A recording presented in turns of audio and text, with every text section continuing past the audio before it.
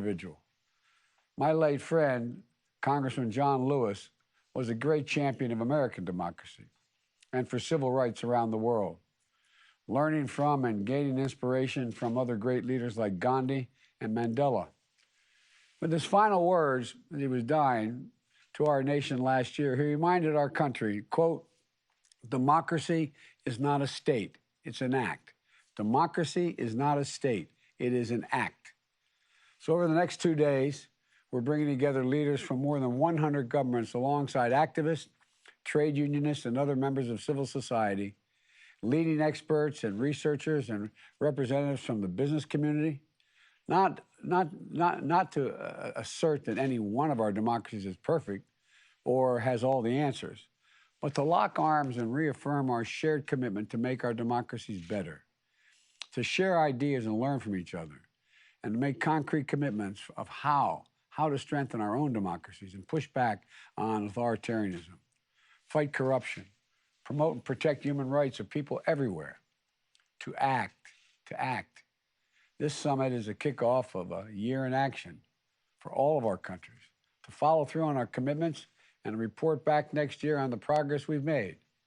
And as we do this, the United States is going to lead by example, investing in our own democracy, supporting our partners around the world at the same time. From the earliest days of my administration, we pursued a broad-based agenda to prove that American democracy can still do big things and take on challenges that matter most. That's why we immediately passed what we call the American Rescue Plan, to get shots in people's arms as fast as possible at home and around the world, to help get this pandemic under control, and to stimulate inclusive and lasting economic recovery that's also helping to drive global growth. Last month, I was proud to sign a bipartisan piece of legislation, a true act of consensus between Democrats and Republicans in our country, the Infrastructure Investment and Jobs Act. This legislation will make a generational investment to deliver what people need most in the 21st century: clean water, safe roads, high-speed broadband internet, and so much more, all of which strengthens our democracy by creating good-paying union jobs that will translate to lives of opportunity and dignity for working people with better access to the tools and resources they need to thrive. And soon, I hope to sign into law a bill we call the Build Back Better Plan, which will be an extraordinary investment in our people and our workers and give American families just a little more breathing room to deal with their problems and their opportunities. Our domestic agenda has been focused on delivering for the needs of the American people, strengthening our democratic institutions at home. My first day in office, I signed an executive order to advance racial justice and equality. And my administration recently released our first national strategy on gender equality and equity. We're fostering greater worker power because workers organizing a union to give them the voice of the workplace in their community and their country isn't just an act of economic solidarity. It's democracy in action. We're making it easy for Americans to register to vote. And we've doubled the number of attorneys defending and enforcing voting rights laws through our Department of Justice. And my administration is going to keep fighting to pass two critical pieces of legislation that will shore up the very foundation of American democracy: the sacred right of every person to make their voice heard through free, fair, and secure elections. We need to enact what we call the Freedom to Vote Act and the John Lewis Voting Right Advancement Act to prevent voting discrimination, provide baselines for accessing the ballot box, and ensure the will of the voters is upheld, and so much more. We should be making it easy for people to vote, not harder. And that's going to remain a priority for my administration until we get it done. Inaction is not an option. And as we continue to work at home to bring the United States closer to what we call a more perfect union, we're doubling down on our engagement with and support of democracies around the world. Earlier this week, I released the first U.S. government strategy on countering corruption, which elevates our fight against transnational corruption, a crime that drains public resources and hollows out the ability of governments to deliver for the people and just evaporates confidence that the people much need to have in their government. The strategy includes working with other partners, all of you around the world, to improve transparency, hold corrupt actors accountable, reduce their ability to use the United States international financial system to hide assets and to launder money. And today I'm proud to launch the Presidential Initiative for Democratic Renewal, which will focus efforts across our diplomacy and foreign assistance programs to bolster democratic resilience and human rights and globally. Working with our Congress, we're planning to commit as much as $224 million in the next year to shore up transparent and accountable governance, including supporting media freedom, fighting international corruption, standing with democratic reformers, promoting technology that advances democracy, and defining and defending what a fair election is. Let me give you a few examples of the kind of work this initiative will entail. A free and independent media. It's the bedrock of democracy. It's how publics stay informed and how governments are held accountable. And around the world, press freedom is under threat. So we're committing critical seed money to launch a new multilateral effort of our International Fund for Public Interest Media to sustain independent media around the world. And through our USAID, we're going to be standing up a new defamation defense fund for journalists to help protect investigative journalists against nuisance lawsuits designed to prevent them from doing their work, their vital work, around the world. We're going to launch new programs to help connect anti-corruption activities across civil society, the media, academia, labor, and protect whistleblowers, and help partners eliminate money laundering and safe havens.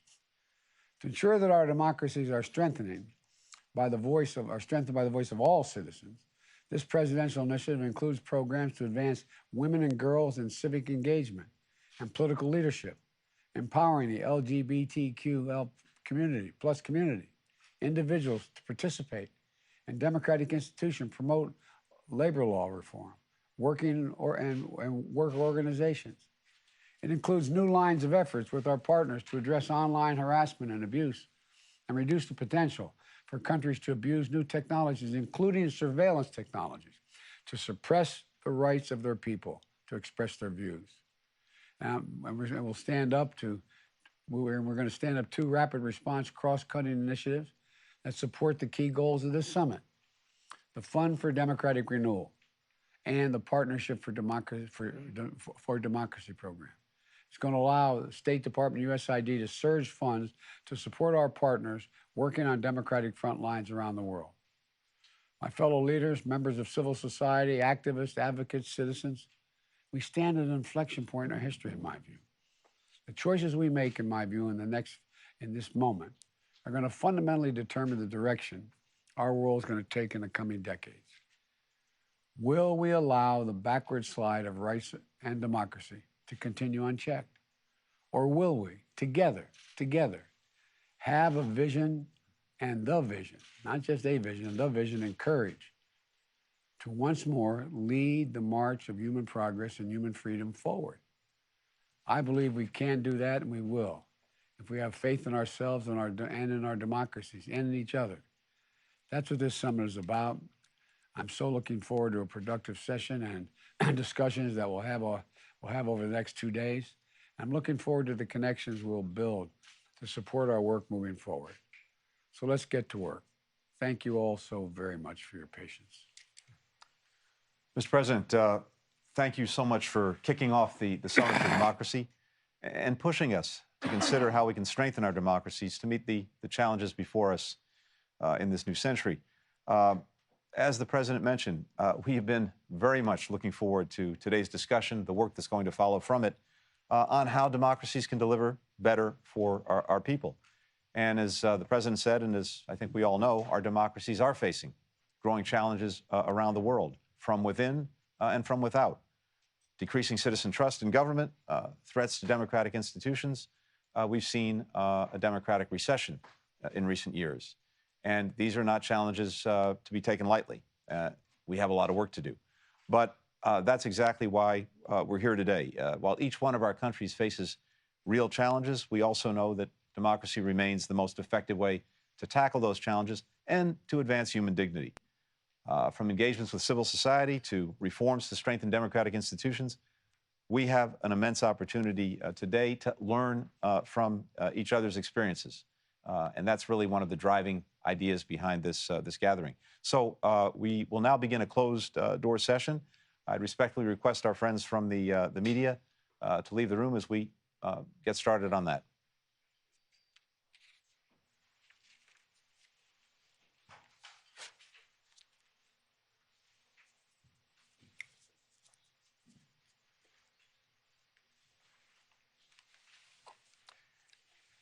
And at this time, what we'd like to do is take a quick family photo.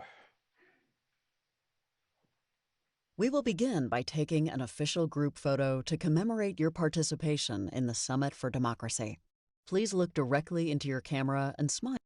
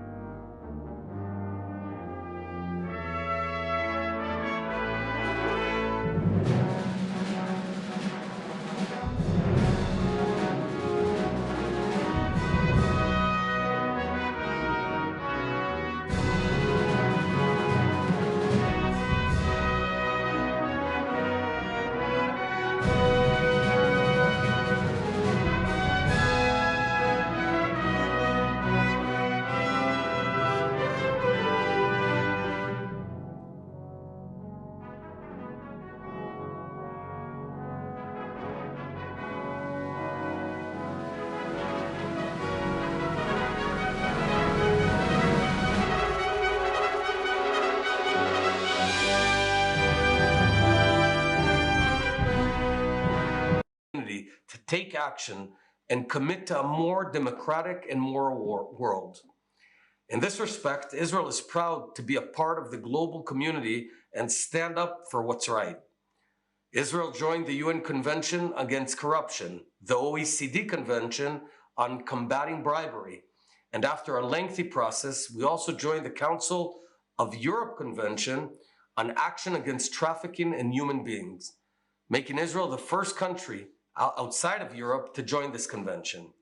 Recently, Israel also established an anti-corruption unit in our own Ministry of Justice and an interagency committee dedicated to promoting transparency, because the more transparent and accountable we are, the healthier our democracy is altogether.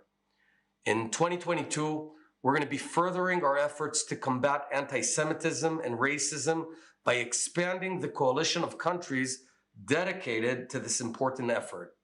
It is up to us as a global community to stand up to corruption, to fight against tyranny, and to choose right over wrong. If we want democracy to prevail, we must choose the path of decency and strength. We must come together, work together, and shine the light of freedom, liberty, and democracy. Thank you. Thank you, Your Excellency. Next, the President of Latvia.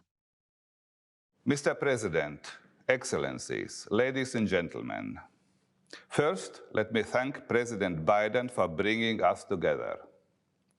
I firmly believe democracies should be more visible globally and display responsible leadership.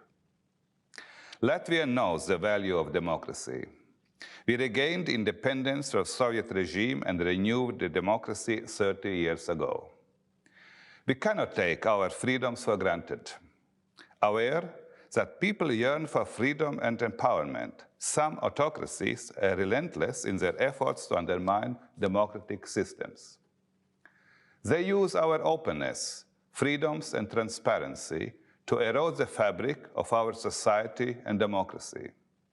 Enabled by borderless technologies, they wage disinformation campaigns and even weaponize migrants to undermine and divide democratic partnerships. This calls for common efforts to strengthen the resilience of our societies. I want to outline 3 directions. First, it is vitally important to build resilience against disinformation.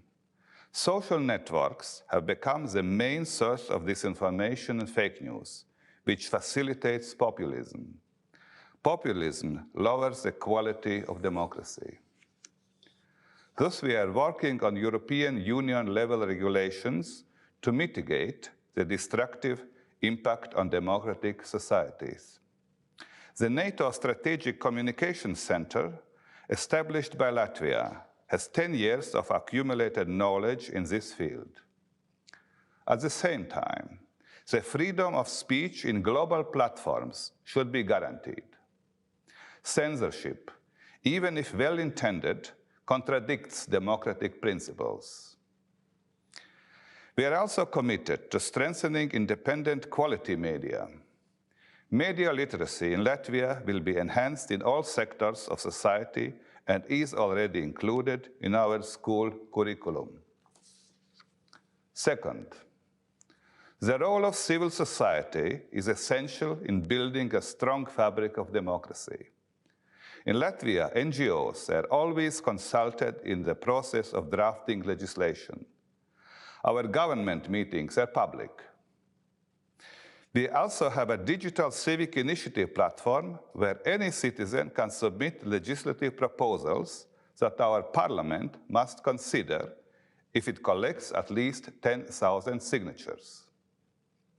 Looking ahead, our efforts are focused on reducing the digital divide in society, beginning with schools and especially supporting women. Third, autocratic regimes tend to store their stolen assets in Western banks and properties, thereby facilitating corruption in our democracies. This chain must be broken. Latvia has increased transparency, For instance, by improving public access to information on beneficial owners of joint stock companies. Mr. President, a rules-based international order is fundamental to the sustainability of democracies. We are grateful that in 1940, the US declared its non-recognition of the Soviet occupation of Latvia as well as Lithuania and Estonia. This was the legal basis for the restoration of our independence and democracy after 50 years of occupation. Given this experience, Latvia intends to hold an international event next year to support the sovereignty and territorial integrity of Ukraine, building on the recently launched Crimea platform. Mr. President, I look forward to the next Democracy Summit in 2022 to take stock of our achievements. Thank you, Your Excellency. Next, the President of Lithuania. Excellencies, ladies and gentlemen, I salute President Biden for this timely call to defend and strengthen democracy. The recent history of Lithuania testifies our passion for freedom. In little more than 3 decades since the re-establishment of our independence, we have done tremendous work building democracy, the rule of law, and respect for human rights. And now we know that only strong political will makes meaningful change happen. One needs to be brave, resolute, and guided by values to avoid imprisonment by the old oppressive habits. The past served us well. We learned our painful lessons and moved for a quick democratic transition at the first opportunity. Now we all come together to this forum with different backgrounds. There are those nations who have only tasted the sweet fruits of freedom. There are those who have in the past surrendered to authoritarian temptations and then recovered. There are also those like Lithuania who know the pain of foreign domination all too well. Let us make our unique experience matter. Let us use this wonderful opportunity to grow in our understanding of how democracy works and how tyranny happens. Lithuania is ready to contribute to this important discussion. We see new geopolitical, technological, and economic conditions threatening democratic institutions globally. And that means we need to be strong-willed and smart. We need to recognize destructive forces at work and challenge them.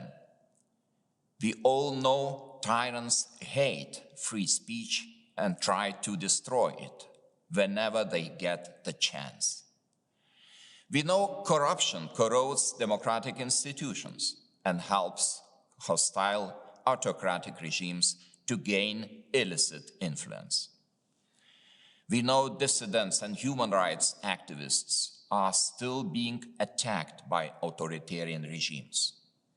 This knowledge is crucial, and this knowledge does not allow us to stay silent. Now is the time to join the forces and create a meaningful change.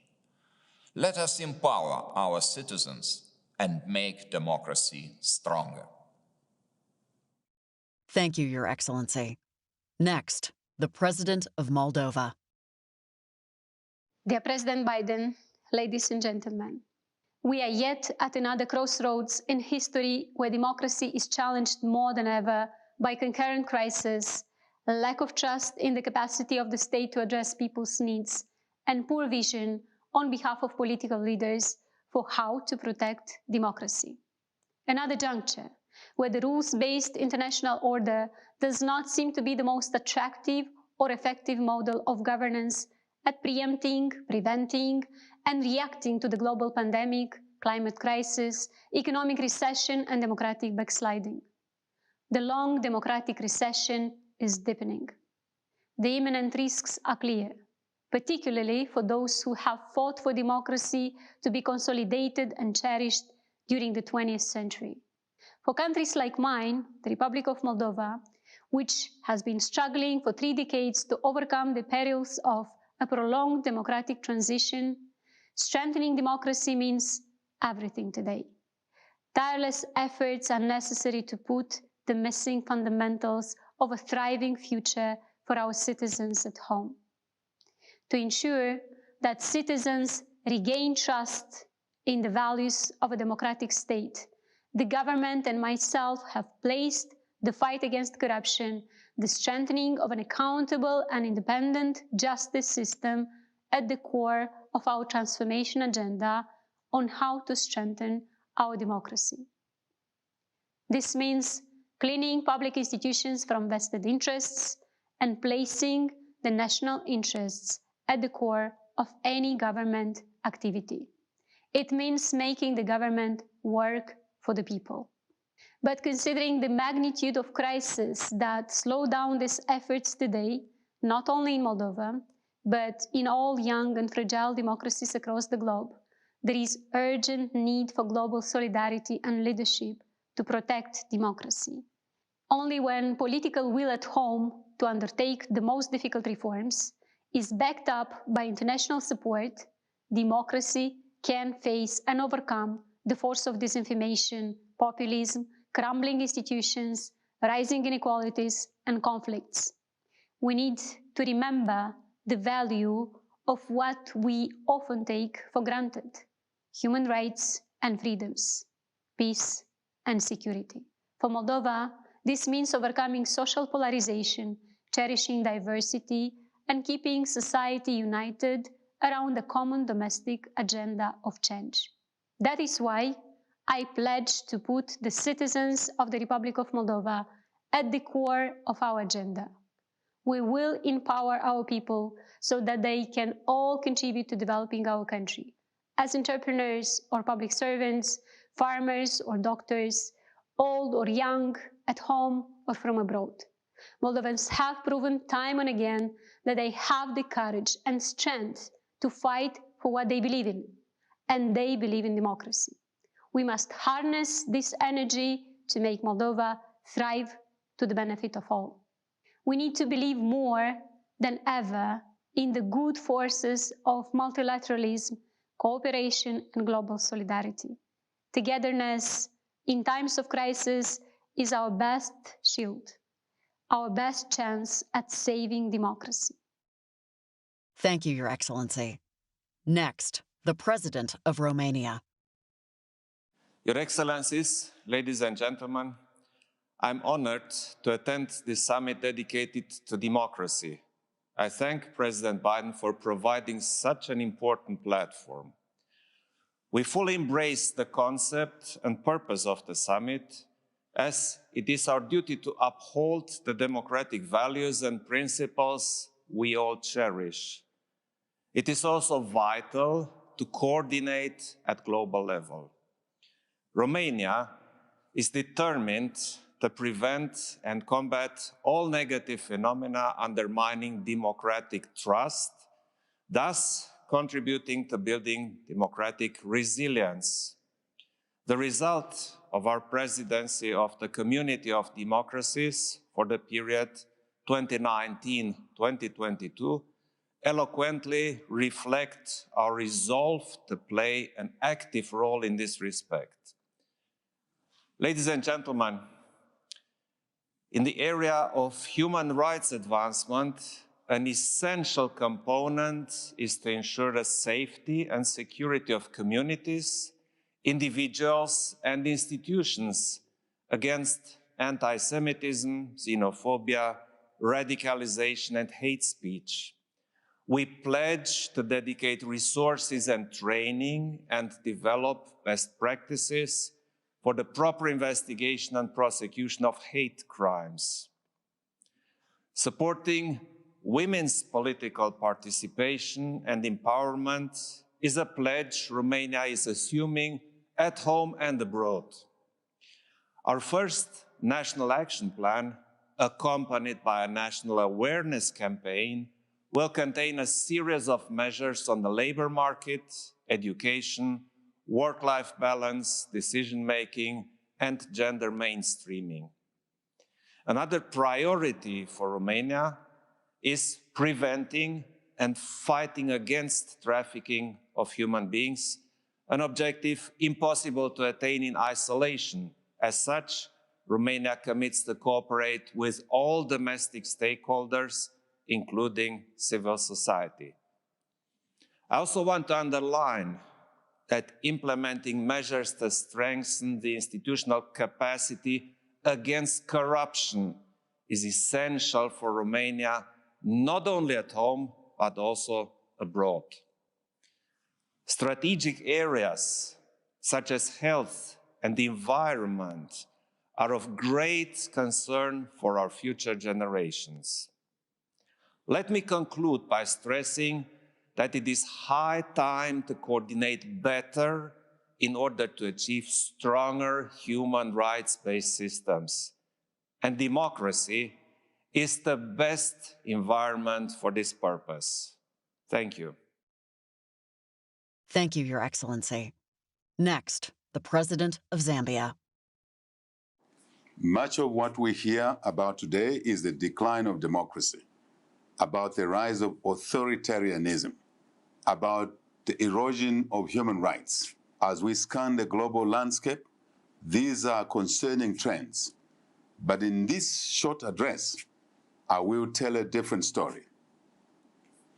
A story of a democracy not in decline, but rather in the ascent. A story of what can be achieved that should give hope to those struggling for democracy in every corner of the globe. In our country, Zambia, earlier this year, we saw a democratic revival. The leading actors were the people of Zambia. Young and old, male and female, rich and poor, from all creeds, races, and tribes, they are the heroes of this story. They are the inspiration for those gathered here today.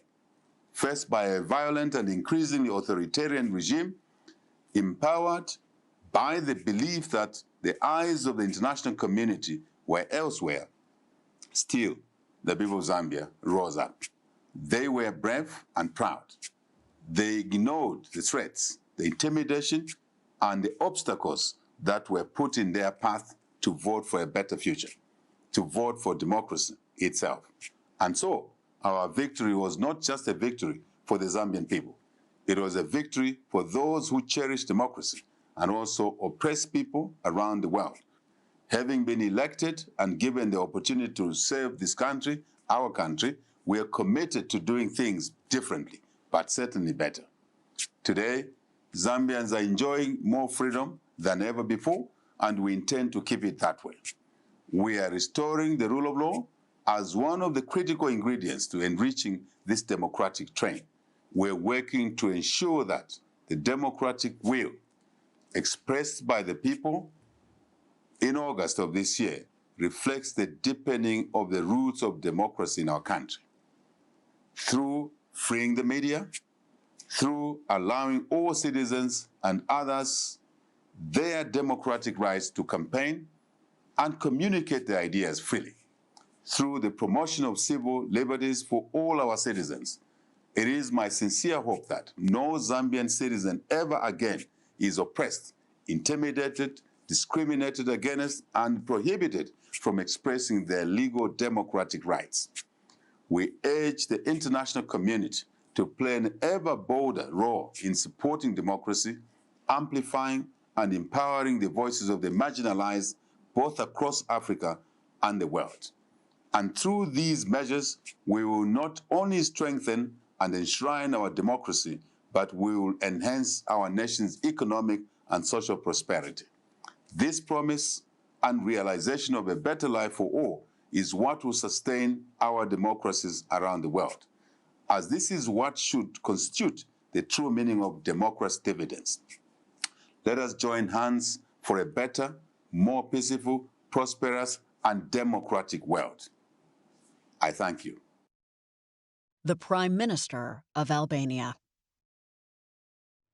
Dear President Biden, distinguished participants, it is of course a special honor and a privilege to represent Albania in this forum of democracies of the world. It took my country a quite long time and a winding journey from total isolation to being part of a community of democracies. But here we are today, still a very young democracy, yet a proud member of the UN and NATO, OSCE and Council of Europe, a candidate member for the European Union, a strategic partner of the United States, and some of the most consolidated democracies in the world, and a coming non-permanent member of the Security Council. In this journey, the friendship and the support of the United States of America has been vital for the advancement of democratic aspiration, the strengthening of rule of law, and the resiliency of our institutions. 4 years ago, the Albanian government launched one of the deepest and comprehensive reforms compared to all post-communist countries, namely the judiciary reform.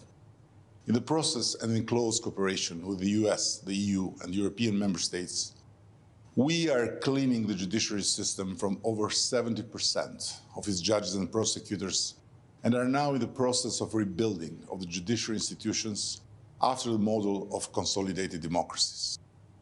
We are fully committed to ensure the successful continuation of the justice reform so that the new system of justice, impartial and independent from the executive and legislative power, becomes fully operational and serves the people. At the same time, we are committed to combat corruption and organized crime at all levels.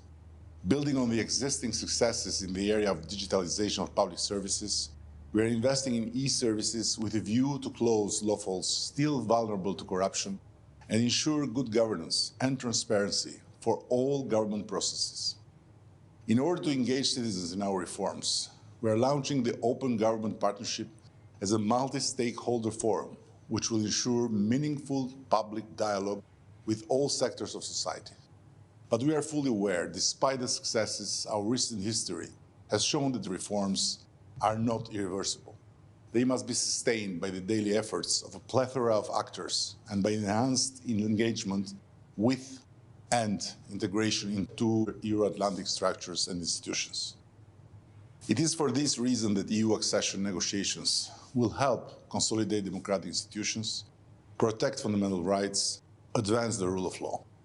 Finally, in the same way as democracy needs democrats, sustainable peace needs strong democracies.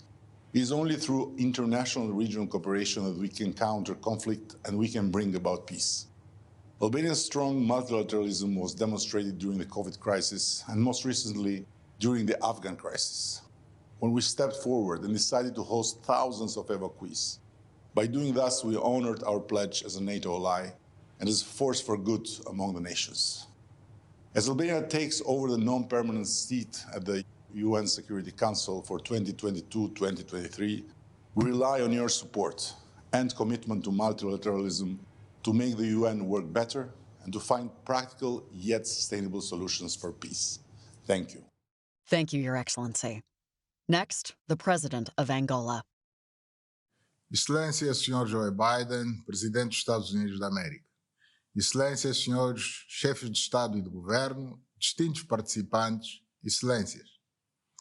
Gostaria de felicitar Sua Excelência o Presidente dos Estados Unidos da América, o Sr. Joe Biden, pela iniciativa da realização da Cimeira sobre a Democracia, que congrega chefes de Estado e líderes de vários países do mundo, para uma abordagem que considero pertinente e oportuna sobre um tema com grande atualidade e que requer realmente uma profunda reflexão. Estou em crer que nesta cimeira, em que estão envolvidos participantes de contextos políticos, geográficos e culturais diferentes, teremos a oportunidade de analisar a questão da democracia no mundo sob distintas perspectivas, tendo sempre presente os pilares comuns que a sustentam. Refiro-me muito especificamente ao direito, à justiça e à liberdade. É com o propósito de edificarmos em Angola uma democracia vibrante e sólida, que nos últimos 4 anos o governo de Angola tem vindo a debruçar-se na consolidação dos fundamentos do Estado democrático e de direito. Senhor Presidente, Excelências, estamos decididamente empenhados num processo em que apostamos firmemente na adoção de medidas no plano político e jurídico que nos conduzam à eliminação de tudo o que possa condicionar e limitar o esforço de consolidação das conquistas democráticas em Angola. Neste sentido, o governo de Angola tomou iniciativas firmes por forma a conferir ao Poder Judicial capacidade para exercer em condições de absoluta independência o seu papel no quadro do combate às más práticas de governação, à corrupção e à impunidade, para que se consiga, por esta via, garantir a moralização da sociedade e a credibilização das instituições nacionais aos olhos da opinião pública interna e internacional.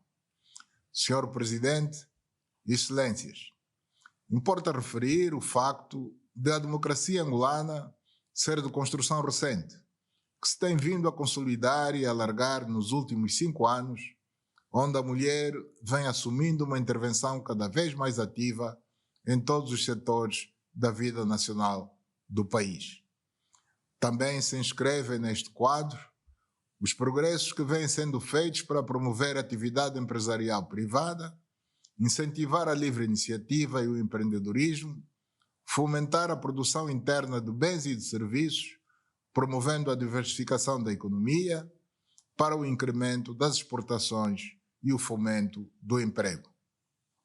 Senhor Presidente, Excelências, a Assembleia Nacional, nosso Parlamento, tem procurado discutir e fazer aprovar as leis num ambiente de amplo consenso e de justo equilíbrio, por forma que todos os segmentos da sociedade em geral se sintam incluídos e se revejam nos posicionamentos assumidos. A jovem democracia angolana está a fazer o seu percurso de adequação ao nosso contexto sociológico, à semelhança do que seguramente ocorreu com as democracias mais antigas que passaram por todas as fases do processo da sua edificação e consolidação. Estamos a evoluir de forma gradual, segura e irreversível, passando pelas diferentes etapas do nosso processo democrático, até que se atinja o nível de satisfação das expectativas da nossa sociedade, que seja mais próximo das democracias que são hoje as grandes referências do mundo. Muito obrigado. Thank you, Your Excellency. Next, the former Federal Chancellor of Austria. President Biden, Excellencies, dear colleagues, democracy is not negotiable. Democracy is not a commodity. It is the only system capable of ensuring in a consistent manner our individual rights and freedoms, giving each of us the possibility to live up to the best of our potential. However, this narrative is being more and more undermined. Nowadays, democracy is not a given anymore, neither as a system nor as a goal. Alternative social and political models are being actively and aggressively praised and propagated. Today, only around 25% of all member states of the United Nations share our model of life, based on democracy, equality, rule of law, and checks and balances. If we, in the free world, do not stand together, we will lose even more ground. The defense of democracy needs all of us. The Austrian government commits to implementing and engaging in a wide range of initiatives to strengthen democracy, transparency, and human rights at home and abroad. Our projects reach from Belarus, where we engage with the civil society and organize constitutional reform seminars for the opposition, the Western Balkans, where we contribute to the consolidation of legislative bodies and the vetting of justice personnel, and most recently to Afghanistan and the region, where we support the strengthening of women's rights. Furthermore, Austria is fully committed to promoting media freedom and the safety of journalists. On the 10th anniversary of the UN Plan of Action on the Safety of Journalists in November next year, we will host an international conference in Vienna in order to underline that any democracy needs free and independent media. Mr. President, ladies and gentlemen, if we want to secure our prosperity and freedoms, there's simply no alternative to liberal democracy and a rules-based international order. Strengthening our democracies and protecting our values is one of our generation's most essential tasks. We need to pursue this task with determination and, most importantly, with global cooperation. In the end, it all boils down to one simple question: how do we want to live? As a strong believer in the democratic system, my answer is simple. I want to live in a world, and I want my children and my future grandchildren to grow up in a world where the freedom of expression, of religion or belief, the freedom of assembly, and the rights of minorities are not just noble sentiments, but an everyday reality. This is what the Austrian government and I personally will continue to fight for. And this is why we fully support this timely initiative by President Biden. Thank you very much. Thank you, Your Excellency. Next, the Prime Minister of Belgium. Ladies and gentlemen, the importance of President Biden's initiative can hardly be overstated. For the simple reason that after the Iron Curtain came down, we were lulled into a false sense of security. We thought that with the fall of the Berlin Wall, democracy would come easy and natural to every nation. We had forgotten that has never been the case. We had forgotten that liberal democracy is not the easiest answer to our current challenges, but it is the right one, for the simple reason that it means all of us deciding together on where we are headed. Liberal democracy is not about having a strong leader. It is about strong leadership. It is my deep conviction that strong leadership is based on diversity and on inclusion. Liberal democracy is as much about protecting minorities, protecting diversity, as it is about the power of the majority. It is this fine balance that makes it a quest, a never-ending battle. It is a system based on seeking compromise and consensus, a system that gives nuanced answers to complex issues. It is also what makes democracy fragile. Democracy's biggest enemies are simplicity and black and white thinking. That is why in Belgium we are standing up for this complex, nuanced democratic model. By creating a new ministerial portfolio charged with democratic renewal, by launching an online participative platform on the modernization of the democratic principles in our state structure, and by organizing citizen panels, notably on the Conference on the Future of Europe. By expanding our transparency register to have a better view on the external actors influencing our administration. In the world, Belgium is committed to a positive narrative on democracy, rule of law, and human rights, and the benefits they bring to our citizens in Europe and beyond. 2 years ago, Belgium launched a fiduciary fund on the Council of Europe on the rule of law, which has been supporting important work on the fight against corruption, protection of journalism, of women and children's rights, and many others. We are currently selecting new projects to finance. Belgium is also very committed to the protection of human rights, their universal character and their defenders. My country is a candidate for a new mandate within the UN Human Rights Council. And I can announce that Belgium is increasing its core funding to the Office of the High Commissioner for Human Rights by 25%. Together, let's feed trust. Trust of people in the system and trust of people in each other. Everyone's voice must be heard. I thank you. Thank you, Your Excellency. Next, the President of the Democratic Republic of the Congo. Monsieur le Président Joe Biden, Mesdames et Messieurs les chefs d'État et de gouvernement, Mesdames et Messieurs distingués invités, permettez-moi de vous remercier de m'avoir associé aux discussions de ce jour portant sur des questions d'intérêt commun à nos peuples, dont la démocratie, la lutte contre la corruption et le respect des droits humains, domaines qui contribuent à l'avènement de l'état de droit que j'ai proclamé comme objectif primordial de mon mandat à la tête de la République démocratique du Congo. Depuis mon accession à la magistrature suprême en date du 24 janvier 2019, date témoin de la première passation pacifique du pouvoir en République démocratique du Congo, je me suis attelé avec mon gouvernement à renforcer la démocratie. À cet égard, j'ai œuvré dès les premières semaines de mon mandat à procéder à la libération de nombreux prisonniers politiques ainsi qu'à la facilitation du retour de plusieurs hommes politiques autrefois forcés de s'exiler sous d'autres cieux. La liberté d'association et de manifestation ont quant à elles été consolidées et n'ont été limitées que dans l'intérêt de préserver l'ordre public conformément aux lois et dans les conditions prévues par celles-ci. Par ailleurs, comme le veut l'esprit de la palabre africaine, lorsque j'ai eu à changer de coalition gouvernementale, je l'ai fait en étroite collaboration et concertation avec les forces vives de la nation.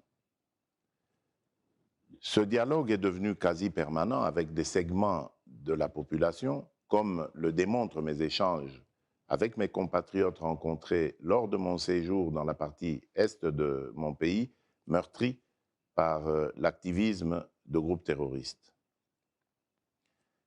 Cette volonté de renforcer la démocratie et de rétablir le dialogue avec la population s'est également manifestée lorsqu'il a fallu proclamer l'état de siège au Nord Kivu et en Ituri. En effet, dans les semaines qui ont précédé la proclamation de cette mesure, j'ai entrepris plusieurs échanges, aussi bien avec les élus de ces provinces qu'avec les pays voisins tels que le Rwanda et l'Ouganda, ce dernier étant d'ailleurs lui-même frappé par le groupe terroriste dénommé Allied Democratic Forces, ADF en sigle, qui sévit également dans la partie est de mon pays. En conformité avec les lois du pays, cet état de siège a été prorogé à plusieurs reprises avec l'autorisation des deux chambres du Parlement. Toujours dans cet exercice de consolidation de la démocratie, je m'engage à organiser les élections dans les délais constitutionnels. À ce propos, la mise en place récente d'une nouvelle équipe pour diriger la Commission électorale nationale indépendante, CENI en sigle, rentre dans le cadre de mes efforts pour préparer un processus électoral crédible, transparent, juste et libre. Mesdames et messieurs, distingués invités, je ne pouvais, à mon accession au pouvoir, m'imaginer le degré de corruption qui rongeait mon pays. Afin de répondre à ce fléau et en vue de dégager les moyens nécessaires pour le développement économique et social de nos populations, j'ai engagé une lutte sans merci contre cette gangrène.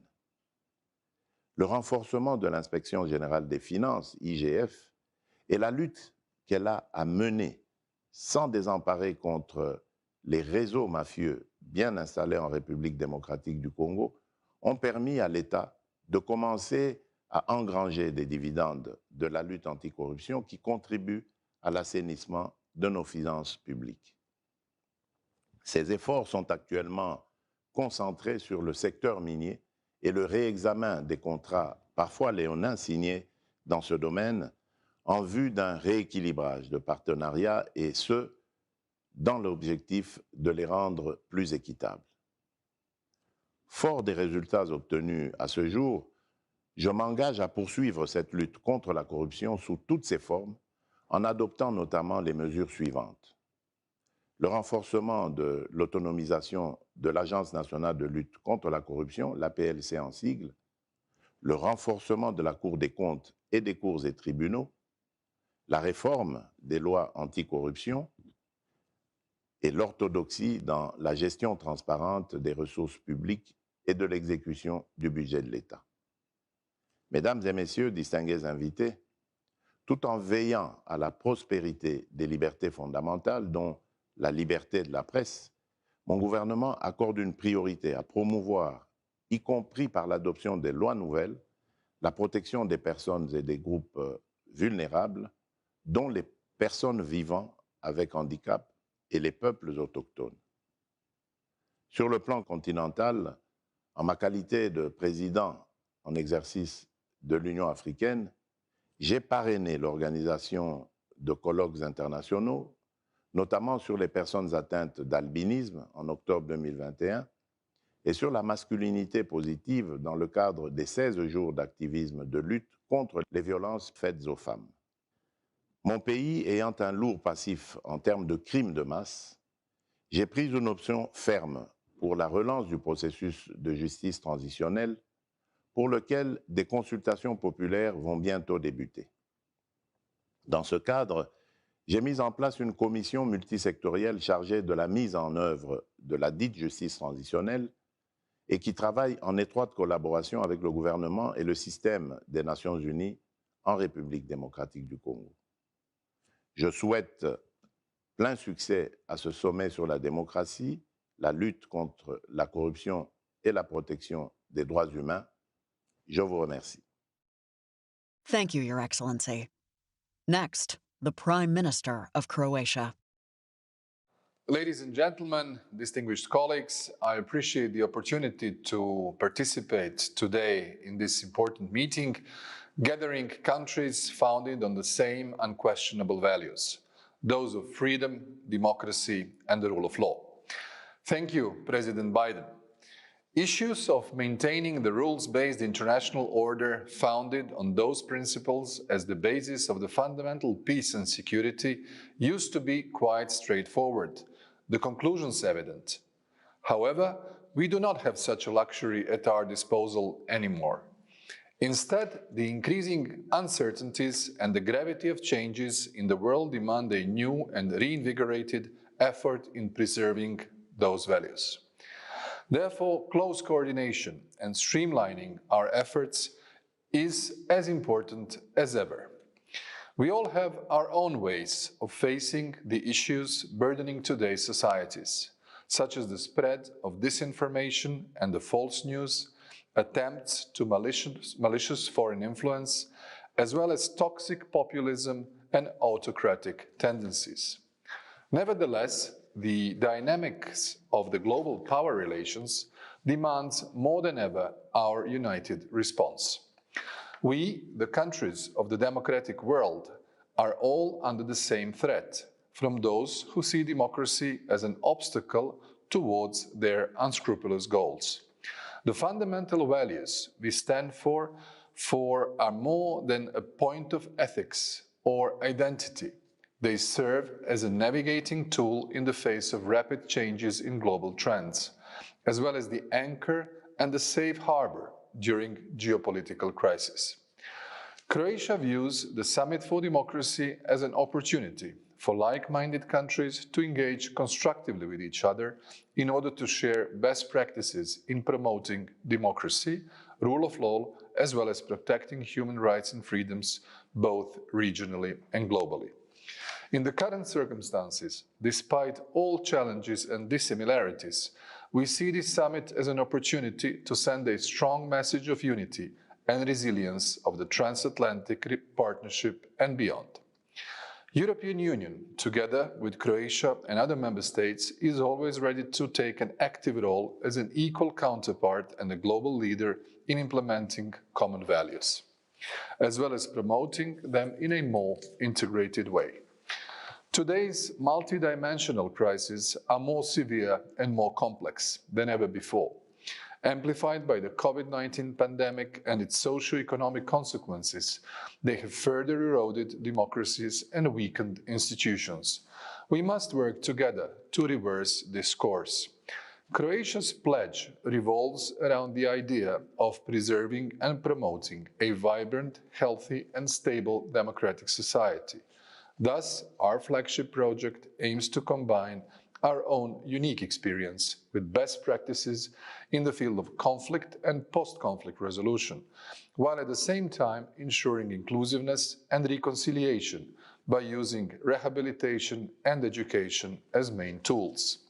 Ladies and gentlemen, distinguished colleagues, we strongly believe that the contribution of all states gathered here today offers a firm basis for the 2022 year of action, but also represents the foundation of our long-term shared and dedicated effort in creating a more peaceful world for generations to come.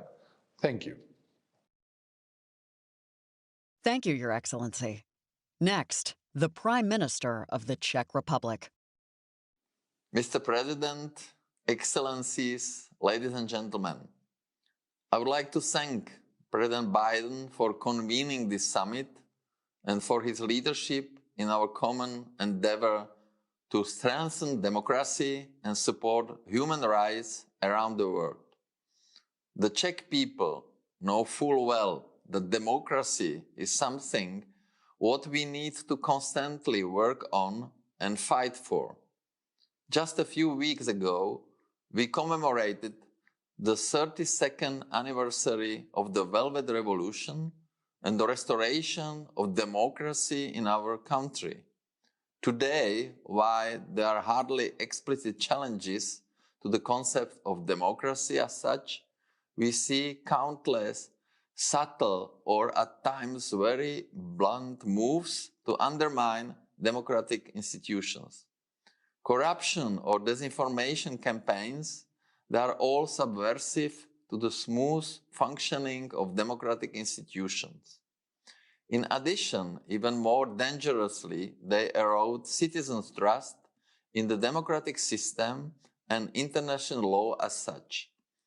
We need to devise and implement measures that give people the crucial assurance that every one of them plays an important role in our democratic system and has the power to influence it. I will now highlight a few activities, both domestic and international, through which the Czech Republic is ready to contribute to this joint effort. Domestically, the fight against corruption must remain a top priority. We will introduce and further implement anti-corruption measures and focus on efficient management of the public resources. We will also raise public awareness concerning the protection of whistleblowers, also by an extensive media campaign and dedicated expert meetings. Free and fair elections are the foundation of the democracy and a critical component of political freedom. There can be no democracy without free and fair elections. We will strengthen our domestic resilience mechanism in order to protect the integrity of elections against new hybrid threats, such as disinformation campaigns. Equally, we will assist other countries as well. We will also continue to send election observers on international missions and use their suggestions and advice in dialogues with the respective countries. Domestically, we will explore ways to increase participation of citizens in elections. Support for civil society and human rights advocates has long been the cornerstone of Czech foreign policy. Unfortunately, we have recently been witnessing renewed efforts by authoritarian governments to dismantle civil society, for example, by the persecution of human rights activists. We will therefore continue in our efforts to speak out in support of civil society and support individuals and organizations under pressure, for example, through our transition program. Freedom of speech and media freedom is a crucial component of democracy. However, equally important is unbiased reporting by journalists themselves, which unfortunately is being replaced by activists and the pushing of certain agenda, which is increasingly true for public media as well. The Czech Republic will continue supporting independent journalists to help them deal with attacks and threats which they have increasingly been subject of in many countries, both online and offline. We will speak out in favor of freedom of the press internationally. We will also strengthen our engagement in the Media Freedom Coalition and the Freedom Online Coalition. We will submit a more detailed list of commitments in writing in coming weeks. Thank you for your attention. Thank you, Your Excellency. Next, the Prime Minister of Denmark. Mr. President, Excellencies, ladies and gentlemen, what is the heart of our democracy? Is it our laws, our political system, our institutions? More than 70 years ago, the Danish writer Hal Koch answered this question. Democracy, he argued, is not just a system of government. It is a way of life. Democracy is the conversation and mutual understanding between us. The democratic conversation is changing. New technologies and large tech companies are increasingly setting the stage for the democratic dialogue, sometimes with more emphasis on reach than on freedom of speech. Denmark is one of the most digital countries in the world. In our minds, technology holds great potential to make democracy stronger. Technology connects us and enables people to engage in society. And with digital solutions, we are able to do things smarter, faster, and better. Yet at the same time, the digital age is also a challenge to democracy. When a small number of companies have the power to influence our democratic conversation, when facts are being put into question and fake news spreads, when disinformation campaigns are used to attack democratic institutions and elections. We need a joint political answer. Governments must reclaim the steering wheel of the digital development. We need to make technology work for us, for our democracy, not the opposite. And we need a set of global rules when it comes to disinformation. Our own Tech for Democracy aims to bring governments, organizations, tech companies, and civil society together. We want to renew the commitment to a responsible, democratic, and safe tech development, because we can never take democracy for granted. Thank you, President Biden, for hosting this important summit.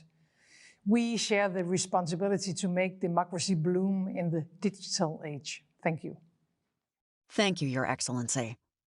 Next, the President of the European Commission. The world's many democracies are all varied and unique. They have their own story to tell, their own imperfections to work on, and their own meaning to their people. But they also have many things in common, such as the freedom they give people to say, to do, and to choose. And our history here in Europe, like in so many other places, also shows us that democracies are closely linked to each other. Democratic progress in one country so often spreads fast through a whole region, as it did in so many parts of Europe in the last 50 years. In that time, we have seen the power democracy has to create momentum and a belief that positive change is possible. But we have also learned that the erosion of democracy and the silent rise of autocracy can spread just as fast. We know how painful it is when a small group takes unlimited power and imposes a single vision on all of society. We saw it after the Second World War, and we know it can happen again. And the most fertile ground for this is where targeted disinformation skews the way we see democracy and perceive the world, or where people feel that democracy does not work for them. So together, the world's democracies, with all our flaws and challenges, must show that democracy can deliver to improve people's lives and to tackle the biggest global challenges we face. This is what the European Commission is committed to doing. It is why we have put forward measures to help protect people online from illegal content, hidden political advertisement, or disinformation. It is why we are proposing to add hate speech and hate crime to the list of crimes in our treaties. It is why we are giving people a greater voice through the Conference on the Future of Europe. It is why we will step up our work to tackle corruption or to protect journalists with the new Media Freedom Act. And it is why, just last week, we presented Global Gateway, our values-driven plan to invest in the infrastructure the world needs for the future. None of us have all the answers, and all of us have our own issues, so we must work on them. Because while democracy is not perfect, it is perfectible. And that is the difference between democracy and autocracy. In democracies, you can criticize, you can protest, and you can freely discuss opposing ideas. That's freedom. So let's stand up for it. Let's take up the challenge together, because the destiny of our democracies depends on each other. This is why I am determined to help make this Summit for Democracy a real starting point for positive change. Thank you, Your Excellency. Next, the President of France. Monsieur le Président, cher Joe, Mesdames et Messieurs les chefs d'État et de gouvernement, chers amis, vous avez choisi de nous rassembler à l'occasion de la Journée internationale des droits de l'homme. Et je tiens à cette célébration annuelle car elle témoigne de notre engagement inébranlable en faveur des droits et des libertés qui est plus nécessaire que jamais. Vous nous avez rassemblés pour évoquer le seul modèle politique qui permette de défendre ces droits et libertés, la démocratie, oserais-je même dire, dans les temps que nous vivons, la démocratie libérale, c'est-à-dire celle qui, en profondeur, dans toutes ses composantes, préserve les libertés individuelles et civiques de tous nos concitoyens. Ce modèle a fait ses preuves ces derniers mois, ces dernières années, ces dernières décennies, ces derniers siècles. Ces derniers mois en particulier, parce que nous traversions l'une des pires pandémies et une véritable tempête mondiale, ce modèle nous a permis tout à la fois de protéger nos citoyens et de préserver les droits et libertés. Avec des illustrations très concrètes, nous avons fait le choix en Europe de protéger chacun, et en particulier les plus vulnérables, grâce au déploiement de filets sociaux, de mesures exceptionnelles, et de protéger face à la crise économique et sociale. Et malgré les très grandes difficultés que nous avons connues, le taux de pauvreté a ainsi pu être contenu et les inégalités avec. Nous avons protégé l'avenir de nos enfants en maintenant les écoles ouvertes. Je me félicite que la France ait pu être parmi ces pays qui au monde ont le moins fermé leurs écoles. Nous avons aussi réussi tout cela en ne cédant rien sur notre ambition d'une égalité universelle. Nos démocraties européennes sont-elles ainsi restées unies? D'abord pour que chaque citoyen puisse bénéficier d'un accès au même vaccin au même moment, ensuite pour aussi pousser un agenda de solidarité internationale grâce en particulier au mécanisme Acte A. Ce sont ces libertés individuelles, la cohésion sociale qui en sortent gagnantes et qui montrent la solidité de nos valeurs démocratiques. Quand je regarde la résistance des démocraties dans le monde à ce virus et l'attitude, le comportement de puissances autoritaires, je considère que c'est une démonstration claire de la force des démocraties, de ce que la science ouverte et libre, le débat contradictoire et démocratique sur la science et les choix ainsi librement consentis permettent de produire. Nous continuons de vivre une période difficile et de vivre des tensions géopolitiques, néanmoins après cette crise, qui viennent à nouveau percuter nos valeurs. La crise en Afghanistan que nous connaissons tous et la catastrophe humanitaire qui l'accompagne montrent la difficulté à laquelle nous sommes confrontés et en particulier la solidarité que plusieurs d'entre nous sommes justement en train de faire vivre, en particulier en accordant le droit d'asile. C'est aussi pour cela que nous nous sommes engagés auprès du Haut-Commissariat aux réfugiés à porter une réinstallation dans nos pays et à assumer cette part. Nous sommes réunis ici car nous croyons tous en la puissance de nos modèles démocratiques pour défendre les droits et les libertés de nos concitoyens. Et pourtant, nous faisons tous face à un nouvel enjeu, qui est comment étendre cet ordre public, comment maintenir nos équilibres entre justement liberté et responsabilité et l'articulation des libertés de tous nos concitoyens dans la sphère publique, comment l'étendre à la sphère numérique. Face à cette question, la démocratie présente deux atouts majeurs et un défi central. Premièrement, notre confiance collective en tant que démocratie dans l'état de droit nous invite à imposer aux règles des règles aux plus grands acteurs du numérique. Et pour cela, il nous faut continuer d'avancer ensemble. Et les directives proposées par la Commission européenne, dites DMA et DSA, qui chemineront dans les prochaines semaines et sur lesquelles la présidence française de l'Union européenne s'engagera, contribuent aussi à consolider, qu'il s'agisse de la régulation des contenus comme de la régulation des acteurs économiques, cet ordre public dans l'espace numérique. Deuxièmement, face aux menaces qui peuvent apparaître dans le cyberespace, nos démocraties ont la capacité à fédérer, à créer des alliances, des coalitions avec les entreprises et la société civile qui s'engagent en confiance. C'est le modèle des appels de Paris et de Christchurch, dont sont membres tous les pays de l'Union européenne, ainsi que nos institutions, et qui ont permis des résultats très concrets pour la confiance dans le cyberespace et la protection contre le terrorisme et l'extrémisme violent en ligne. Troisièmement, le monde numérique est le lieu d'une menace très spécifique aux démocraties qui concerne ce que l'on appelle l'espace informationnel. Ce sont les infodémies, pour reprendre les nouveaux termes, les instruments de propagande qui en quelque sorte, propagent à travers les médias. Il y a 2 ans, conscients de ces dangers, nous avons fondé le partenariat Information et Démocratie avec nos partenaires de l'Alliance pour le multilatéralisme pour porter des initiatives communes. Je veux saluer en particulier ici l'engagement de Reporters sans frontières et d'intellectuels, d'engagés de cette cause. Aujourd'hui, il faut agir et je soutiens par exemple la labellisation des médias en ligne par le Journalism Trust Initiative, suivant un standard européen. Celle-ci va désormais permettre aux plateformes, aux annonceurs, de faire preuve de responsabilité en choisissant de donner la priorité à des médias certifiés sur la base de critères établis de manière indépendante.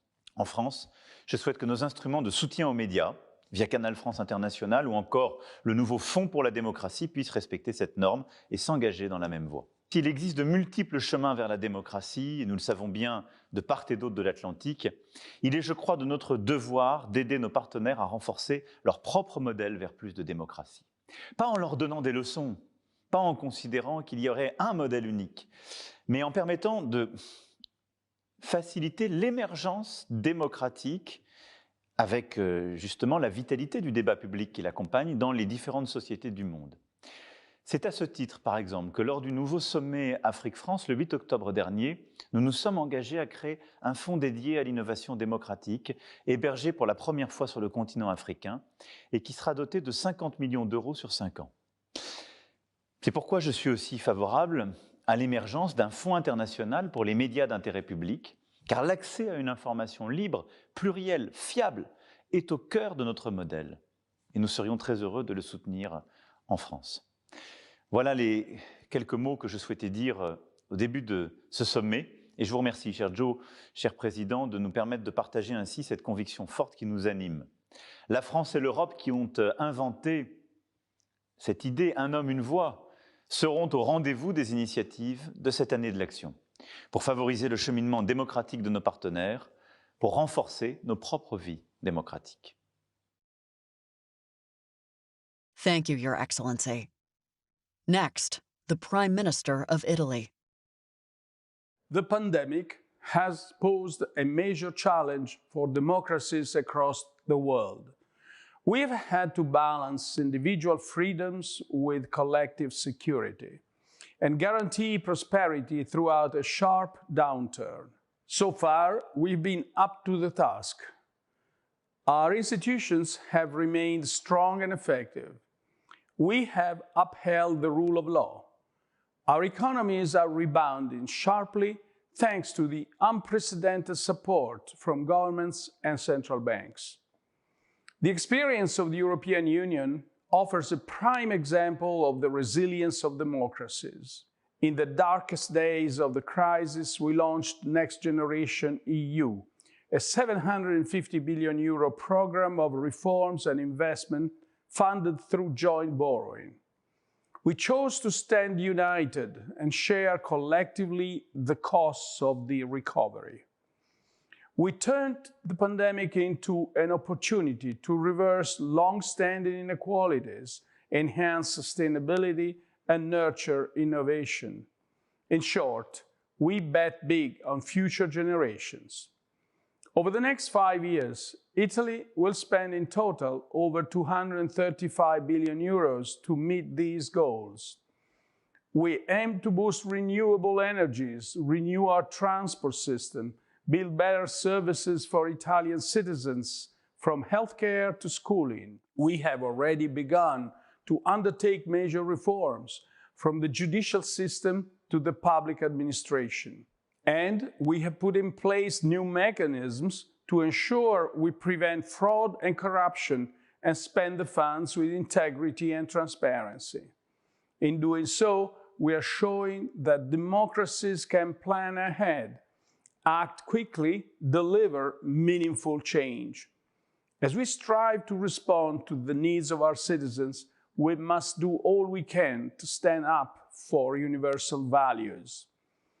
Italy remains committed to strengthening and protecting human rights, especially for the most vulnerable. We have laid out national action plans to further gender equality and social inclusion, and to fight all forms of intolerance and discrimination, including those based on sexual orientation. Italy held the presidency of the G20 this year. We championed effective multilateralism and achieved significant progress in many areas, from the fight against climate change to the fair taxation of multinational corporations. As democracies, we have a duty to each other and to the world. We must live up to our commitment to freedom, fairness, and economic prosperity for all. Thank you.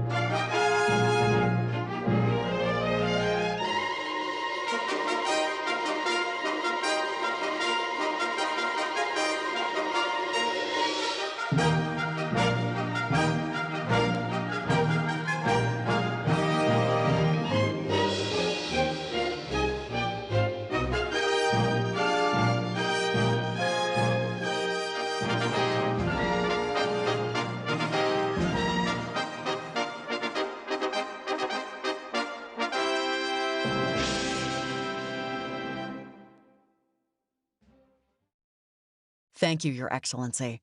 Next, the President of Kosovo. Dear President Biden, esteemed participants, I speak to you as the President of the Republic of Kosovo, one of the youngest yet most vibrant democracies in the world. Kosovo will soon mark 14 years of independence, but we have fought authoritarian and genocidal regimes for much longer than that. Democracy is in the fabric of our society. It is deeply entrenched in our historic struggle for freedom and human rights. And as envisioned by our founding father, President Rugova, our republic stands strongly on three pillars: freedom, independence, and democracy. Kosovo today continues to thrive through free and fair elections with peaceful transitions of power, unfettered media freedoms, and the highest standards of human rights enshrined in our constitution. But democracy is never a finished or finite project. So today, I set out Kosovo's commitments for strengthening and nurturing our democracy to ensure it stands the test of time. We will, 1, strengthen the rule of law through the full implementation of the strategy on rule of law and a vetting process that will instill integrity, impartiality, and professionalism at the heart of our justice system. We commit to enacting and implementing advanced legislation to seize illicit wealth, impose a travel ban on foreign individuals involved in serious human rights abuses, clamp down on foreign governments' funding for political parties, and ban public institutions from using untrusted surveillance vendors. 2, bolster the role of women in our society by initiating proceedings to harmonize all relevant laws with the provisions of the law on gender equality to guarantee women's rightful place in public institutions and decision-making roles. We will also adopt a bold national strategy against gender-based violence to implement the Istanbul Convention, to halt this epidemic through prevention and protection, and increase minimum sentences to reflect the severity of the gender-based crimes. And 3, I will establish a Presidential Council on Democracy and Human Rights that will bring together public institutions and civil society to drive and monitor the implementation of our commitments. This council shows our long-term commitment to improving our democracy. We must not take democracy for granted, and we must relentlessly protect it. Whether a big or a small country, we can all make a difference, especially if we join forces. We are therefore pledging to work with you all to deliver on our objectives, share best practices, counter Russian interference and propaganda, and promote peace around the world. In this spirit, I will host a global summit for women in peace and security in 2022 that will bring together leaders from around the world. In the struggle between democracy and autocracy, history teaches us that appeasement of autocrats never works. Today is more than a summit. It is our collective voice rejecting autocratic tendencies, and it is our collective voice standing up for democracy. I want to thank President Biden for his leadership in this endeavor. From the most pro-American nation on earth, thank you all and goodbye. Thank you, Your Excellency. Next, the Prime Minister of Luxembourg. Dear Mr. President, dear colleagues, dear friends, allow me to start by thanking President Biden for bringing us together. I welcome this opportunity to strengthen the promotion and protection of democratic values and human rights. They are the very foundation upon which our societies are built, and I hope our pledges will serve as inspiration to those who are questioning their importance, and to those women and men who fight for nurturing democratic values. We are coming together at a time when democracies, both established and new ones, face serious challenges all around the world. It is our duty to step up, highlight the values which have allowed our societies to emerge and prosper, and renew our commitment to them, all the while protecting the most vulnerable. Since 2009, Luxembourg has allocated more than 1% of its gross national income to development assistance, with a strong mandate to leave no one behind. 1/5 of these resources focus on the empowerment of civil society, showing our commitment to work with all stakeholders. Youth activists, community leaders, journalists play an integral role in the protection and promotion of human rights, democracies, and the rule of law. However, often those who defend our common values most fiercely are also those who most at risk of having their own rights violated. Therefore, I'm happy to announce that Luxembourg will continue its financial support to the Lifeline Embezzlement CSO Assistance Fund that Luxembourg has been supporting financially every year since 2015. As a member of the European Union, Luxembourg remains convinced that everyone's right to live is a basic value in a democratic society, and that the abolition of the death penalty is essential for the protection of this right and for the recognition of the inherent dignity of all human beings. Although Luxembourg has a strong human rights record, notably regarding women's rights, supporting and promoting of sexual and reproductive health and rights, gender equality, and the rights of LGBTQI plus persons, we always strive to do better. That's why we are committed to combating discrimination in all of its forms. Also, considering that lately progress in this regard has gone in the wrong direction in different parts of the world. In this context, I'm proud to share that we are in the process of appointing a national coordinator of policies combating racism, anti-Semitism, and hatred towards LGBTQI+ people. This position is part of our national approach to the prevention of discrimination and to promote the respect of diversity, two fundamental notions if we want our societies to be peaceful, inclusive, and move ahead. As an international financial center, Luxembourg is fully aware of its responsibilities and continuously assesses and updates its supervisory architecture and arsenal of measures to combat money laundering and financing terrorism. My country is also fully committed to the global fight against tax evasion and avoidance and applies all applicable international and EU rules and standards.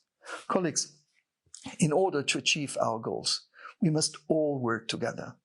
Democracy must not only be protected internally, but also promoted externally. As a founding member of the EU, the United Nations, the Council of Europe, and in many other international fora, Luxembourg has continuously shown its commitment to multilateralism. We are ready to deepen our international engagement as a member of the UN Human Rights Council starting on the 1st of January 2022. Thank you. Thank you, Your Excellency. Next, the Prime Minister of Malta. Excellencies, ladies and gentlemen, thank you, President Biden, for this initiative. This is indeed a very timely initiative, providing an opportunity to engage and revisit our democratic principles and the foundations of our free and peaceful societies. Together with our EU partners, Malta continued to play its part in the advancement of human rights worldwide. We have not shied away from our responsibilities.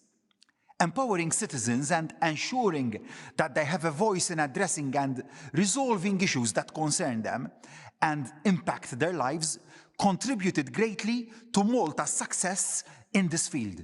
In the last few months, government launched a national strategy on disability, a national strategy on autism, and a national action plan against racism and xenophobia. We even introduced a mechanism that ensures better gender representation in Parliament and made big strides to achieve equality for the LGBTIQ community in Malta. But this is not all. We have other ambitious plans to continue our excellent track record in striving for a more just and equitable society, including by reinforcing and investing in our judicial, investigative, and law enforcement institutions, and digitalizing the law courts. The EU's Recovery and Resilience Fund will be a cornerstone to our plans, as circa €10 million from our Recovery and Resilience Plan will be used for our digital transition. This supporting platform, together with assistance from other international partners, such as the UK, will allow for more services to be readily available to our citizens, thus complementing our national goals and EU-wide objectives. Moreover, the implementation of a new national anti-fraud and corruption strategy and action plan will enhance our efforts against corruption, and a project launched to improve integrity standards among all those who hold public office will further improve public trust in the policy-making process. As regards to media freedom, we recognize the critical role that the press plays in a fully functioning democratic society. To this end, we intend to table an anti-SLAPP bill aimed at protecting journalists and media even further, and amend legislation on penalties regarding threats to journalists. We even aim to establish a committee of experts on media reform and the protection of journalists, and we have introduced standard operating procedures on how the police force is to deal with threats to journalists. Excellencies, Malta is looking onwards and upwards to a brighter future after experiencing bumps in our road in recent years. But now it is time for me, together with my government, to deliver a fairer Malta. We are in a constant and consistent process of reform and will continue implementing the necessary changes to defend democracy both locally and internationally. I very much welcome the opportunity to work together with global leaders to ensure global democratic renewal is tangibly achieved, and look forward to the discussions in Washington in December 2022. Strengthening democracy across the world is indeed a noble ambition, the greatest gift we, as leaders, can give to our citizens, both present and future. Thank you, Your Excellency. Next, the Prime Minister of Montenegro. Uvaženi predsjedniče Biden. Distinguished President Biden, dear leaders of allied and friendly countries, it gives me pleasure to have the opportunity to speak at the summit, which not only reflects the spirit of the alliance between Montenegro and the United States, but promotes three fundamental values of any democratic society: fighting dictatorship, tackling corruption, and promoting respect for human rights. It is on these values that the democratic prosperity and integration of Montenegro into the European Union, which is our strategic foreign policy commitment, depends. We are grateful to the United States for supporting us on the path to that goal, and we are pleased with the opportunity to act together multilaterally, primarily through the NATO alliance, contributing to collective security. I'm also pleased that Montenegro, together with the United States, is a member of the UN Human Rights Council, and that we shall be able to jointly contribute to the advancement of human rights and respond to systemic examples of breaches of human rights. After the first democratic change of government in the elections on 30th August last year, Montenegro made significant steps in affirming the values that are in the focus of the Summit for Democracy. After a decades-long problem with controversial electoral process, the change of government, a discontinuity in relation to bad practice was established, and a substantial democratization of society began.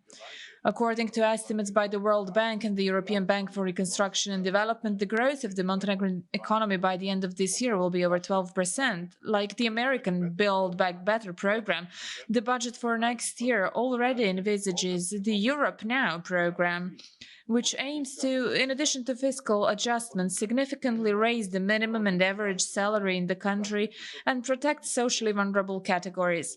It is especially gratifying that this program was designed by young Montenegrin financial and economic experts educated abroad with a strong reform vision.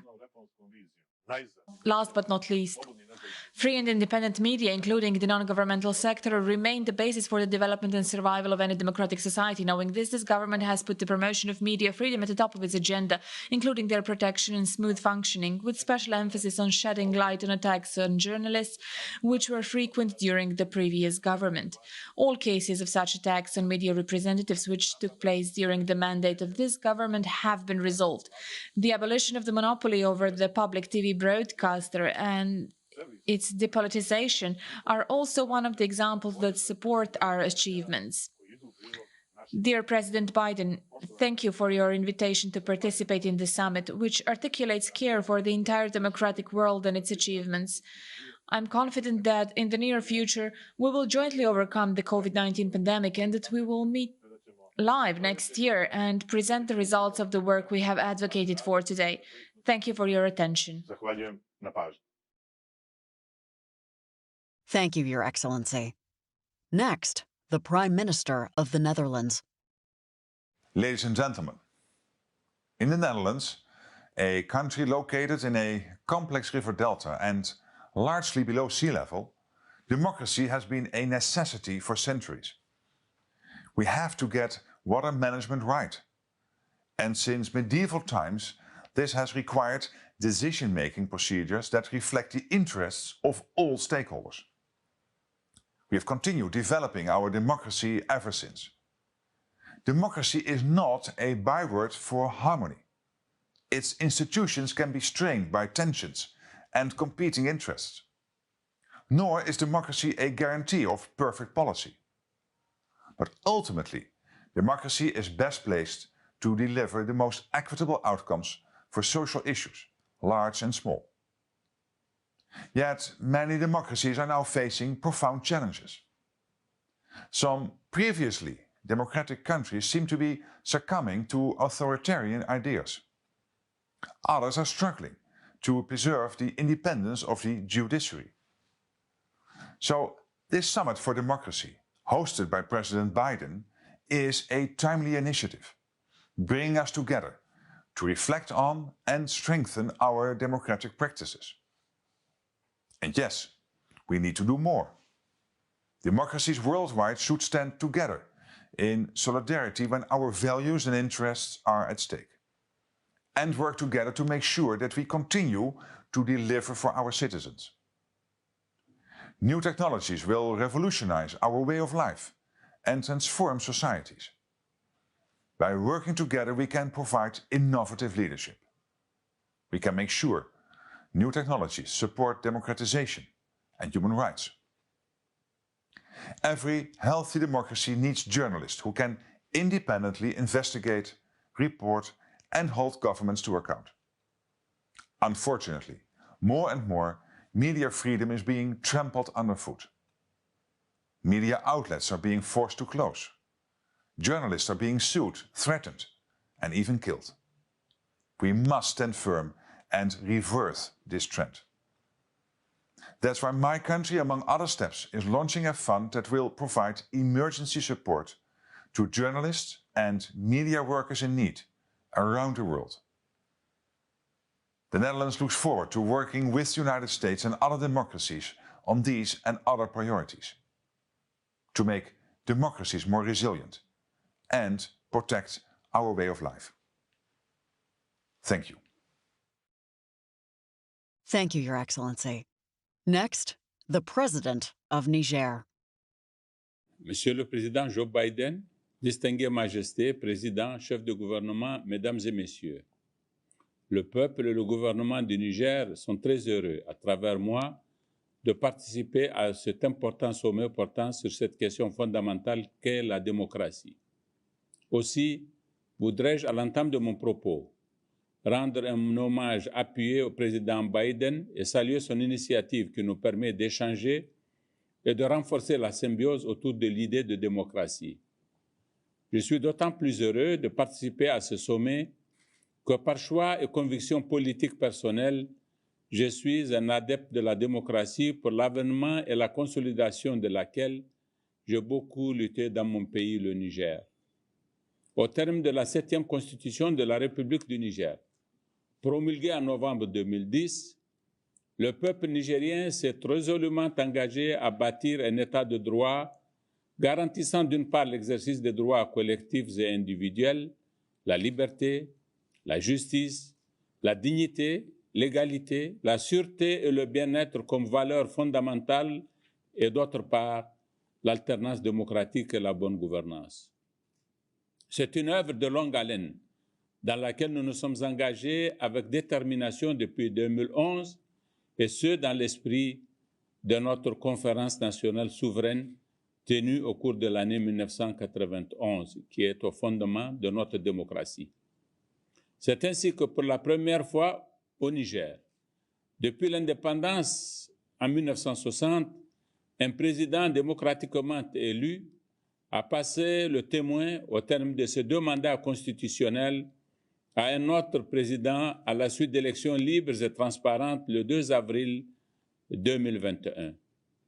J'ai ainsi prêté ce serment ce jour-là et dans mon discours d'investiture, j'ai réaffirmé mon attachement à la démocratie et à l'état de droit, et je me suis engagé à y travailler avec résolution. C'est aussi pour marquer son attachement à la démocratie et à l'état de droit que le Niger a ratifié ou adhéré aux pertinentes conventions internationales, notamment la Charte africaine de la démocratie, des élections et de la bonne gouvernance, et la Charte africaine des droits de l'homme et des peuples. C'est aussi pour assurer la liberté d'opinion et la liberté de la presse que le Niger a dépénalisé le délit de presse. Pour répondre aux aspirations de notre peuple à la bonne gouvernance et à l'état de droit, le gouvernement a engagé des actions fortes pour lutter contre la corruption et promouvoir les valeurs républicaines.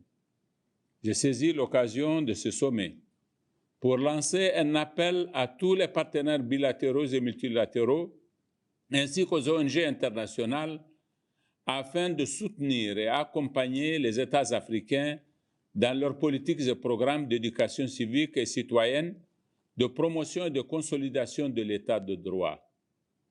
Je suis convaincu que c'est en consolidant la démocratie et l'état de droit que nous pouvons entretenir un climat de paix et de concorde nationale et réaliser des avancées significatives dans l'atteinte des objectifs du développement durable ODD. Merci de votre attention. Thank you, Your Excellency. Next, the President of North Macedonia.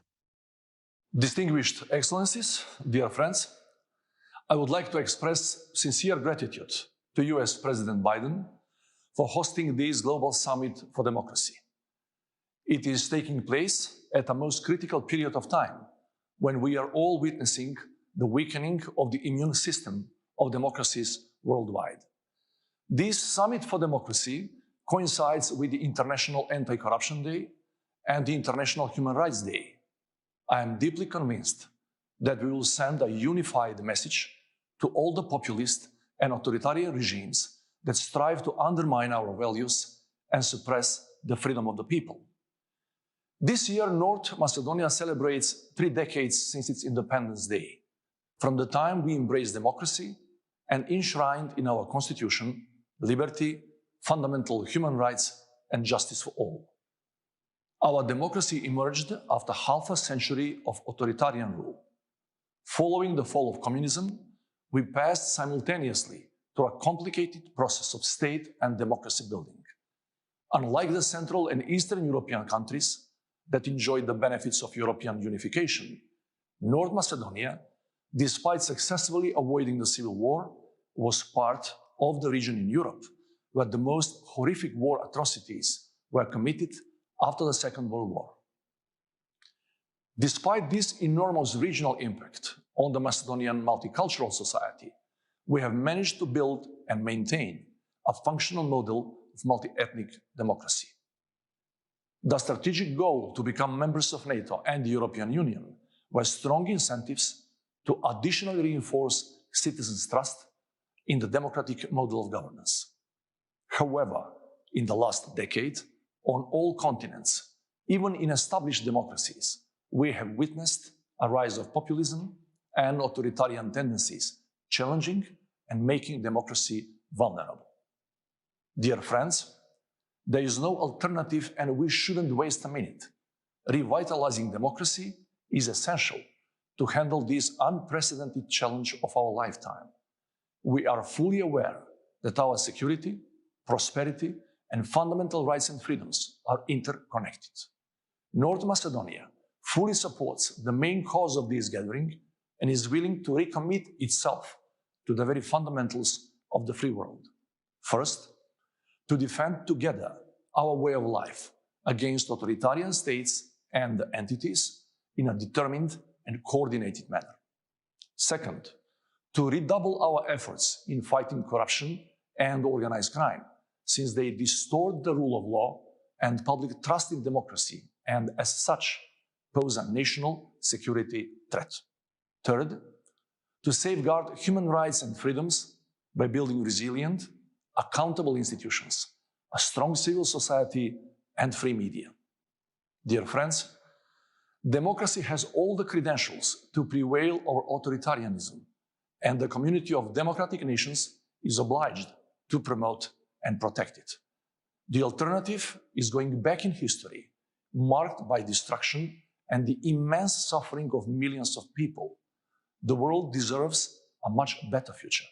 It is only in democracy that we can be certain of the outcome. I thank you. Thank you, Your Excellency. Next, the Prime Minister of Norway. Mr. President, Excellencies, today most threats against democracy come from within, from elected leaders who act in breach of democratic principles, embrace corruption, and disregard human rights. The threat is often amplified by disinformation. How can we reverse this course? Let me share 3 observations. First, without a vibrant civil society, democracy dies. Democratic participation must be inclusive, safe, and non-discriminating. Freedoms of expression, association, and assembly are cornerstones in democracy. And this means that we must support media and organizations who challenge us and tolerate views we do not always agree with. Norway will, for its part, continue to support media diversity and independent journalism. Democracy should be reinforced, not undermined, in the digital domain. Through the Digital Public Goods Alliance, we will contribute to inclusion by investing in good digital public infrastructure. Second, do not underestimate the need for trust between citizens and their representatives. When politicians place themselves above the law, confidence in democracy erodes.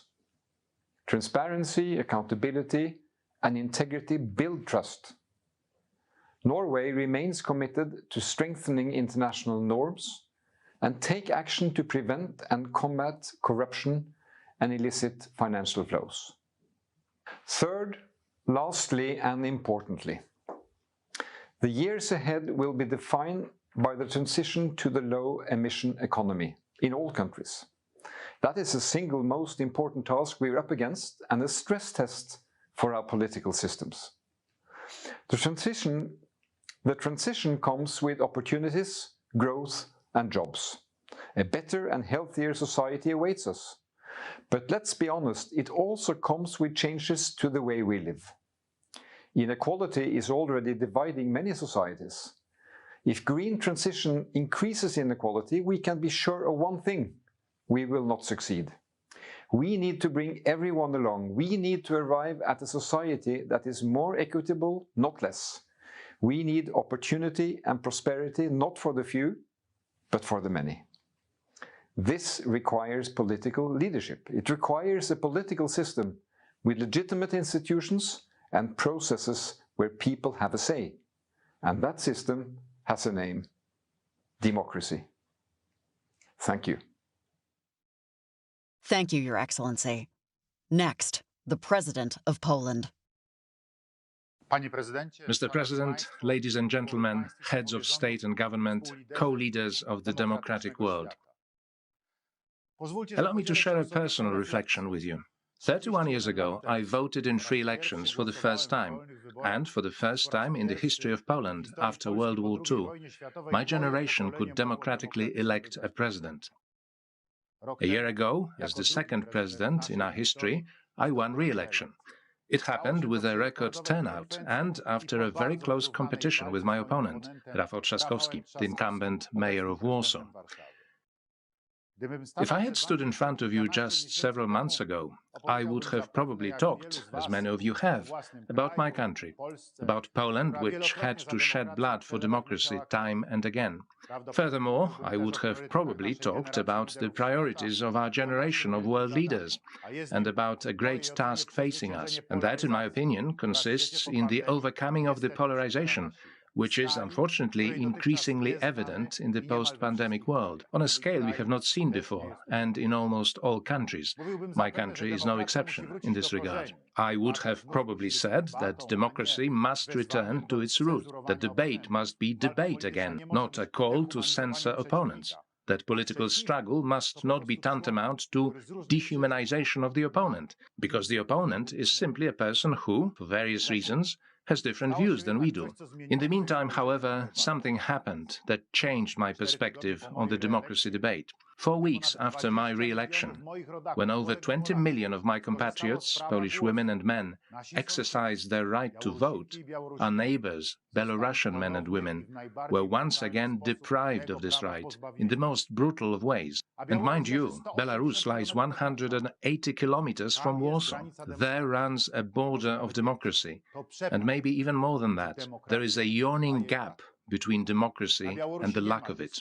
In Belarus, there is no discussion about the electoral system, polarization, minorities and ideologies. This is a luxury of us, Westerners. There, the concern is how to get 900 people out of prison, those whose only fault was the desire to have free elections, and how to remove from power a dictator who has been ruling the country for 27 years and who, in breach of all civilized rules, rigged the vote and pacified the protests. Why am I talking about Belarus? Because Poland, grateful to Providence for our freedom won in the 1980s, took on a commitment years ago to be a support for democracy in Eastern Europe. It is a beautiful task, but it has its consequences. It has made us the target of the Kremlin propaganda. And more recently, we have been paying the price in the form of a hybrid operation on our border, provoked by the dictator Alexander Lukashenko. I was asked for commitments, so I make a solemn declaration to our Belarusian brothers, and I want it to be heard everywhere east of Poland. Poland shall continue to be a promoter of democracy, because I believe that my daughter, born in 1995, who has not lived a second in a dictatorship, and her Belarusian peer, who has never seen free elections, are two equal people with equal rights. I declare, as the President of the Republic of Poland, that Belarusian women and men, 180,000 of whom have found work or shelter in Poland, will be treated by us as brothers and as most welcome guests. I declare that Poland is aware of the fact that supporting democracy has its price attached. It is paying this price today, with our border guards, police and army guarding the eastern border of the European Union against a dictator's revenge, against tyranny and contempt for humanity. I am saying this not only as the President of the Republic of Poland. I am saying these words as Andrzej Duda, who in 2025 will end his presidency and hand over power to his democratically elected male or female successor. And then he will proudly become an ordinary citizen again, simply a voter. And I believe that Belarusian men and women will one day see the same democratic normality, the one in which presidents change, but they remain free citizens, free and independent voters. I appeal to all of you for solidarity in this matter. I appeal for solidarity with Belarus. It is one of the most important challenges of the democratic world today. Thank you, Your Excellency. Next, the President of Serbia. Distinguished President Biden, esteemed heads of state and government, ladies and gentlemen, it is my special honor and a pleasure to have the opportunity to address you today at this event that I find to be extremely important for the further strengthening of democratic values at a global level. It is very positive that the United States has recognized the need to organize such an event that promotes and reminds of the importance of democratic values at a time when there is talk of a crisis of democracy. Our country has been making continuous efforts to strengthen a democratic society in which all citizens enjoy equal rights and opportunities to develop their own potential and participate in all aspects of social, cultural, political, and economic life. We are committed to combating corruption, strengthening human rights, and we are focused on achieving concrete results in this area, both at the domestic and foreign policy levels. Serbia is fully committed to European values, democratic principles, and the rule of law. Full membership of the European Union is our key foreign policy priority, and therefore we are making continuous efforts in our accession process to the European Union, which includes adopting the best European practices and examples in areas such as the rule of law and anti-corruption. Additionally, we are preparing for the upcoming elections in the spring to ensure everyone's voices are heard.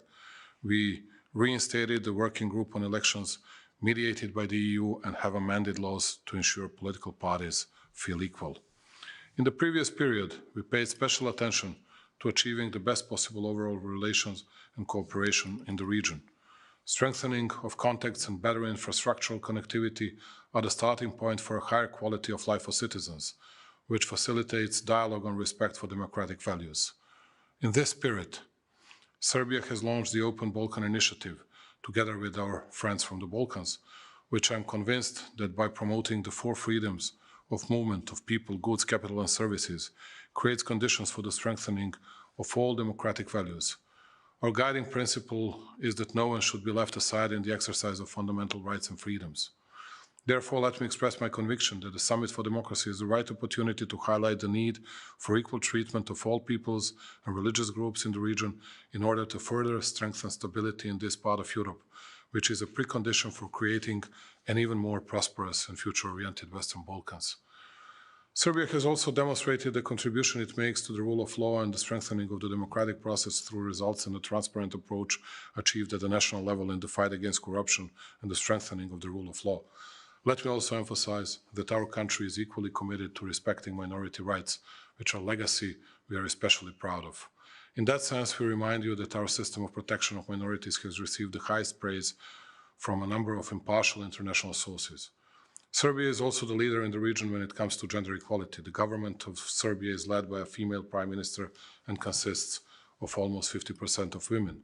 The posts of heads of city and municipal administrations are held by over 70 women. In the judiciary, 56% of public prosecutors are women.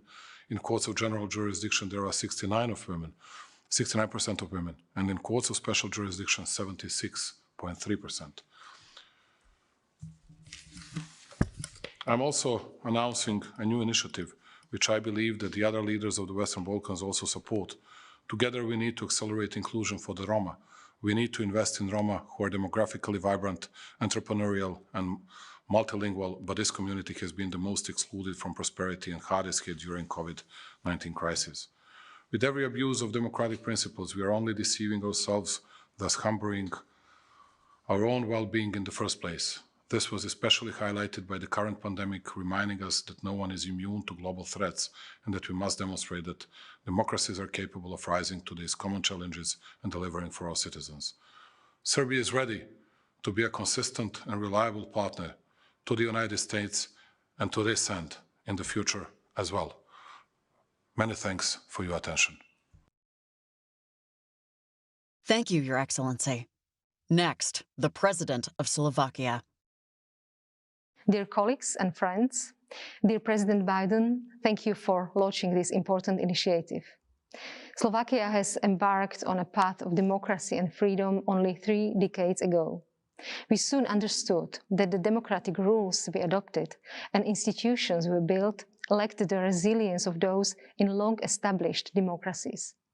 They sometimes proved too weak to resist political interference or corrupt interests. This has forced us to adapt and innovate them so they could become truly resilient. One example is that of our judiciary, which has become a critical element in our overall democratic transition.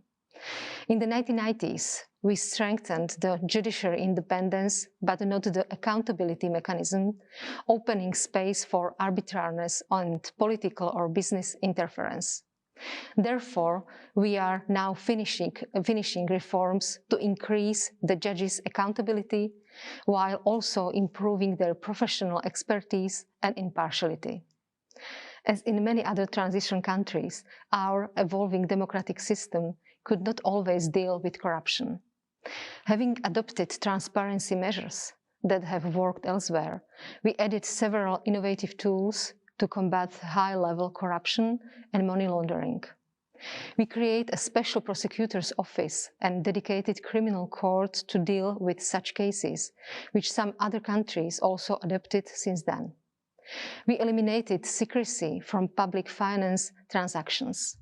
No entity can do substantial business with state unless it fully discloses its beneficial ownership in a specialized and publicly accessible registry. We plan to increase the responsibility of gatekeepers such as auditors, notaries, or tax advisors in the process. While corruption remains an issue, some of these tools have helped reduce graft in public finance and close the gaps used to hide dirty money. We want to share and exchange our experience, including through an international conference next year, held together with the US partners. I could not conclude without mentioning the free and independent media, which are critical for any democracy. They played a vital role in our own democratic struggle. A young Slovak investigative journalist, Jan Kuciak, and his fiancée were murdered 3 years ago. No journalist should face the risk for doing their job. We will introduce laws improving journalists' personal security, increase penalties for attacks on them, and reinforce safeguards against their abuse in defamation cases. Taking these steps at home, we also want to support media freedom in other countries. We are contributing to the UNESCO Global Media Fund and supporting the Organized Crime and Corruption Reporting Project as part of the Global Anti-Corruption Consortium. Our support will also go to Council of Europe's work on protection of journalists and the Partnership on Information and Democracy. We will double our foreign aid dedicated to media and investigative journalism, with an ambition to become a regional hub for such support. We must also address the ongoing hybrid threats and the role of social media platforms in spreading lies and misinformation. They undermine our society's ability to overcome the challenges we are facing. Besides building dedicated centers to deal with hybrid threats at home, we need to come up with a democratic global framework to enforce social media platforms' responsibility and accountability. Dear all, Slovakia has had its democratic hesitations. Painful as they may be, they taught us that for democracy to survive, it must be a constant process of self-improvement. Let's strive for this together. Thank you. Thank you, Your Excellency. Next, the President of Slovenia. Mr. President, colleagues and friends, when building our new state 3 decades ago, we in Slovenia aimed for a liberal democracy based on rule of law and full respect of human rights. In 30 years, we have accomplished a lot. However, like all other countries in the world, we face challenges. Like everyone else, we can and we must do better. This is the aim of the Summit for Democracies, and I would like to thank President Biden for it. Excellencies, let me be very clear. Democracy is not only about functioning democratic institutions. Democracy is also about very high level of political and legal culture. Lately, we are facing crisis of trust in democratic institutions. What is equally troubling is low level of political and legal culture. So our effort for democracy starts with the dialogue and mutual respect without exclusion and hate speech. Differences in political and ideological views are, in my opinion, not a problem. Problem is unwillingness to engage dialogue. A dialogue which means not only presentation of one's own views, but also a willingness to reconcile different views. If we do not engage in such a dialogue, we only deepen rifts and polarization in and between our societies. A meaningful dialogue is a precondition for constructive cooperation, and cooperation is the only way of reaching a peaceful solutions to all problems. Mr. President, ladies and gentlemen, we are all part of a closely connected and interdependent world. We have all committed ourselves to practice tolerance and to work together for international peace and security. Let's build democracy through respectful dialogue and constructive cooperation. Thank you so much for your attention. Thank you, Your Excellency. Next, the President of the Government of Spain. Quiero agradecer al presidente Biden la organización de esta primera cumbre virtual para la democracia. Sin duda supone una excelente oportunidad para compartir nuestros compromisos en la defensa del modelo democrático como única alternativa frente a cualquier deriva totalitaria, excluyente o intolerante. La democracia es mucho más que una forma de gobierno, es una forma de vivir en libertad, en un Estado de Derecho donde quepamos todos y todas. Un sistema de valores universal que requiere de nuestro esfuerzo y también de nuestra ejemplaridad para combatir con éxito a quienes se oponen a ella. Las amenazas del relativismo cultural en clave internacional o de la desafección por las instituciones democráticas en nuestros propios países son reales.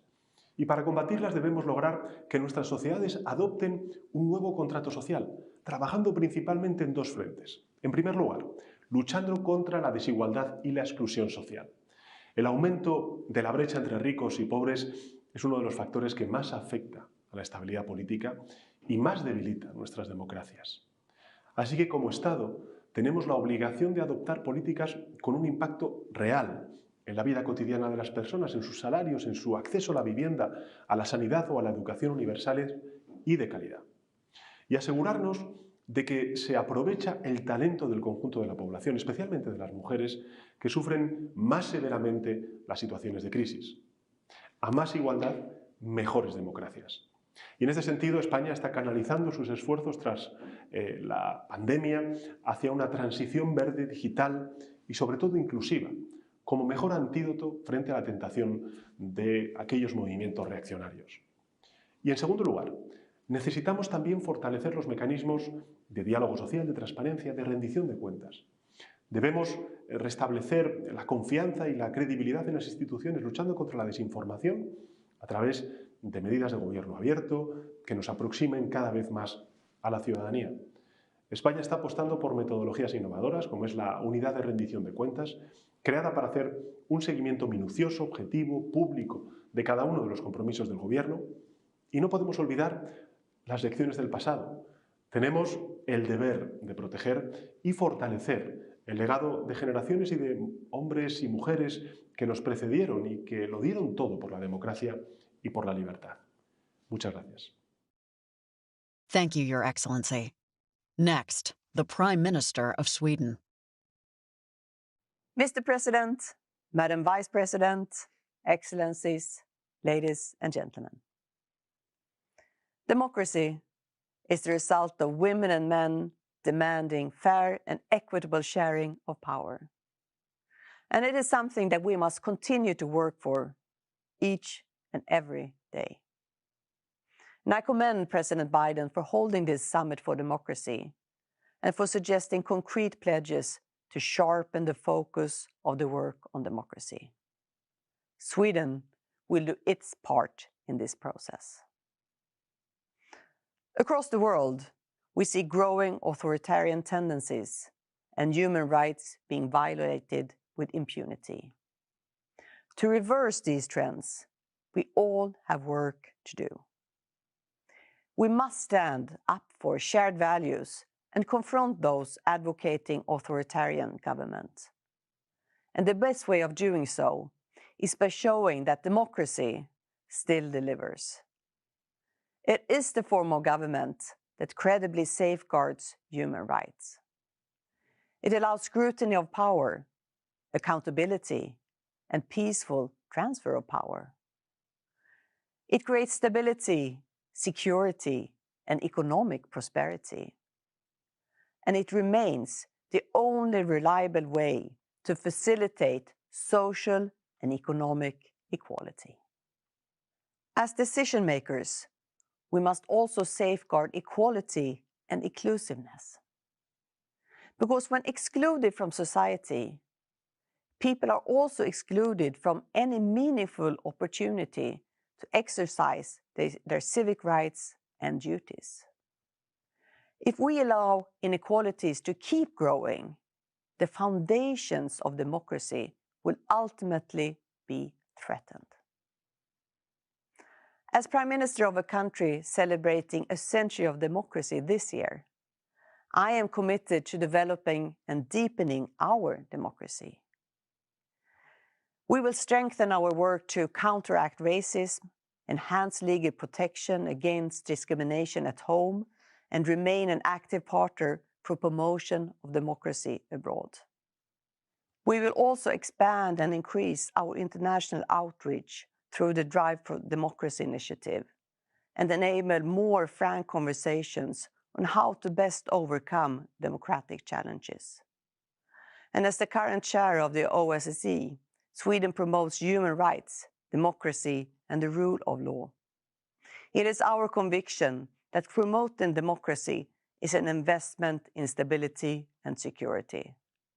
And this is something that will also guide our upcoming presidency of the Council of EU in 2023.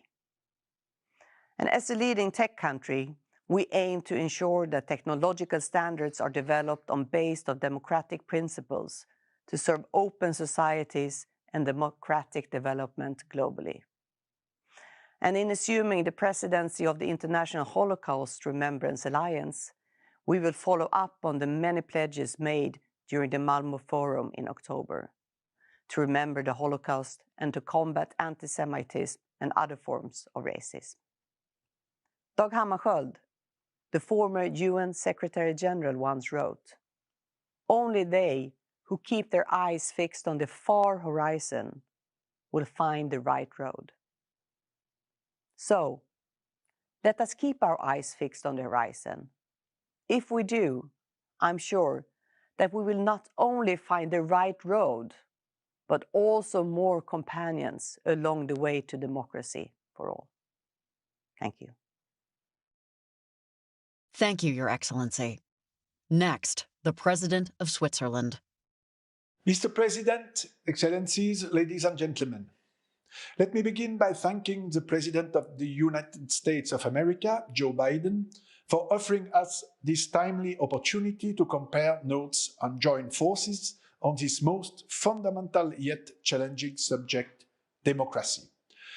Democracy as government of the people, by the people, and for the people has been a revolution in the history of mankind.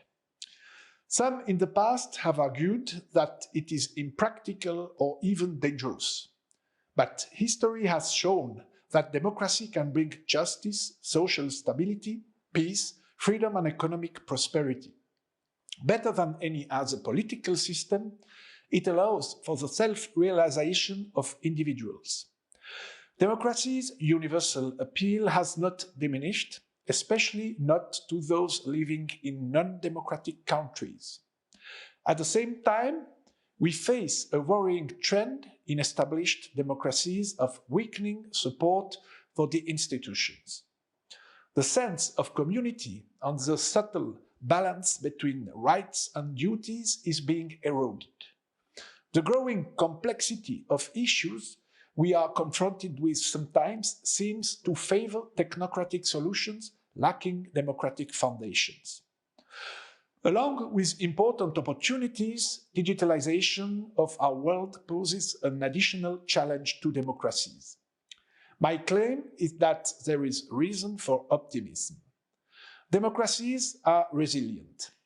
Take my country, Switzerland, linguistically, culturally, historically, and politically diverse. We have built our nation not on objective, given factors, but on our common will to live together under rules freely chosen by ourselves.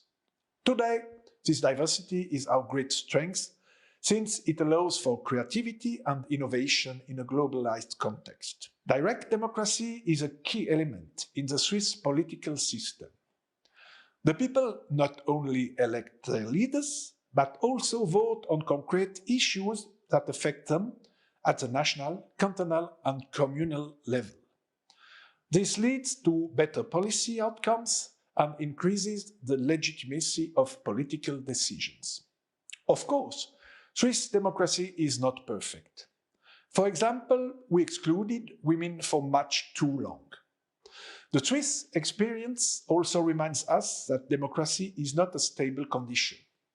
It is a coming together of antagonistic social forces and individuals willing to compromise for the greater good. As such, democracy is never achieved. It is a work in constant progress. Swiss foreign policy has a constitutional mandate to promote democracy. Our approach is a principled one, not against someone, but for democracy, not only because we are convinced that democracy can bring justice and freedom at the individual level, but also peace, stability, and prosperity among nations. Thank you. Thank you, Your Excellency. Next, the Prime Minister of Iceland. Dear colleagues, promoting and defending democracy is central to Iceland's national identity and at the heart of my government's policies at home and abroad. Although a solid democratic tradition is well established in Iceland, advancing democratic principles is inherently an ongoing process. In our recent general election, we experienced some irregularities in the counting of votes in one of our constituencies. After a thorough investigation, the majority of parliament concluded that there was not enough ground to order a repeat vote. It was not an easy decision, and the controversy surrounding it serves as a reminder of the importance of the integrity of elections and that they are safeguarded by a trusted legal framework. In recent years, we have sadly witnessed some serious backlash in democracy, human rights, and gender equality around the world. This trend must be reversed, inter alia with the help of independent media and strong civil society. In order to fight the erosion of trust in democratic structures, innovative government is needed, which engages with society in an inclusive fashion. The COVID-19 pandemic has put a further strain on our democratic societies. During the pandemic, we have seen human rights come under attack, including an alarming rise in gender-based violence. Dear colleagues, the biggest challenge we collectively face in the longer term is the climate crisis. As global citizens, we are all responsible for this man-made crisis.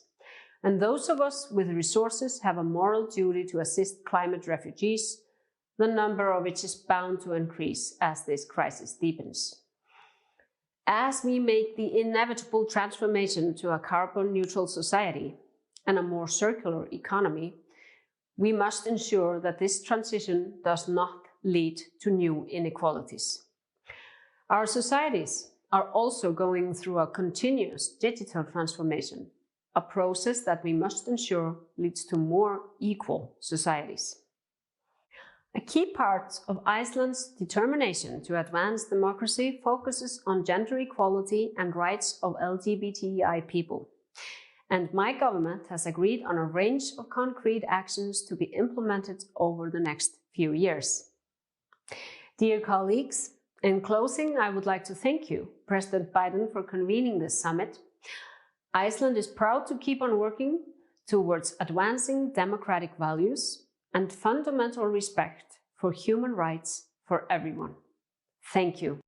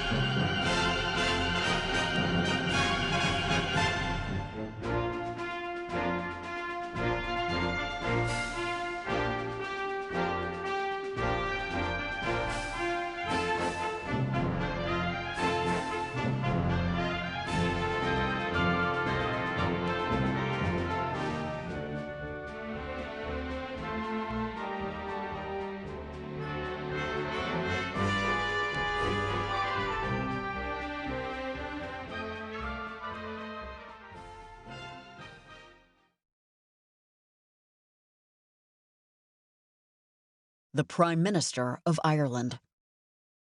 I'm delighted to join you at this summit and would like to begin by thanking our host, President Biden, for taking the initiative to bring us together in a summit for democracy. Those of us who stand firmly for democracy know that it is something that we must never take for granted. It needs constant tending and renewal, and it needs to be defended whenever and wherever it comes under pressure. I would like to share with you some of the initiatives that my government is taking in Ireland to further strengthen and deepen our democracy. Ireland's first commitment is to combating all manifestations of racism, xenophobia, and related intolerance through a combination of legislation and educational measures. We will introduce a hate crimes bill to combat incitement to hatred and hate crime, online and offline. We will also publish a new national action plan on racism, including measures to combat anti-Semitism, anti-Gypsyism, and other forms of racism. Our second commitment is to strengthen the structures and supports that underpin the very functioning of our democracy. We will establish an independent statutory electoral commission, which will enhance and protect our electoral system into the future. We have established a future media commission with the aim of supporting a strong, independent and pluralistic media sector. It will identify a sustainable pathway for the media over the next decade and beyond. We will continue to support free and independent news media through a review of our existing defamation law and the introduction of a bill to reform current defamation legislation. Ireland's third commitment is to ensure greater equality in our society through the full integration of equality concerns into the budgetary process across all branches of local and national government. Ireland's final commitment is to make significant investment through our development aid programme to multilateral efforts supporting democracy and protecting civil society space around the world. As a proud member of the European Union, Ireland works actively with our partners to ensure that the protection of democracy and human rights remains at the heart of European Union support to other countries, including as a member of the Team Europe Democracy Initiative. Ireland's commitment to supporting democracy and human rights at home and internationally, and to combat authoritarianism and global corruption is unwavering. To quote former US President John F. Kennedy, "Democracy is never a final achievement. It is a call to an untiring effort." We all must play our part in the untiring effort to protect the integrity of our democratic systems for the future. Thank you very much indeed. Thank you, Your Excellency. Next, the President of Liberia. His Excellency Joseph R. Biden Jr., President of the United States of America, Excellencies, distinguished ladies and gentlemen. I bring you greetings from the government and people of the Republic of Liberia and wish to congratulate you, President Biden, for convening and hosting this critical and important summit for democracy at this time. We must strengthen our democracy and defend it against authoritarianism, the fight against corruption by promoting freedom and of human rights. In this regard, my government commits to fighting corruption at the highest level. We will seek legislative approval to amend the Liberia Anti-Corruption Act to grant that institution direct prosecutory powers. We will also propose legislation for the establishment of a dedicated criminal code for the prosecutions and conviction of public officials and individuals or institutions engaged in corrupt practices and financial offenses. Distinguished ladies and gentlemen, excellencies, my government continues to make significant strides towards achieving gender equality, as well as women and girls' empowerment. To ensure the protection of women and girls and other vulnerable citizens from rape and other sexual gender-based violence. I declare rape a national emergency in 2019 and set up a national steering committee that formulated a national action plan on women, peace, and security, geared towards significantly reducing the perpetrations of rape and other sexual offenses in Liberia. Distinguished ladies and gentlemen, excellencies, additionally, we have begun engagements with our traditional leaders to end all forms of harmful traditional practices such as female genital mutilations, the FGM. We will shortly forward an anti-FGM bill for passage by the national legislature. We commend our international partners for their continual support with this initiative. Excellencies, as Liberia prepares for its next general and presidential elections in 2023, the time is now to assure the citizenry of government's commitment to freeness, fairness, transparency, and accountability in elections funding, budgeting, and processes. Participation of more women in the electoral process will be a top priority.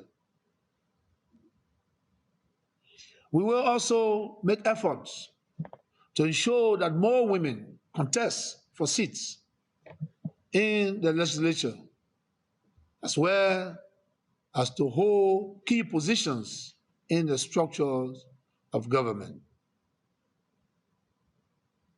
Over the next year, we intend to introduce legislative transparency by making all votes public so that constituents can hold their lawmakers accountable for their actions, which is a fundamental element of any healthy democracy.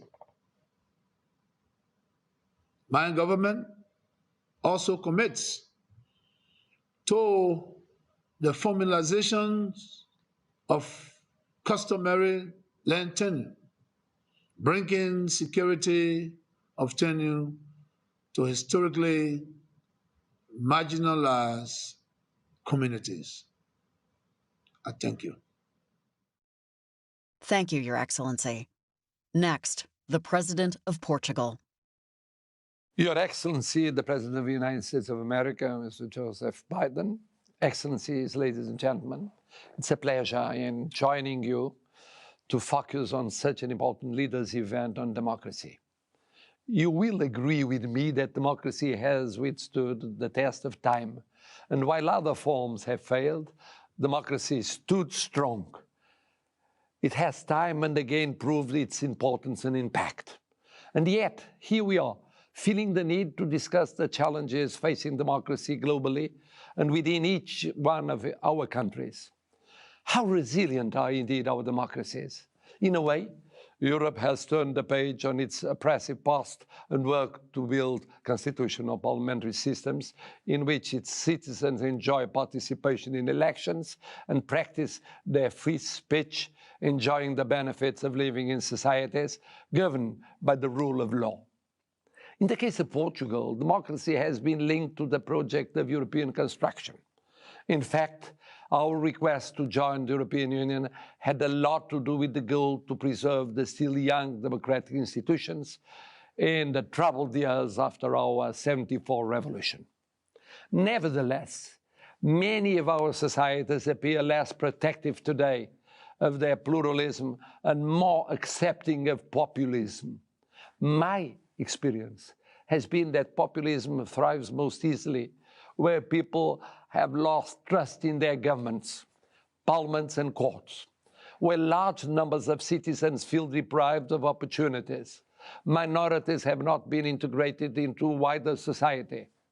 The same thing befalls democracy as it does security, freedom, health, and everything that, having been conquered, we now take for granted. Through their trivialization, we have taken away their value. It is for that reason that we can witness the populist narrative gaining ground almost unopposed. Rather than looking for alternatives to democracy, we should instead seek to reform our systems through concrete measures in at least 3 areas. First, we need more effective democracies. We need elections with integrity that legitimize the winners and provide the public with confidence in their leaders and institutions. At the other side of the spectrum, there is room for increased populism, authoritarian leaders, and divided societies.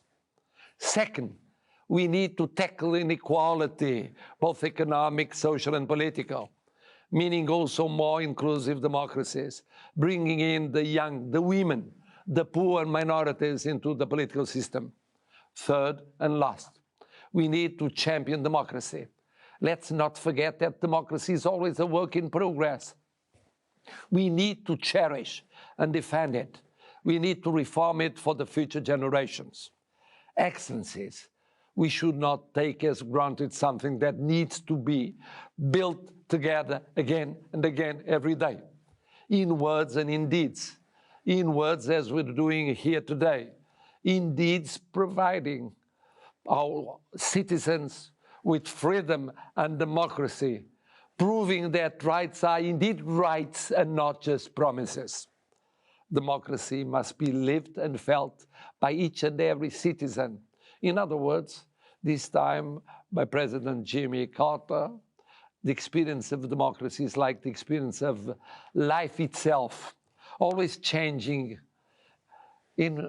infinite in its variety, sometimes turbulent, and all the more valuable for having been tested by adversity.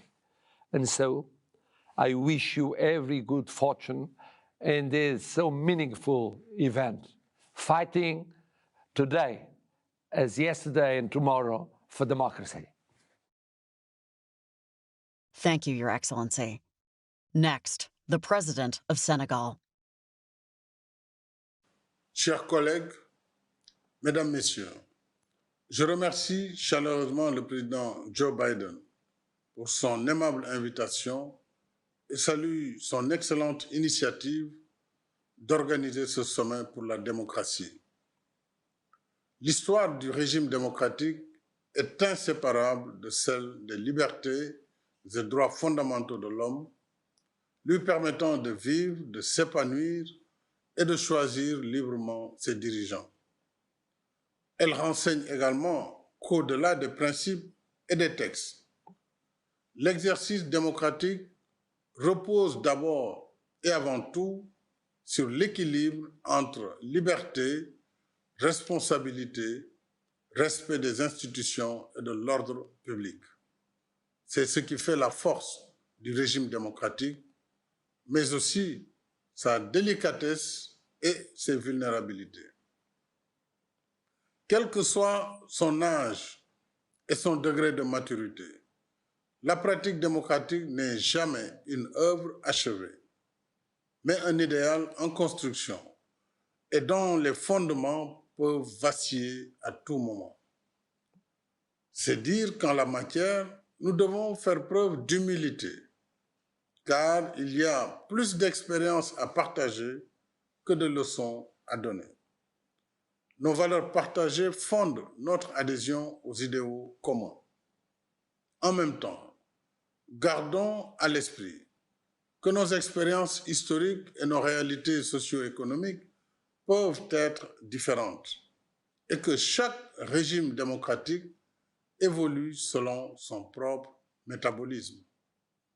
Ainsi, pour nous, pays en retard sur le processus de développement, la réalisation des droits économiques, sociaux et culturels est aussi prioritaire que l'exercice des droits civils et politiques. D'autre part, la tendance à l'émiettement du vote montre que la préservation du régime démocratique réside dans le partage du pouvoir au-delà des différences idéologiques. Le power sharing aide à stabiliser les pays en pacifiant l'espace politique. Finalement, nos ennemis communs ont pour nom le populisme, le radicalisme, les extrémismes de tous bords, l'extrême pauvreté, l'exclusion sociale et les fake news. Ce sont les plus grandes menaces contemporaines contre les régimes démocratiques. Ce sont elles que nous devons combattre ensemble et solidairement pour le triomphe des idéaux qui nous rassemblent. Je vous remercie. Thank you, Your Excellency. Next, the Prime Minister of the United Kingdom. Out of Athens more than 2,500 years ago, there came a simple and beautiful idea that people are neither passive nor powerless, but free citizens with a right to participate in the governance of their country.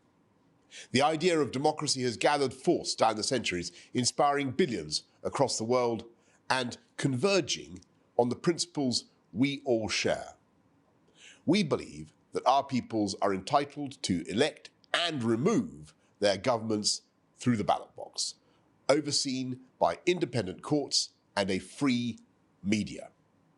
We're only here because our electorates have, at least for the time being, raised us to positions of responsibility for their affairs. But they have every right to cast us down and out again, and we would not wish it any other way. No one knows more about trusting the voters than our host, President Biden, who has, by my count, fought 11 elections. I don't know how many he's won, most of them, I suppose, and at least as many as any leader in the democratic world. Yet democracy is not just an ideal. It's the practical way of creating the atmosphere of free inquiry that allows genius to breathe. In an era when technological advance and therefore economic success depend on discovery and invention, it's no coincidence that of the 10 most innovative countries in the world, 9 are liberal democracies. And it's because of these innate advantages that it has never been more vital to strengthen democracy at home and stand up for our principles abroad, including through our trade, security, and economic partnerships. So we in the United Kingdom are working with our friends to ensure that emerging technologies are designed to safeguard our shared values of freedom and openness. We're joining our fellow democracies to help developing countries to build clean and green infrastructure with transparent projects that are open to scrutiny by the people who will benefit. And we're using our new system of national sanctions to target those responsible for corruption or human rights violations across the world. This summit provides an opportunity to go further and the year of action that will follow. Britain will take even stronger measures against the illicit finance that undermines democracy everywhere, strengthening our law enforcement powers to go after the criminals who abuse our corporate structures. We will bring more openness to the purchase of properties in the UK by overseas entities and take forward new laws to safeguard our democratic processes and institutions from those who would do us harm. As we do this, we know that we cannot take democracy for granted, but nor should we waver in our faith that trusting the people is the surest fruit to national unity and success. Thank you. Thank you, Your Excellency. Next, the Prime Minister of Belize. Excellencies, democracies the world over are facing existential challenges and high expectations from the people we govern. But history tells us that democracy has the infinite capacity to evolve. Even in Belize, with our historic record of progressive democratic consolidation, we have appreciated the necessity of democratic evolution. This year, my government decided to appoint a Constitutional Reform Commission to undertake a comprehensive review of the Belize Constitution through a consultative process and make specific recommendations for changes deemed necessary. Democracy is alive. Corruption erodes democratic institutions and undermines public trust and confidence. My administration has reconstituted and strengthened the Parliamentary Public Accounts Committee. We have tabled in Parliament the Protected Disclosures Whistleblowers Bill, and we will shortly be centralizing public procurement. Oversight and accountability for expenditure of public funds are essential, and we must continually review and reform the institutions that protect the public purse. My government also reiterates its firm commitment to advancing the implementation of the UN Convention Against Corruption. Whilst these universal values endure as democracies, we must meet the greatest challenges of our times. Our democracies will not survive without climate justice. Our people will die without equitable access to vaccines against COVID-19. Health is a human right.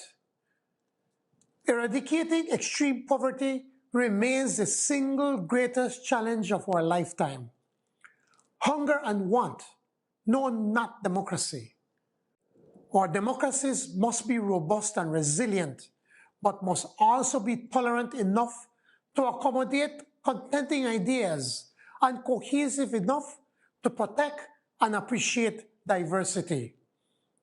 We need new approaches to fortify our democratic systems against threats. Collaboration and cooperation among democracies will lead to new reforms and measures that will meet emergent challenges. Ultimately, the strength and legitimacy of democracy comes from the people. Ultimate power resides in the people. Let us work continuously to deliver on the rich promise of democracy, that all citizens can live in peace with dignity and are afforded equal opportunities to fulfill their destiny. Thank you. Thank you, Your Excellency. Next, the President of Costa Rica.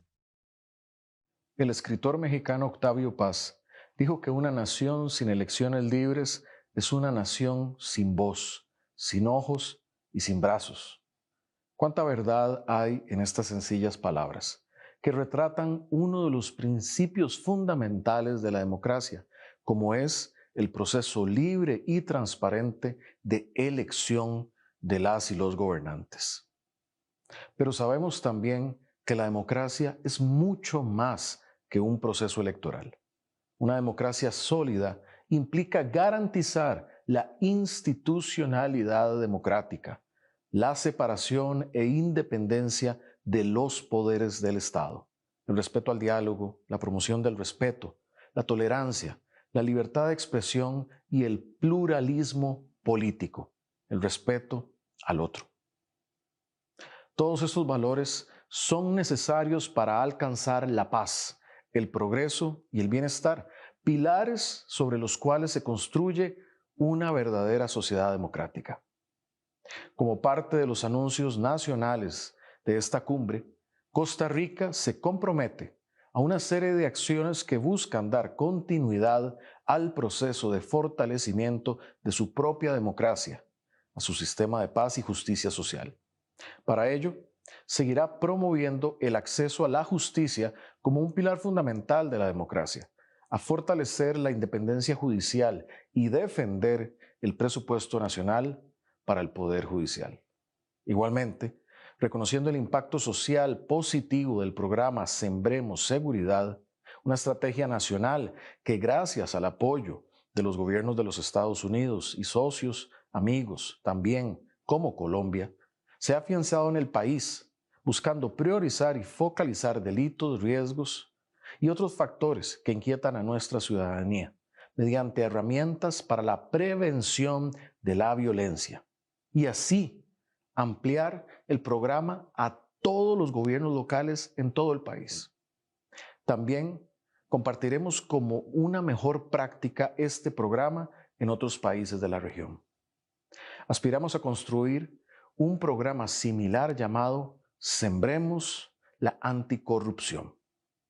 Hemos iniciado también acercamientos con diversos actores para propiciar un pacto nacional de juventudes contra la desinformación de cara a nuestro proceso electoral que culminará su primera etapa en febrero del 2022. Nos comprometemos a defender el sistema interamericano de derechos humanos como un marco fundamental para la promoción y protección de los derechos humanos en nuestro país y en toda la región, bastión esencial para el fortalecimiento de la democracia. Queremos sumar a estos compromisos y esfuerzos compromisos específicos para revertir la desigualdad y proteger al medio ambiente mediante la generación de programas de empleabilidad focalizada en el desarrollo de talento humano, el impulso también de la inserción laboral, principalmente de mujeres y jóvenes, con un enfoque inclusivo, sostenible, resiliente, con innovación y tecnología. También continuar impulsando los proyectos nacionales como el Plan de Descarbonización, la alta ambición climática y la protección de la biodiversidad en el marco del derecho a un ambiente sano. Finalmente, agradecemos al gobierno de los Estados Unidos de América, al presidente Biden, por la invitación a sumarnos a su iniciativa Lifeline, que apoya a organizaciones de la sociedad civil en conflicto en la cual esperamos participar activamente. Nuevamente agradezco al presidente Biden por liderar este espacio para fortalecer la democracia global y por sumar a nuestro pequeño pero gran país, Costa Rica, en la defensa global por un mundo con más oportunidades de desarrollo para nuestros pueblos, en situaciones de dignidad y goce efectivo de sus derechos fundamentales. Thank you, Your Excellency. Next, the Prime Minister of New Zealand. Ngā mihi mahana kia koutou katoa, mai e toko whenua o Aotearoa. Nō reira, tēnā koutou, tēnā koutou. Greetings to you all. Mr. President, heads of state and government, civil society organisation, friends. I greet you in Te Reo Māori, the language of the Indigenous people of Aotearoa, New Zealand. As I deliver this national statement to the Summit for Democracy from here in New Zealand, I'd like to express my sincere thanks to President Biden for bringing us together in these challenging times of COVID-19 and when other events threaten to disconnect us and divide us. The Summit for Democracy comes at a critical time in which our model of democracy, underpinned by human rights and the rule of law, is being challenged across the globe. If we're to navigate the challenges of our time, including COVID-19 and climate change, we'll need to do so in a way that reflects our key strength, the inclusivity of our societies, which allow us to acknowledge and value a diversity of voices and build enduring institutions and approaches to help solve challenges and address needs. We are a proud, independent and democratic nation. Aotearoa, New Zealand is one of a handful of countries in the world with a record of holding regular elections since 1854. On the 19th of September 1893, New Zealand became the first self-governing country in the world in which women had the right to vote in parliamentary elections. New Zealand is currently ranked the 4th most democratic country in the world, according to the Economist Democracy Index 2020, and ranked first equal in Transparency International's Corruption Perception Index. We consider that, in our own experience, a healthy democracy needs to have the necessary checks and balances that promote accountability and transparency, including an independent judiciary, freedom of expression, and have well-functioning institutions that make our democracy work. Now, while our values and the institutions of our democratic system have worked well for Aotearoa New Zealand, we recognise that these are unique to our country and that our democracy needs to evolve and improve in order to remain vibrant, inclusive, and relevant for all New Zealanders. For example, in 1993, New Zealanders voted in a referendum to change our parliamentary voting system to a mixed-member proportional representation system. And this has led our parliament being now more representative and diverse, better reflecting our society. Successive New Zealand governments have also sought to foster stronger, ongoing and effective relationships with Māori as the Indigenous people of Aotearoa, and to settle historical grievances and breaches of the Treaty of Waitangi. This settlement process has been critical to addressing the wrongs of the past and for creating a pathway for a more inclusive society in New Zealand, an area where we must continue to work hard to realise that vision. In an age of new and emerging technology, it's also vital that we work together and that we put human rights at the centre of our approach. That means that governments must work alongside civil society and the private sector in more open formats, finding durable, collaborative global solutions. For example, I've seen the progress we've made through the Christchurch Call to Action, when governments, industry and civil society work together to eliminate terrorist and violent extremist content online. The United States of America joined the Christchurch Call this year, and I look forward to working together as part of that call. Advancing human rights and democracy abroad with a broad range of partners is an important priority for Aotearoa New Zealand. As a Pacific nation and a founding member of the Pacific Islands Forum, we're committed to working in partnership with Pacific countries to build resilient democracies, especially in dealing with the impact of COVID-19. As part of our government's focus on working with others to build resilience in the Pacific, I'm pleased to announce that we'll be committing an additional $1 million New Zealand to support Pacific countries' anti-corruption efforts. This new support complements the considerable support we provide already for regional anti-corruption efforts, strengthening national audits and support for the public service and justice sectors in the Pacific. In keeping with our view that the media plays a crucial role in the functioning of democracy, I'm also pleased to announce that we will be making an additional contribution of $150,000 New Zealand to UNESCO's Global Media Defence Fund to support the UN's efforts to enhance the safety of journalists. We're also contributing to the International Fund for Public Interest Media to support the development of public interest media in resource-poor and fragile settings. Once again, though, I'd like to thank President Biden for his initiative to hold this summit, bringing together this community of democracies to take action to defend against authoritarianism and address and fight corruption, and to promote respect for human rights both at home and abroad. Tēnā koutou, tēnā koutou, tēnā tātou katoa. Thank you, Your Excellency. Next, the President of the Marshall Islands. Excellencies, ladies and gentlemen, I have the honor to bring you warm greetings of Yahweh on behalf of the people and government of the Republic of the Marshall Islands. This Summit for Democracy, hosted by the United States, is a vital opportunity for democratic countries to advance on what unites us. The rise of authoritarian movements globally and in our wider region is of great concern. As we have learned in serving on the UN Human Rights Council, we must network with democracies around the world. We are all united by a common cause, a commitment to ensuring the freedom to openly choose our governments, to effectively address corruption, and to advance core human rights.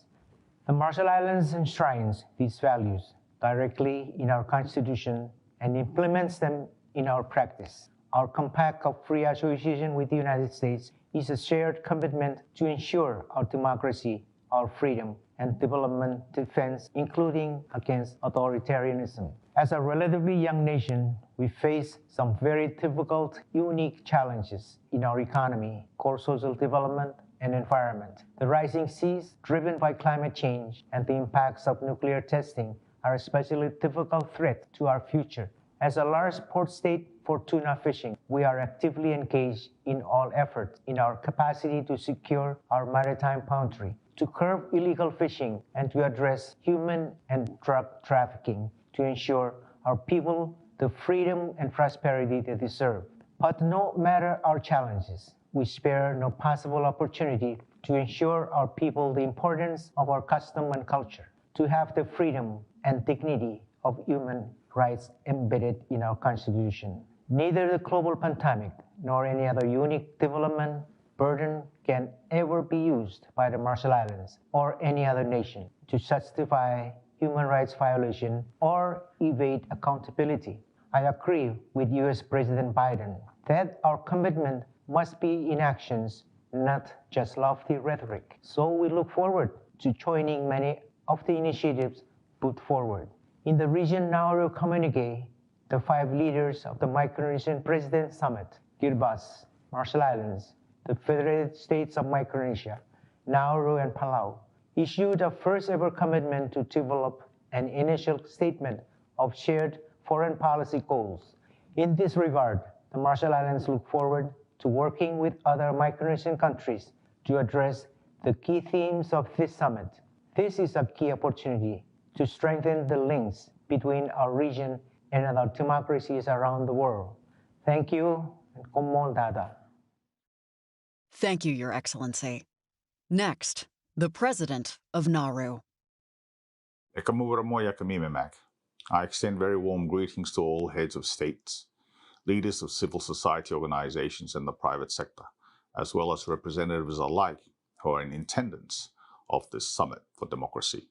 Furthermore, I would like to express my sincere gratitude for the invitation by the President of the United States and an opportunity to contribute to the aspirations of nations large and small, developed and less developed, on the subject of democracy, and to listen and speak with great frankness on the challenges facing democracy globally, regionally, and not forgetting in our own countries. Ladies and gentlemen, democracy is a privilege that we all enjoy. It is democracy which vests the supreme authority to the people to directly or indirectly, through free and fair elections, to elect our leaders. Our governments are elected by the people, and in doing so, they bestow their trust in their leaders. As leaders, it is our duty to foster the responsibility conferred on us by our own people. The foundation of my beloved nation, with a population of around 12,000, is built on the doctrine of constitutionalism and rule of law. Since independence in 1968, our forefathers, in adopting democratic principles, have enshrined in our constitution the doctrine of separation of powers. Democracy is indeed an art of mankind. Constitutionalism is governance in accordance with the law. While statutory and administrative powers are given to persons and institutions, such powers must be exercised to ensure that our responsibility to electors and our commitment to the international community remains the main focus. Power is not to be abused to the extent where the majority use it for authoritarian purposes. Powers given to the leaders are to be appropriately utilized. Otherwise, as Lord Acton said, power tends to corrupt, and absolute power corrupts absolutely. To this we say, therefore, the use of power must always be tempered with wisdom, and as the Bible says, the beginning of wisdom is the fear of the Lord. Otherwise, it will lead to the trampling over of all democratic principles, leaving aside the concept of liberal democracy. My government strongly believes in the traditional democratic principle where power vests with the people and the various institutions of the Republic. Despite having elected members in Parliament for matters of national interest, the opinions of the people matter and are sought. Recently, we made changes to our laws to allow greater participation of the people of Nauru in the decision-making process by the bureaucrats. A national survey or poll will be our norm in the future to decide on important national issues so that individual citizens are able to participate in the decision-making process at the national level. As a nation, Nauru believes in ensuring that every person has access to a free and fair justice system. For that reason, recently we have reformed, transitioned, and evolved our judicial system. This includes the establishment of our own final appellate court, which has been given power to determine core legal issues regarding important matters of the Constitution and land. Both these subjects deal with fundamental rights and obligations of our people. Access to justice and the respect for human rights go hand in hand. However, our political realities are that limitations on human rights are sometimes placed in the hands of the executive. An independent and fair judiciary with its appellate process provides an avenue for those aggrieved by executive decisions to a secure enforcement of those rights. Our judicial reform is firmly embedded to achieve these goals. Liberal democracy is not synonymous with only giving rights to people to choose their representatives. Often, a majority in Parliament is seen to ignore the rights of the minorities. The Westminster parliamentary system is designed in such a way that the majority are able to control the Parliament. That is the democratic process. In order to ensure that the members of Parliament in Nauru, whether as part or outside of government, have the autonomous power to represent their electors, we have made laws to separate the administrative and financial functions of Parliament from the executive. A parliamentary office headed by the Speaker has complete autonomy on legislative, administrative, and financial functions. We must, as governments and leaders, visualize strategies to fight corruption. Nauru, as a state party to the United Nations Convention Against Corruption, demonstrates its commitment by not only refining its anti-corruption laws, but by also implementing them. Nauru also participates in meetings of the convention parties to educate its population on corruption-related issues. We must, as servants of our countries, envisage how to promote the respect for human rights by succeeding in the quest to regulate, civilize, and create mechanisms for order around us which protects harmony, guarantees safe possession, and allows society to develop. In the 37th session of the Universal Periodic Review, Nauru shared with peer states its progress in legitimizing the human rights treaties that it is a party to, especially in promoting, protecting, and fulfilling the rights of vulnerable groups such as women, children, persons with disabilities, and detained persons. For a small nation like Nauru, issues impacting the environment are directly related to the livelihood and survival of our people. We urge upon developed countries to ensure that the Paris Agreement on climate change be strengthened to ensure that the bigger and economically powerful countries mitigate the losses suffered by countries such as Nauru, in particular our land and marine resources. We are all parties to numerous international treaties and conventions on human rights and anti-corruption. But what are we really doing with these treaties and conventions? Are we simply ratifying them to make the numbers to bring these treaties and conventions into effect? By ratifying treaties and conventions, does it make our countries more democratic? Does it ensure human rights are part and parcel of our country's commitments, not only for our own people, but to the international community? On behalf of the Republic of Nauru, I pledge my commitment to bolstering democracy for our small nation, as well as for your nations in our international family. Tawakar.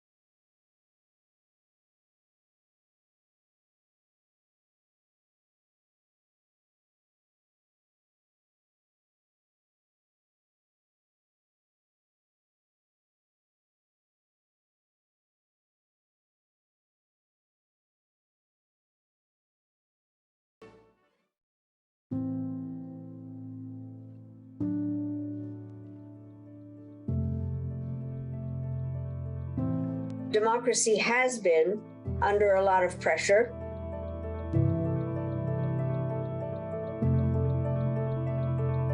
It is being undermined by non-democratic practices and demagogues trying to divide us. People are losing hope. There is a sense that alternative models, authoritarian models, are a viable option. We're in a narrative war right now. There are a few people that actually want to weaponize information in a way that actually discourages people, that creates and generates fear. We saw what social media did to public discourse. I mean, it sort of disappeared, everything polarized.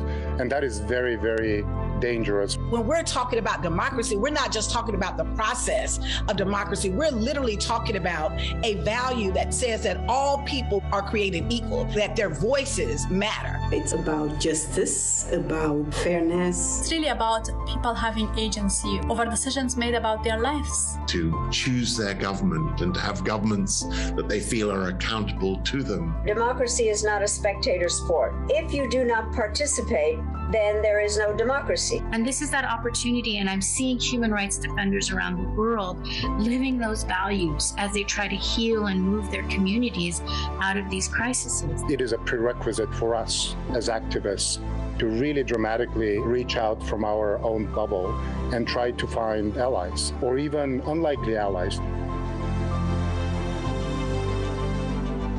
We start in our families, in our schools, in our neighborhood. It's less about convincing people, it's more about making the space that allows everyone to participate.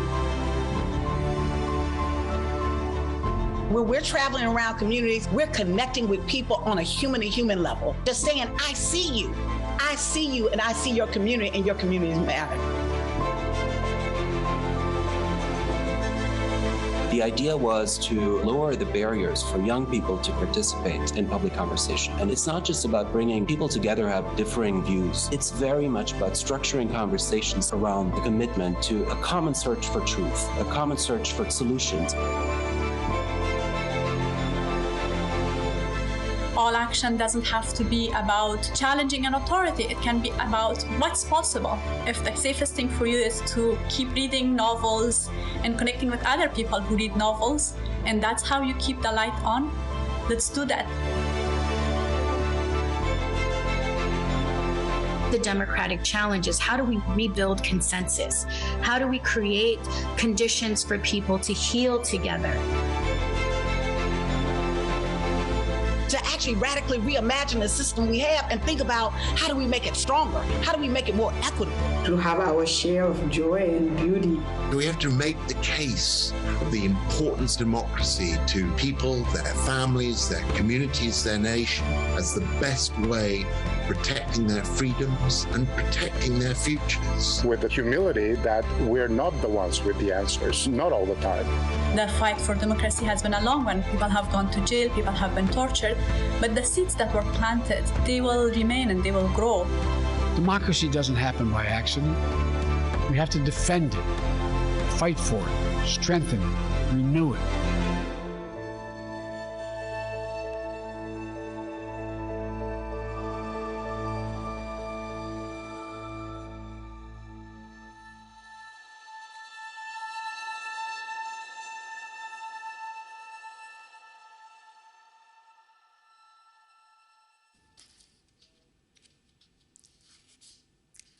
Good day and welcome to today's session on preventing and countering corruption, one of the major themes of this week's Summit for Democracy. Today's session coincides with International Anti-Corruption Day, and our speakers will highlight how corruption erodes democracy, distorts markets, widens inequality, destabilizes societies, and ultimately undermines faith in popular governance. As authoritarianism rises around the world, it has never been more important for stakeholders in democratic governments to think about how we can act collectively to counter the corrosive effects of corruption. Our panel today will feature a thoughtful discussion on how we can promote robust civil societies and a free press to enhance government transparency and accountability, with the goal, of course, of improving people's lives in all of our countries. We begin today's session with President Maya Sandu of the Republic of Moldova. President Sandu won her election with a pledge to end a long-standing reign of corrupt politicians and oligarchs.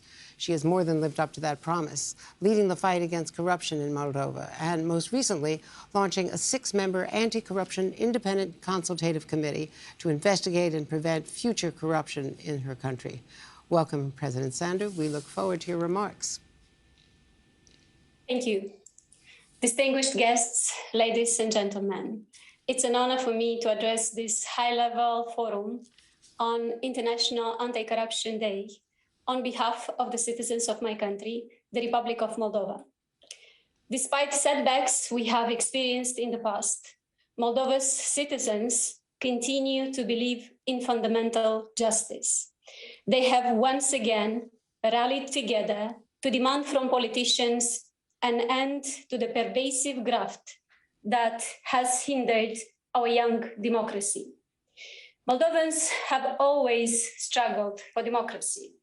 Yet, throughout the 3 decades since our country gained its cherished independence, corruption has been one of the key impediments that prevented Moldova from developing the full potential of its hardworking people.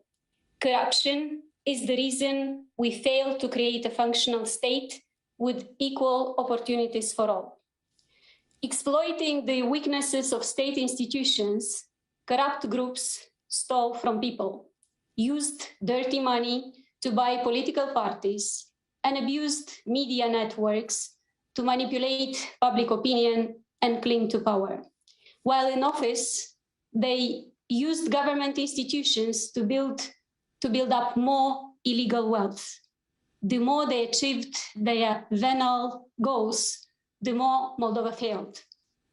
Corrupt governments have plunged Moldova into poverty. Institutions were captured. Impunity and injustice became widespread. A few powerful individuals monopolized economic flows, discouraging investments and eroding opportunities. Financial crimes became the norm. Banking sector fraud amounting to 12% of GDP and the $22 billion laundered through the country are indicators of the magnitude of corruption we faced in the last decade alone. This had severe consequences for our economy, our statehood, our national security. But things can be very different. The citizens of Moldova have made their expectations very clear. We must break the vicious cycle of corruption and state capture, which has held Moldova back for so long. This goal has united the Moldovans, regardless of their ethnic origin or the language that they speak. People want a cleaner public service, which would be worthy of respect, strengthen social cohesion, and make the state more functional.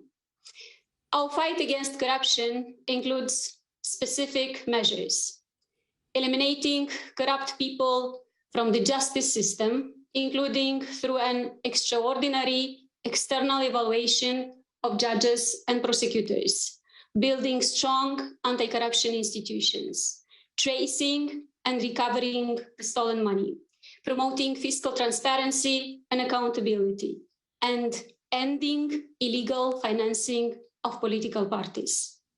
These are not simple tasks. These are tough, serious, systemic endeavors which must be waged relentlessly across the board. We are meeting fierce resistance from those who still benefit from the old system. But the people did not ask us to be nice. They asked us to make sure that everyone follows the rules. And we are determined to do this in good faith for the benefit of all citizens, for the common good.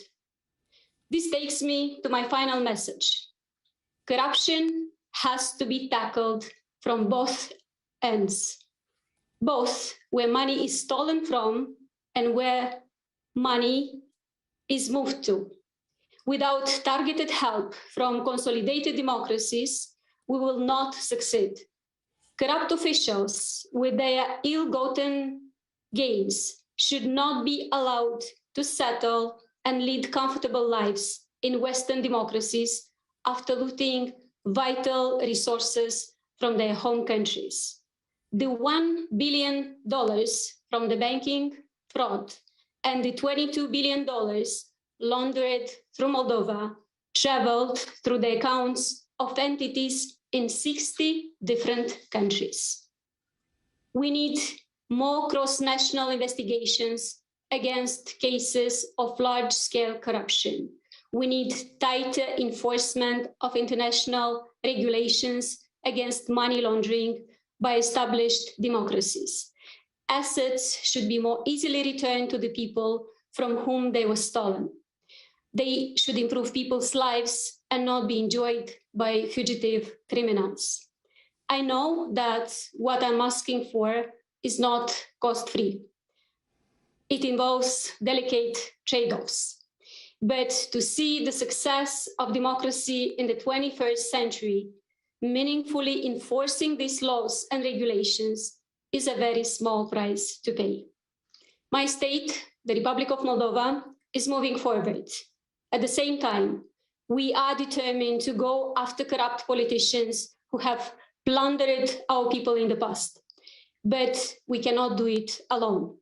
On behalf of many fragile democracies, I ask for your support in bringing corrupt officials to justice and returning the assets that do not belong to them.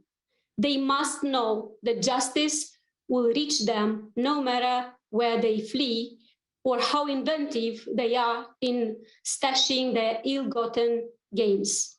Together, we can go a long way to bring back those much-needed resources. Otherwise, our will to fight corruption by itself is not enough. This must be a global, collaborative effort as we all share the view that corruption is the one thing that can undermine democracy regardless of where we live. It undermines institutions, weakens states, and disillusions democratic citizens, which plays into the hand of authoritarian leaders and cross-border criminal groups.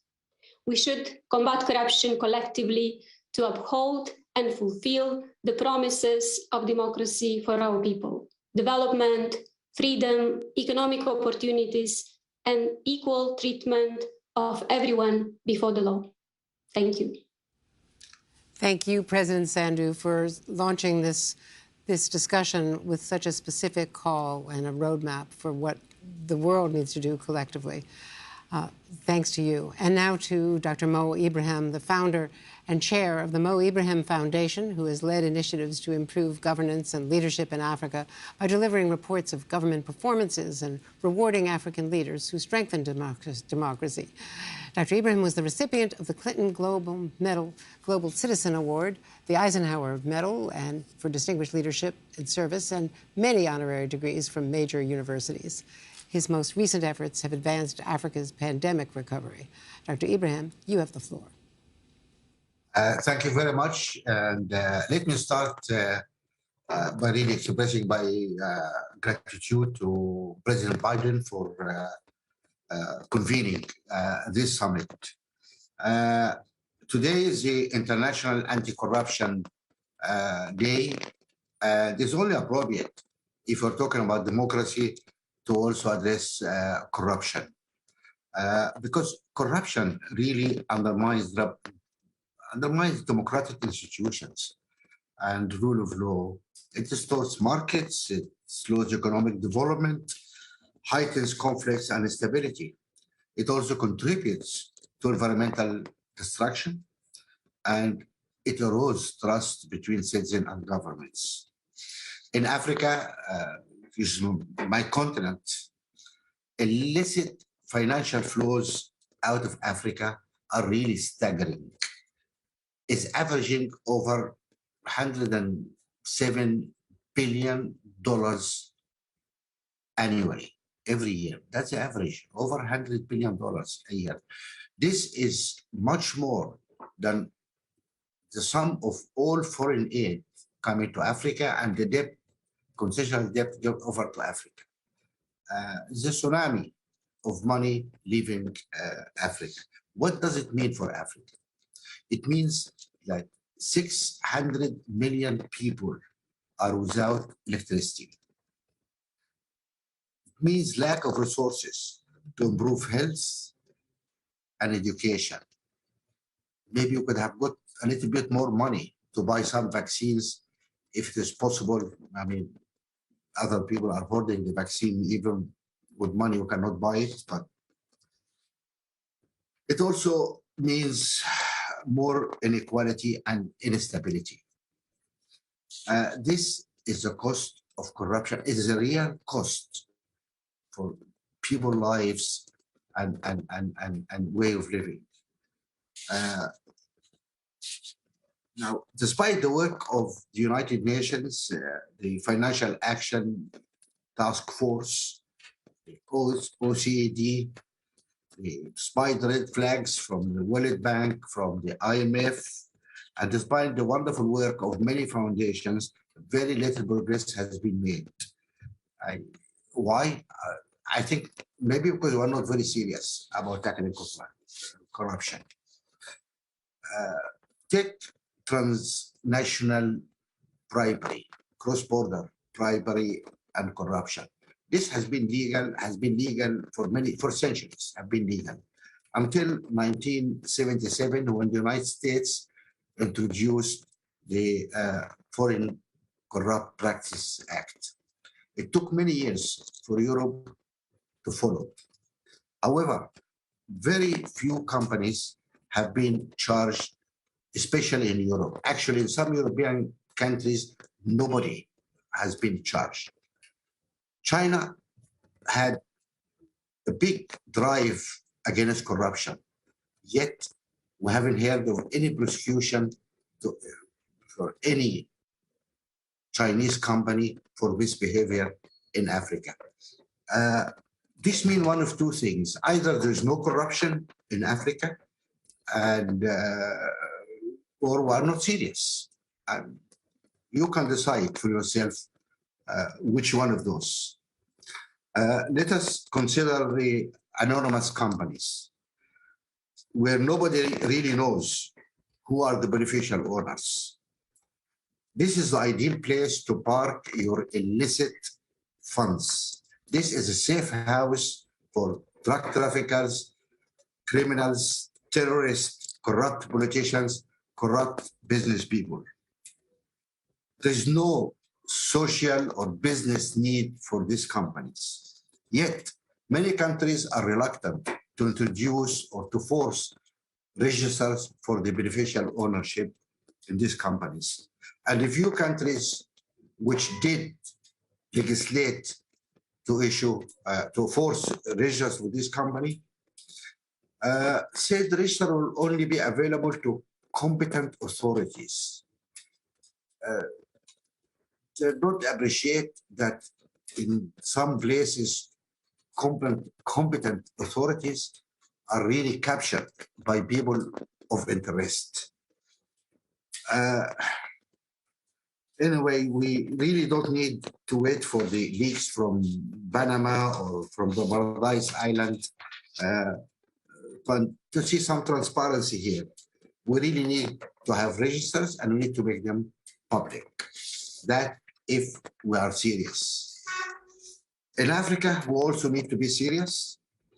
We have been making some progress, not enough, small progress in improving governance, transparency, and democracy, but it's not enough.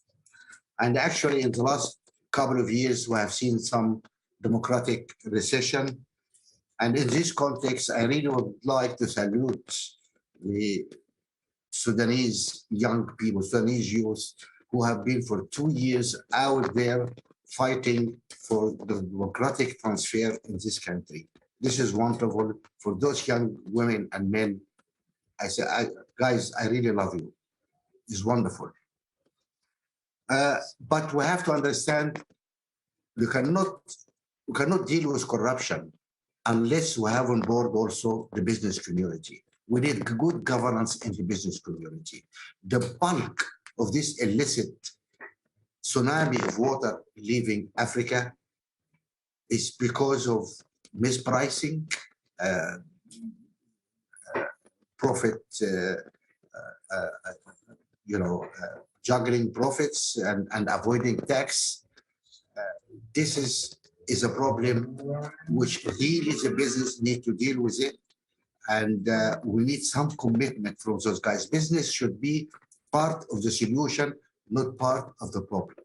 We really want everybody, business, government, civil society, political people, all, we need to be serious if we really want to deal with corruption. Thank you very much. Well, thank you very much, Dr. Ibrahim. To frame the conversation to come now from our panel, let's take a look at this video.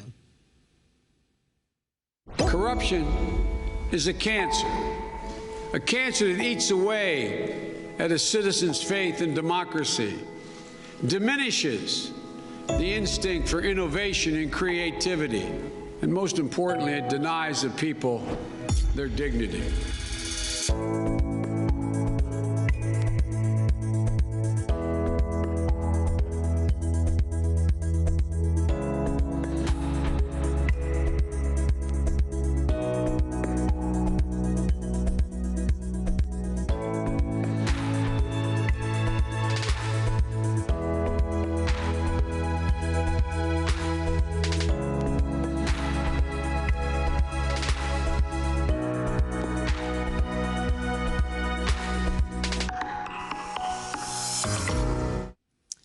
And now it is my great privilege to turn the session over to our host for today, U.S. Treasury Secretary Janet Yellen. Secretary Yellen has spent almost 50 years in academia and public service. She is the first person to have led the White House Council of Economic Advisors, the Federal Reserve, and the Treasury Department, and needless to say, the first woman to have held all of those positions as well. The Secretary will share what the U.S. Treasury has been doing to combat corruption here in the U.S. and overseas by targeting money launderers, oligarchs, and criminal groups, to say nothing of everyday tax evaders.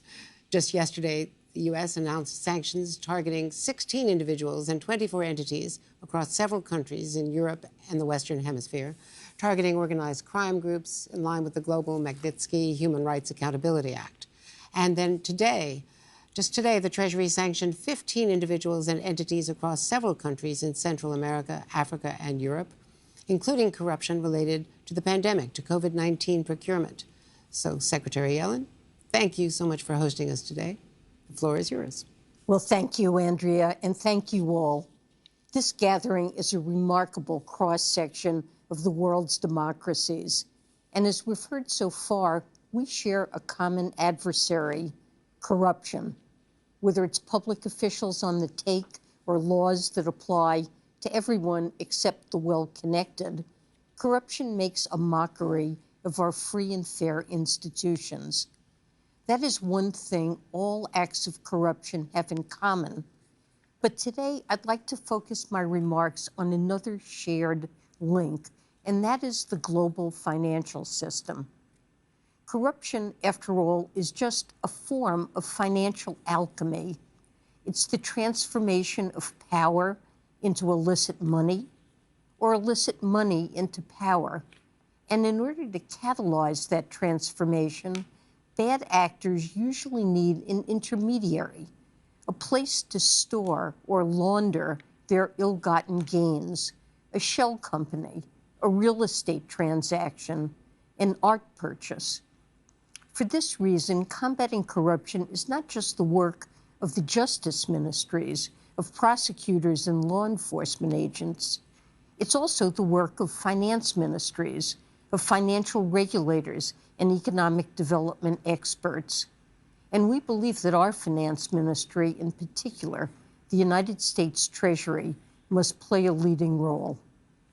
The U.S. financial system is the backbone of the world economy.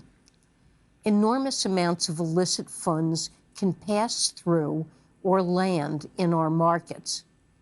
But just because bad actors want to launder money through the United States does not mean we need to make it easy for them. There are far too many financial shadows in America that give corruption cover.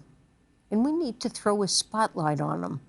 And that is what we are doing through many of the measures that are part of the government's holistic strategy to combat corruption, which we released this week. One crucial measure is exposing who owns shell companies and other illicit funds. In the popular imagination, the money laundering capitals of the world are small countries with histories of loose and secretive financial laws. But there's a good argument that right now, the best place to hide and launder ill-gotten gains is actually the United States. And that's because of the way we allow people to establish shell companies. Since Andrew Jackson, individual states have been free to set their own rules for incorporating companies. And since the early 20th century, some states have allowed anybody to establish a shell company without disclosing who really owns it, what we term the beneficial owner. But this is about to change. Thanks to Treasury's Financial Crimes Enforcement Network, or FinCEN, we're now in the process of implementing the Corporate Transparency Act. A big bipartisan majority passed the law last year, and it allows us to build a national database of who owns what shell company. On Tuesday, FinCEN issued a proposed rule to collect the necessary information that will help us build this database. It will require many U.S. and foreign companies to report their true beneficial owners to FinCEN and to update that information when those beneficial owners change. We're also ensuring a similar principle applies to real estate, because many corrupt actors can hide their money in Miami or Central Park skyscrapers the same way they do in shell companies. An LLC or trust can be listed as the owner. A lawyer can sign the paperwork.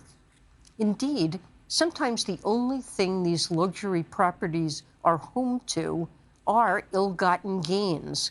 They're money laundromats on the 81st floor. And so we're also soliciting public feedback on a future rulemaking, one that will make sure that when someone buys one of these properties with all cash, they can't hide their identity. Of course, these are just a few of our efforts.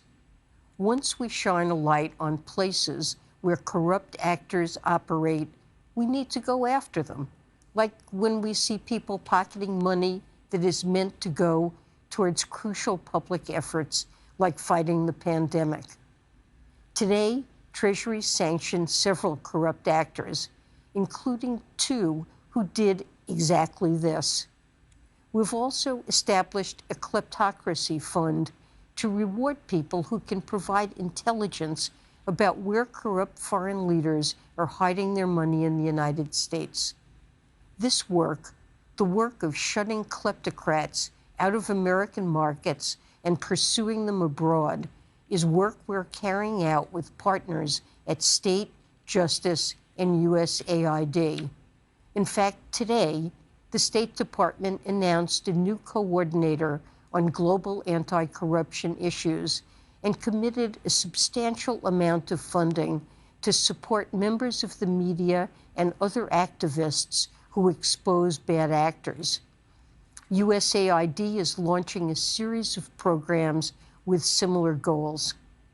But let me close by saying this. It's very important that we recognize that it's not only foreign actors who abuse our financial system. There's corruption here at home, especially when it comes to how people pay taxes, or rather, how they don't. Last year, more than $600 billion was withheld from public coffers because of our broken tax system, which effectively lets the country's top earners and largest corporations get away with evasion. Now, obviously, there's a difference between a tax evader and autocrat who drains the public treasury. But the financial implications are similar. The country is deprived of funding for things that benefit everyone: education, childcare, roads, and bridges. The dollar that stays in a tax cheat's account is also the dollar denied to the child who needs subsidized kindergarten. After all, the United States cannot be a credible voice for free and fair government abroad if at the same time we allow the wealthy to break our laws with impunity. The idea of democracy is bound up in the idea of America. If we want free institutions to thrive the world over, then first, we must model what they look like at home. And with that, I'm happy to turn the discussion back to our moderator. Andrea, thank you again. Thank you so much, Secretary Yellen. And now I want to bring in our panelists. Let's turn to this panel on how to prevent and counter corruption.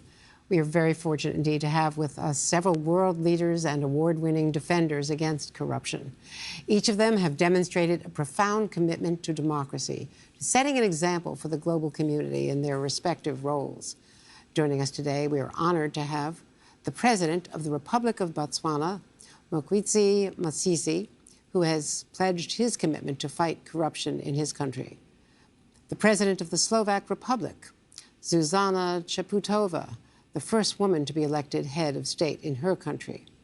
As a lawyer and environmentalist, she won a landmark case in the European Court of Justice, confirming the public's right to participate in decisions that impact the environment. And she was awarded the prestigious Goldman Environment Prize in 2016. Also with us today, Paul Radu, co-founder of the Organized Crime and Corruption Reporting Project, who led the award-winning Russian, Azerbaijani, and Troika laundromat investigation and coined the term laundromat to define large-scale financial fraud vehicles used to launder billions of dollars, as Secretary Yellen was just referring. Ruben Lefuka, Zambia's Transparency International Vice Chair, an architect and environmental consultant who serves on the board of the International Anti-Corruption Conference. From 2011 to 2013, Mr. Lefuka helped advise the President of the Republic of Zambia on drafting their new national constitution. And Ecuador's Attorney General, Diana Salazar-Mendez, who has been recognized by Secretary of State Blinken, as you just saw, as one of 12 inaugural anti-corruption champion heroes. She was the youngest person and the second woman to assume that post, and the first career prosecutor to become the country's chief law enforcement officer. Also with us is Daria Kaleniuk, the co-founder and executive director of Ukraine's Anti-Corruption Action Center, whose organization has displayed a critical role in shaping Ukraine's anti-corruption efforts. Welcome to all. Let's start with our first question to President Masisi of Botswana. Mr. President? Thank you very much, Andrea. Secretary Yellen, distinguished panelists, it's an honor for me to have been invited to take part in this segment of President Biden's Summit for Democracy. The fight against corruption is at the top of my country's development agenda. And therefore, sharing this platform with a team of distinguished panelists to discuss this phenomena is encouraging as we learn more about the most effective ways to fight this vice. Corruption is commonly defined as the abuse of entrusted power for personal gain. It is a silent crime sustained by weak administrative systems and lack of accountability. It contributes to poverty by denying the poor and marginalized people in society basic services and amenities meant to address inequality and social injustice. In Botswana, we have embraced the importance of political will as critical in the fight against corruption because it engenders an anti-corruption culture at the highest level, which offers a firm foundation to deal with the vice. Botswana is aware of the corrosive nature of corruption on democracy and the rule of law. Hence, we have made it the responsibility of the political leadership and senior public servants to inculcate anti-corruption measures in their processes and procedures.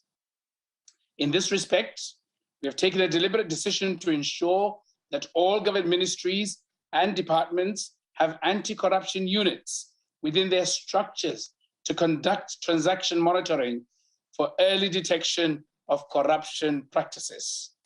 This initiative was informed by the realization that the fight against corruption is crucial in our governance system.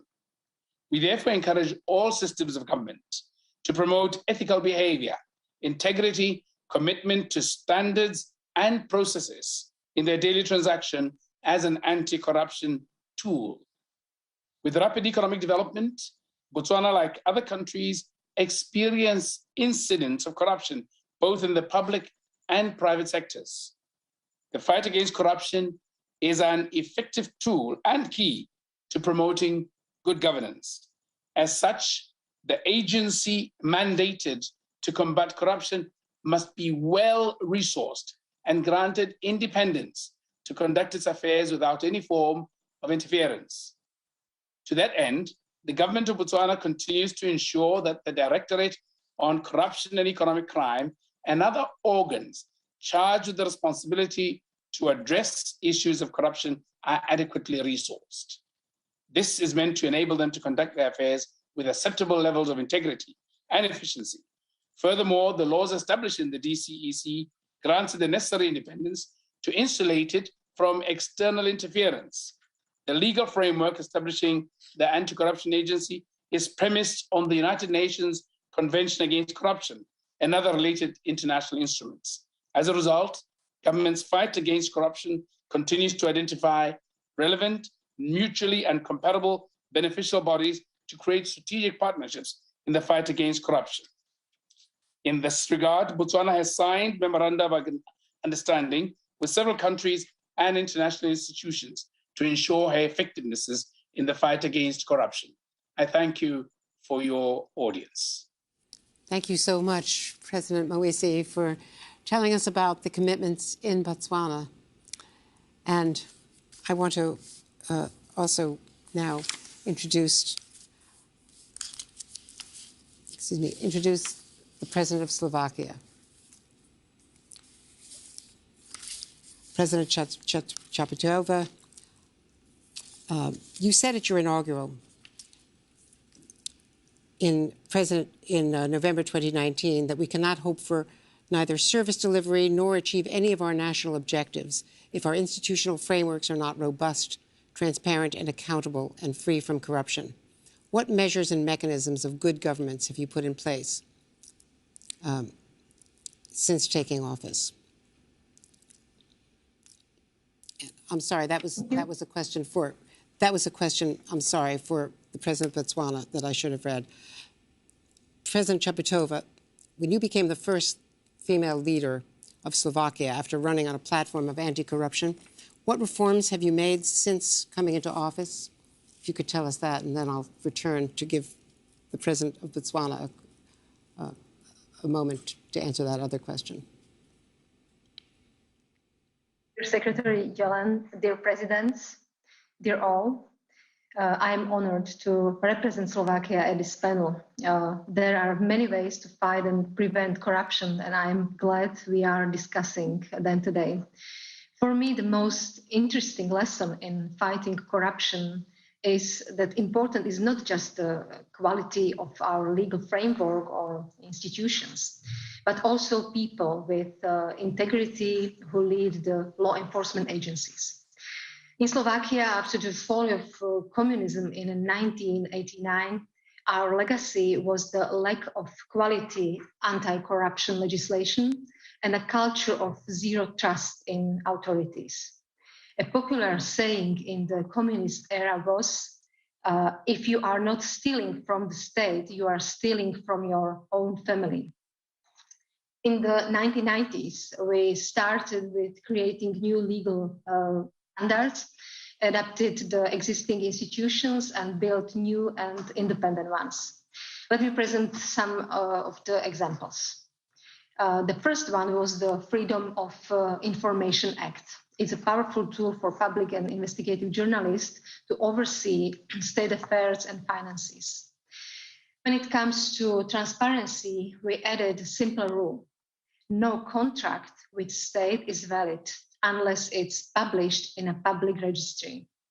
These steps helped us uncover and prevent corruption in many cases. Another example, we eliminated from public finance transactions. No entity can do substantial business with state unless it fully discloses its beneficial ownership in a specialized and publicly accessible registry. It's quite unique, and we are ready to share our experience. In the field of building institutions, we also added a specialized prosecutor's office and specialized criminal court to deal with high-level corruption and money laundering. An inspiration for several other countries. It's obvious we can change the rules quickly, but it takes decades to change people's mindset. My personal observation of the last 30 years is that we suffered from legislation and institutional optimism. We thought that if we have the necessary institutions and regulation in place, it would be enough. It is not. As I said in the beginning, what is crucial is the quality of people, especially those who lead the institutions. This was the reason why we adopted a transparent public selection process and hearings of candidates, for example, for judges or prosecutors. They're all the measures we adopted in Slovakia are helpful in fighting corruption. We know that corruption is never a local problem. It's affecting all of us, just like the climate crisis. So we must work together and globally because corruption knows no borders. Thank you, and I wish you a very good discussion. Thank you. Thank you so much, President Shapitova.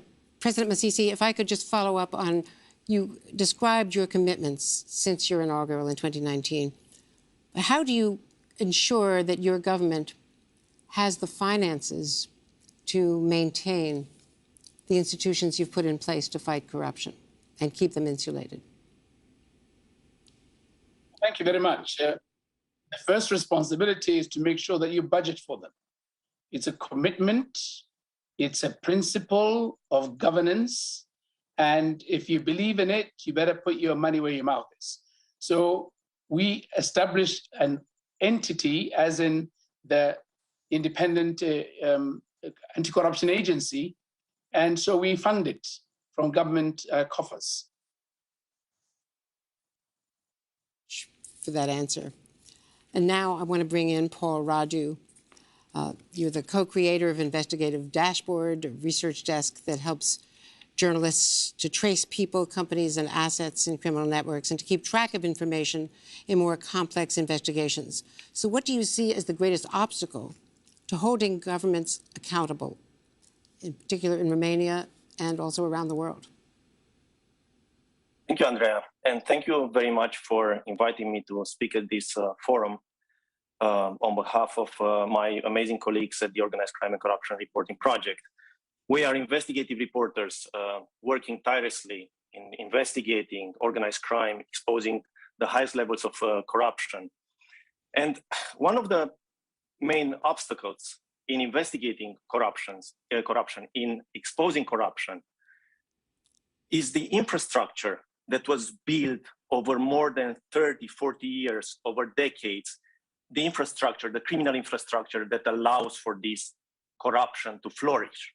Now, I grew up in Eastern Europe. I'm from Romania. And in the early 90s, we were high on this dream of democracy. It was right after the fall of the Berlin Wall, right after the fall of the communism. And we thought, the page has turned and we're living in a new era and people have a new chance to experience freedom. What we didn't know was that we turned a page in the same book. The same people who were looting the countries, the Eastern European countries, in the 80s, in the 70s, kept on looting in the 90s, in the 2000s. 20 years later, I was with my co-founder in Cairo, in Egypt, working with investigative reporters in in the Arab countries and North Africa in exposing high-level organized crime and corruption in their countries. They were full of hope as well, because they thought the tide has turned.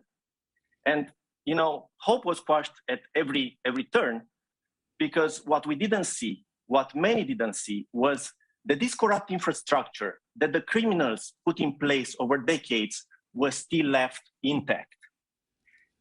And this corrupt infrastructure is comprised of offshore companies, the lack of transparency when it comes to the financial services, the fact that the criminals are very innovative. They are early adopters of technology. They put together systems, corrupt systems, that are replicated over and over across geographies, across servers. So this is the biggest obstacle in fighting corruption, the fact that this infrastructure is not seen enough by enough people who can act on it. Now, at OCCRP, we exposed some of this corrupt infrastructure. We exposed the criminal services industry. Our colleagues at, working with other networks are also exposing this type of wrongdoing, but there needs to be more action on top of it.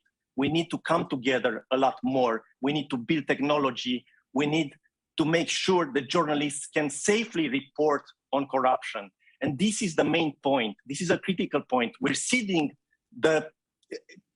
these great plants, you know, that are going to grow and are going to flourish, that are going to foster democracy. But this is, you know, part of that is sustained by investigative reporting. And along the way, in the past 30, 40 years, investigative reporters have given their lives for it. Anna Politkovskaya, Jan Kuciak in Slovakia, Daphne Caruana Galizia, you know, many people in Mexico, in Colombia, in many other parts of the world, they have sacrificed, you know, for investigative reporting, in the service of the public.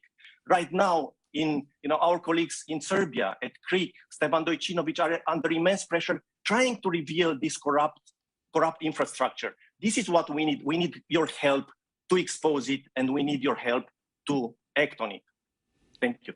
Well, thank you so much, Paul Radu, and that is a passion of mine, as you could imagine, through the Committee to Protect Journalists and the International Women's Media Foundation and other groups in which we're active here in the United States and globally. So the toll that has been taken on investigative reporting around the world, both those who've been killed and those who are still in jail in many countries, is just intolerable.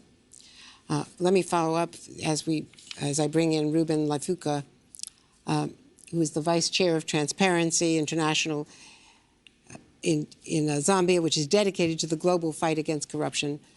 You've laid out a strategy to drive systemic change by 2030, but do you have in place the independent ability to go after the corrupt holdovers from all of those decades, which I assume is similar in Zambia as it is in Romania, in Paul's native country? Thank you. Thank you very much, Andre. Just one correction. I'm based in Zambia, but I'm the Vice Chair of Transparency International at the global level. I'm therefore here representing more than 100 plus chapters. So I would like to contextualize my remarks by talking about what is happening around the world and with the involvement of our chapters. It's firstly an important occasion for us to share our views. I think that probably the best way to structure the question that you've asked is to look at how we can work collaboratively as civil society, independent media with governments. And for us as Transparency International, we've been looking at this issue of how, as civil society, we can collaborate with other actors in holding corrupt actors accountable. And we have often seen, in too many cases, people who come to power, political leaders who come to power with populist tendencies, lash out at accountability-focused actors. The deliberate weakening of both institutional and societal checks over the past decade is one of the reasons why we are facing this interlinked crisis of corruption and democracy today. But to fulfill these mandates within the democratic system, like President Masisi said, the oversight and enforcement bodies such as anti-corruption agencies and supreme audit institutions need to be functionally independent and adequately resourced, but also empowered to detect and sanction wrongdoing. And for Transparency International, we've made a number of proposals insofar as transparency measures are concerned, which can be implemented both at home and abroad. And some of the measures would include what has already been said. Number one, just beneficial ownership transparency, and specifically having public central registers of beneficial owners, which would make it easier for all accountability actors to carry out detection and investigative functions. We believe that with public registers in place, procurement entities or agencies would have better overview of potential conflict of interest situations. Enforcement agencies at home and abroad could detect and investigate corrupt transactions and money laundering more easily. But reinforcing all this, investigative journalists and civil society activists could make use of the registers to help expose corruption schemes. Likewise, publication of assets declaration would contribute to deterrence and verification work. And the signing of International Data Exchange Treaty for the verification of assets declaration would quite help. But we also think that new tools would help enforcement agencies to fulfill their mandates. For example, the use of non-conviction-based confiscation and international cooperation in such cases, as was called for in the political declaration of the UN General Assembly Special Session Against Corruption in June 2021. But cross-border enforcement could also be improved through expansion of the membership and capacity of the International Anti-Corruption Coordination Center, which assists enforcement agencies conducting challenging cross-border investigation. This could be supplemented with the use of investigation teams, and this can be increased. So therefore, as Transparency International, we see that this year of action that the summit aims to kick off provides for the conditions for meaningful engagement with civil society groups and for catalyzing public support. Civil society organizations can contribute know-how as well as help monitor follow-up to the commitments. And democracies should also do more to foster an enabling environment for civic action. Just as a last point, for example, they should adopt measures to protect independent media, whistleblowers, and activists against strategic lawsuits against public participation, also known as SLAPs. We would also like to see new frameworks for public interest organizations to bring collective compensation claims on behalf of victims of corruption. Finally, we want to just thank the US government for the announcement they've made to support the work of the Global Anti-Corruption Consortium, which brings together the OCC, PR, and Transparency International in fighting corruption and help foster this enabling environment for civic action. Thank you very much. Thank you, Mr. Lefuka, and thank you for your global efforts in fighting corruption. I want to bring in Diana Salazar, the Attorney General from Ecuador. And maybe you could also comment on whether or not in your efforts, Attorney General, for unhindered access that you now have to the EU, but in your efforts for more access to, more access in Ecuador for the independence and the integrity of the justice system, what you've been able to accomplish so far has been extraordinary. What more could be helpful, including the cross-border access that Mr. Lefuka just spoke to, cross-border enforcement?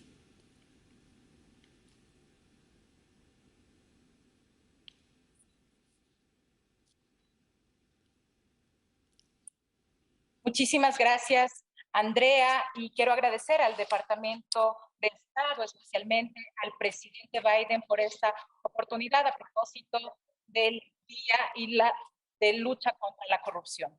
Efectivamente, como lo señala Hidalgo y Kaufman, la corrupción socava la capacidad de desarrollo de los estados, convirtiéndose en un muy importante obstáculo para la reducción de la pobreza y la desigualdad. limitando las oportunidades y libertades como consecuencias económicas que profundizan los problemas.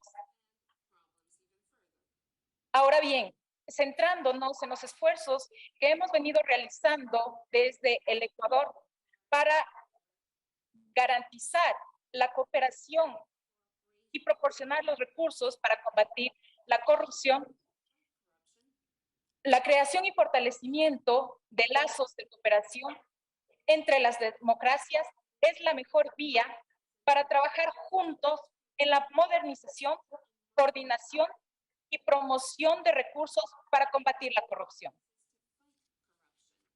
Los mecanismos cooperativos como la asistencia legal mutua, establecidos en la Convención de las Naciones Unidas contra la Corrupción, deben adaptarse constantemente a la evolución, no solo de los modus operandi de los delitos de corrupción, sino también a las facilidades que nos brinda la globalización como resultado del desarrollo de las tecnologías de la información y la comunicación. Este es uno de los principales retos que tenemos que asumir como una comunidad internacional de lucha contra la corrupción. Incorporar a nuestros procedimientos los mecanismos de comunicación directa entre autoridades competentes, como lo establecen los convenios de cooperación internacional. Para fortalecer el trabajo conjunto de las democracias a escala bilateral, regional e internacional, debemos continuar innovando en soluciones que permitan articular las legislaciones de cada Estado y superar obstáculos prácticos asociados, por ejemplo, a las diferencias idiomáticas, para lograr una cabal implementación de los instrumentos de cooperación como la mencionada Convención contra la Corrupción.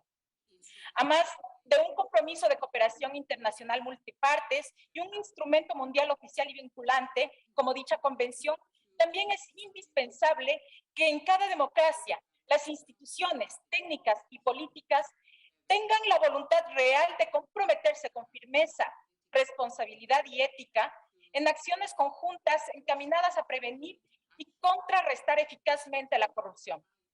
Con base en la experiencia vivida, entonces, es indispensable promover aún más una cooperación internacional que responda a estrategias comunes de prevención y lucha contra la corrupción y que cuente siempre con la participación activa de las instituciones técnicas especializadas.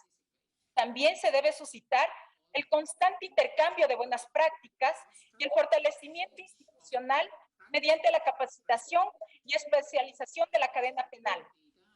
Además de la participación en foros, redes y grupos de trabajo de carácter regional e internacional, como esta Cumbre por la Democracia, pues permiten, desde el intercambio de ideas, perspectivas e información oportuna, viabilizar los avances en la lucha contra la corrupción. Es nuestro deber, como integrantes de las democracias del mundo, seguir tendiendo puentes de cooperación para prevenir y combatir la corrupción y, sobre todo, evitar la impunidad.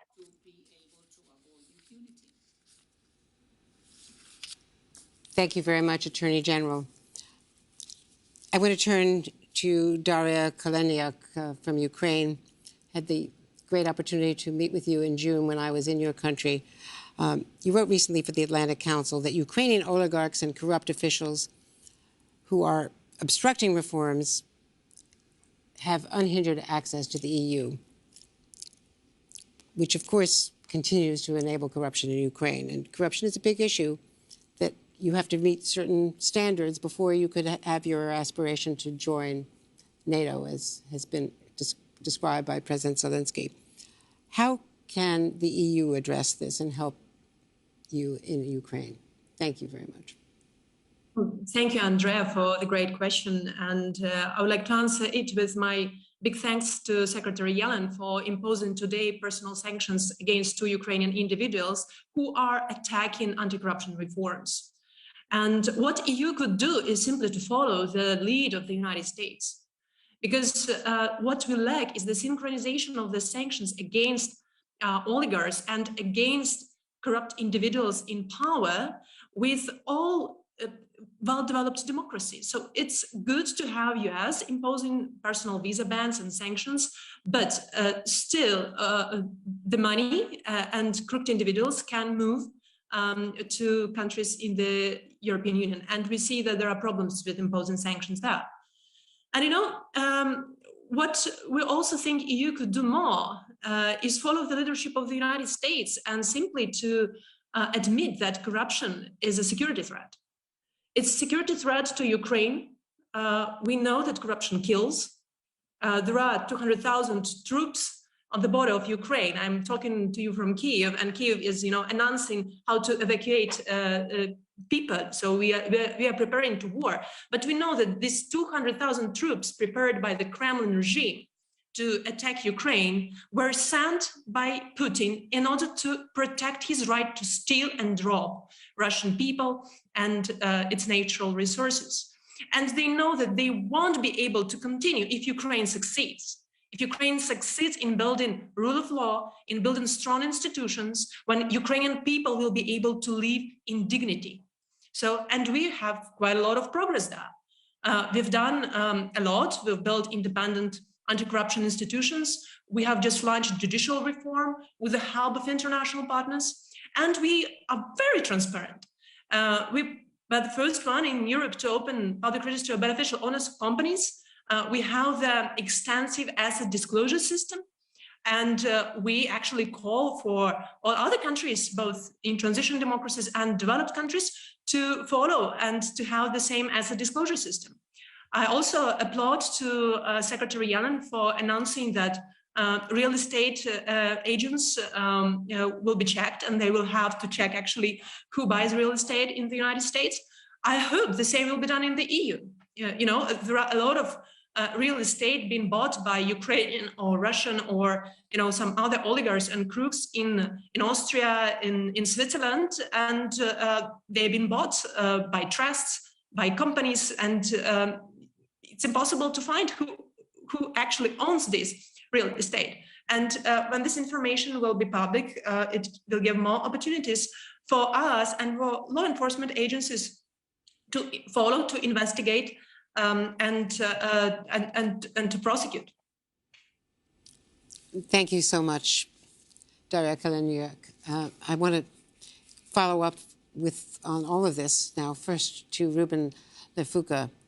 Talk to me about Transparency International and what kind of international cooperation you now need from the US and other countries to help you in your efforts. Thank you very much, Andre. Transparency International, as I earlier on said, has a presence in more than 100 countries, and we've been in existence since 1993. And our work has been around a number of key areas, and currently we're looking at issues of dirty money, really addressing the problem of dirty money, addressing the challenges of state capture, but also looking at the transnational corruption. And we did just yesterday issue an open letter where we're calling on governments attending this summit to initiate a true momentum for the future of democracy by creating conditions for meaningful civic participation, especially in this coming year. And this plea is not just coming from Transparency International, it's also coming from activists around the world. And this is driven by the fact that we've had similar type of events in the past where commitments have been made and there's been very little implementation of some of those commitments. So for the democracies gathered here at this summit, our call is that you should make a global pact with a very clear plan of action. And this plan of action should include implementation of commitments to collective and individual anti-corruption measures next year. We want to see a real and prompt follow-through, which is very essential for the credibility of the initiative. We recall the London Anti-Corruption Summit in 2016. A number of commitments were made, but following through on some of those commitments, not all the countries that made commitments followed through on them. So we're making this plea for a global pact from the democracies gathered here. And like I earlier on said, one of the key areas that democracies can work on is to update the enforcement and justice toolkits in order to fill the gaps in the implementation, as well as the gaps and corruption challenges within the international anti-corruption framework, in much the same way that they committed to do that in the political declaration of June 2021 at the UN. Thus far, we have not seen the same commitment to stem the flow of the process of corruption, as we have seen efforts to counter terrorist financing. So in our view, corruption is also an existential threat to democracies.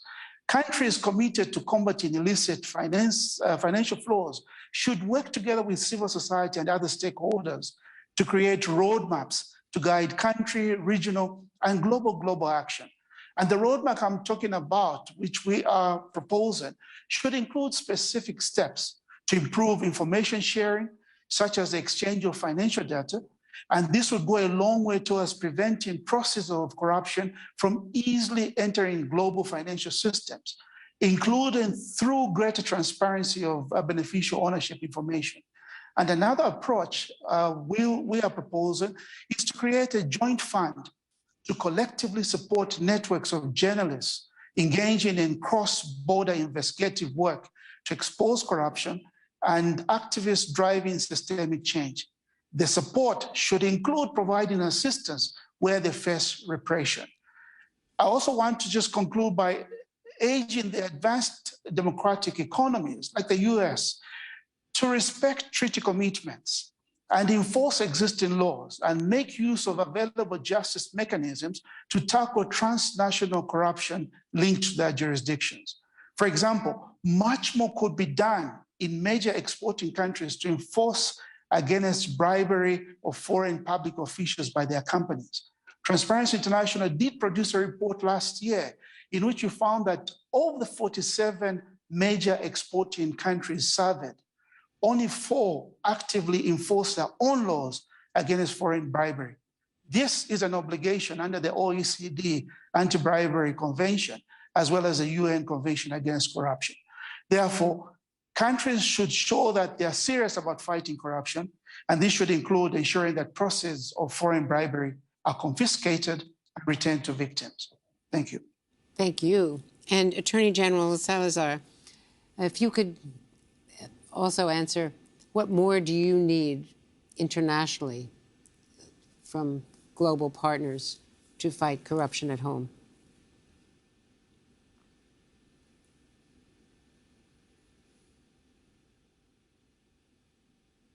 Consideramos en el Ecuador que las asociaciones público-privadas son un puntal importantísimo para luchar contra la corrupción.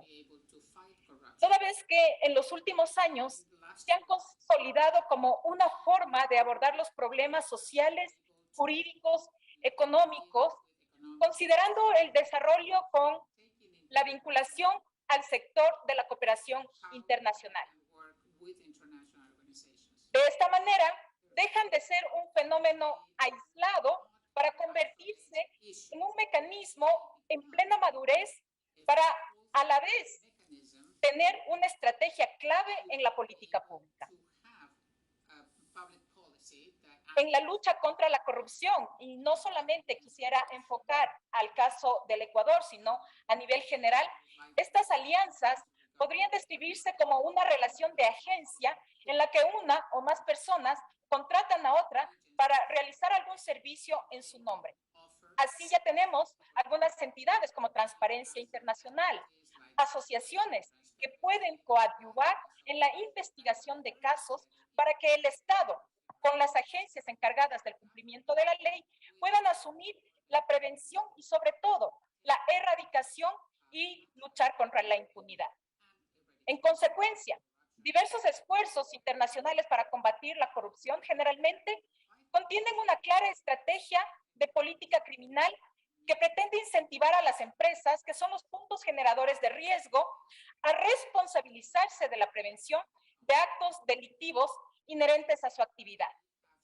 De esta manera, la prevención de la delincuencia corporativa requiere de esta asociación público-privada que la estamos llamando más eficiente, que deje ver a las empresas como posibles objetivos criminales y las convierte en entidades cooperantes durante la investigación, el enjuiciamiento de los delitos comerciales y sobre todo en aquellos que afectan a la administración pública.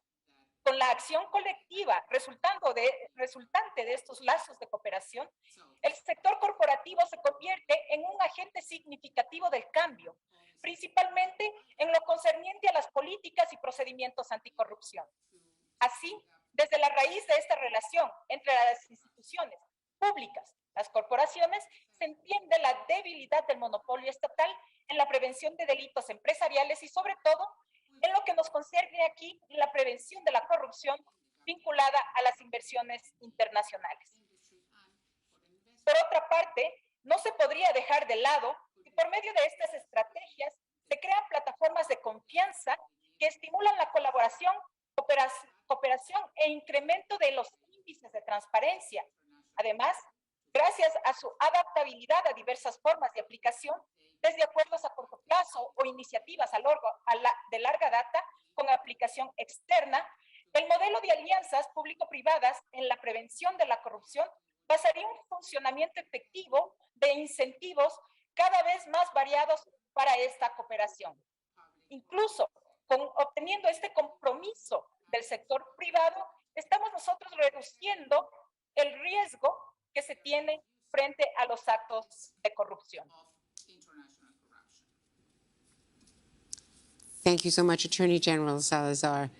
And Daria Kaleniuk, you alluded to today's sanctions against Andrei Portnov. How much impact would that have? How important do you think these sanctions are? And are there others who you think also need to be targeted? These personal sanctions are very important because they are targeting individuals who are abusing their power in order to prevent Ukrainian institutions from change. And one of the individuals who was sanctioned, and we were campaigning for sanctioning him, is the head of the Constitutional Court of Ukraine. Just a year ago, the Constitutional Court, under the leadership of this person, suggested and made a decision that entire anti-corruption reforms we were building for the last 7 years are unconstitutional, and he didn't explain why. And you know, there are many corrupt officials within judicial system, within prosecutorial system, within the security service of Ukraine, who are there just to prevent anti-corruption institutions and rule of law from succeeding. And, you know, they don't like to travel for their vacations to Russia or to China. They prefer to travel and make shopping in Vienna, to study in US, and to receive health treatment somewhere in Germany. So for them, the real punishment and the real threat is actually to cut this access from the West. And I think it's fair. If they are preventing Ukraine from fair democratic transformation and from joining the democratic countries and well-established democracies on the West, then they should also lose access to the West. So that is very important, and I hope that the Treasury will keep going and will continue. And I'm very glad that there is the Global Magnitsky Act implemented in the US, which allows us, civil society activists, to submit requests, to collect data, and to ask the Treasury or State Department to react. This really helps us, and we see that it has changed. We see that these people, more people who would want to abuse their office are afraid of doing so. And again, what I have told, we see that there is lack of such move from Europe. We hope that this will be changed. I was expecting to hear some commitments, and probably they will be announced later during the Summit of Democracies from the countries from the EU member states. But Zuzana Chaputova is in the same panel. She's from the EU member state. In June this year, we want to prove that Ukraine is actually democracy in action. President Biden told that democracy needs action, it's not static. We believe that Ukraine is real democracy in action, and in June we will hold the international gathering where we will review all commitments which were done at this forum, at Democracy Forum today, and we see how they have been implemented. And we also hope that all these great announcements from the US strategy, including the new coming regulations from the Treasury, will be working, and it will be opportunity to celebrate actually the implementation of promises and implementation of the strategy, both by the US but also by other countries, including EU member states. Thank you. Thank you so much, and thanks to all of you for joining this panel. You've all made such significant contributions to a better global understanding of how corruption erodes confidence in government in different societies. Special thanks to our host, U.S. Treasury Secretary Janet Yellen, whose broad experience in the Federal Reserve, the White House, the Economic Council there, and now the Treasury is so suited to combating this scourge here and around the world. It's clear to me, I think to all of us today, that we have a lot of work to do together to create a better world. As a journalist over many decades, I have reported on the best and the worst of governments and know all too well how corruption erodes public confidence in our institutions. I'm grateful to all of you for taking so much time today to join us in the search for solutions. It's clear we have work to do to create safer, more equitable societies. All of us, journalists, elected leaders, those working in civil society, have important roles to play, and I hope we can all leave today's conversation with new ideas on how we can make our countries better places in which to live. Thank you all so much. Good day.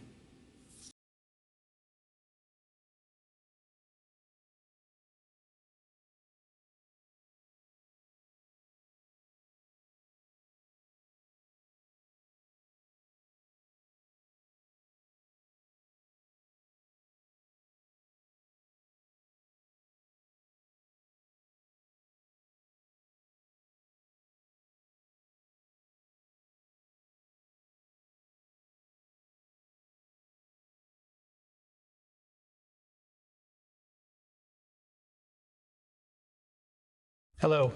I want to begin by thanking President Biden and Vice President Harris for inviting me to be a part of this summit, for their commitment to this incredibly important discussion, and to all those participating for your focus on this issue. Healthy democracies require healthy relationships amongst citizens and their governments. Keeping these relationships healthy requires a constant commitment to listening, learning, and always working to do better. It needs an authentic effort to reach consensus, compromise when necessary, and accept that we won't, and in fact should not, win every debate. And it takes humility to realize that no single party or person has all the best ideas. Citizens and those elected to serve must also understand the point of view, the goals, and the fears of those whom we disagree. The health of democratic nations themselves depends on listening to and considering other perspectives. What we've experienced in the U.S. from both major parties is a steady erosion of the basic civility and respect that's so essential to the health of our democratic republic. Some of this is by accident, and unfortunately, some of it is by design. Just 11 months ago, for example, we saw our president fuel a campaign to undermine and try to overturn the results of a free, fair, and legal election. The election was overseen by nonpartisan officials across the country and validated by governors of both political parties, which proved the system worked and the values of democracy prevailed when tested. Yet, we can't lose sight of the fact that one person's ego led us to a very low moment in American history. This is a powerful reminder of why we must always guard against authoritarianism and the manipulation of would-be dictators from both the right and the left. It's critical for our nation to humbly reflect on these events and the many years leading up to them and learn from it to make our nation and all democracies more durable. Because democracy is only as strong as our commitment to it, and we can't let our guard down. In his farewell to the nation, Republican Senator John McCain, someone I greatly admired, reminded Americans that the power of democracies is in their relentlessly optimistic commitment to freedom, fairness, and human rights. He warned, however, that these systems are weakened when we confuse patriotism with tribal rivalries that have sown resentment, hatred, and violence in all the corners of the globe. Political polarization, what Senator McCain called tribal rivalries, is one of the greatest threats to our nations and our ability to protect human rights. When we stop listening and learning from each other, when we can't debate issues and find common ground and a path forward, when we refuse to consider another person's point of view, or insist one party or politician is always right or always wrong, we're eroding core democratic values. And make no mistake, other nations who don't share our commitment to the fundamental rights of all people use these fractures to destabilize and divide us further. Now, to be clear, a vigorous and healthy debate is a good thing. It ensures that tough questions are asked, ideas are tested, and different perspectives are heard. Unfortunately, we've reached a tipping point where political debates and activism have turned intensely personal, sometimes downright hateful, at a time when our challenges are in desperate need of more dialogue and understanding. The words of war, like assault and attack, are too frequently used around issues like budget choices or tax policy. Debates are often described as battles.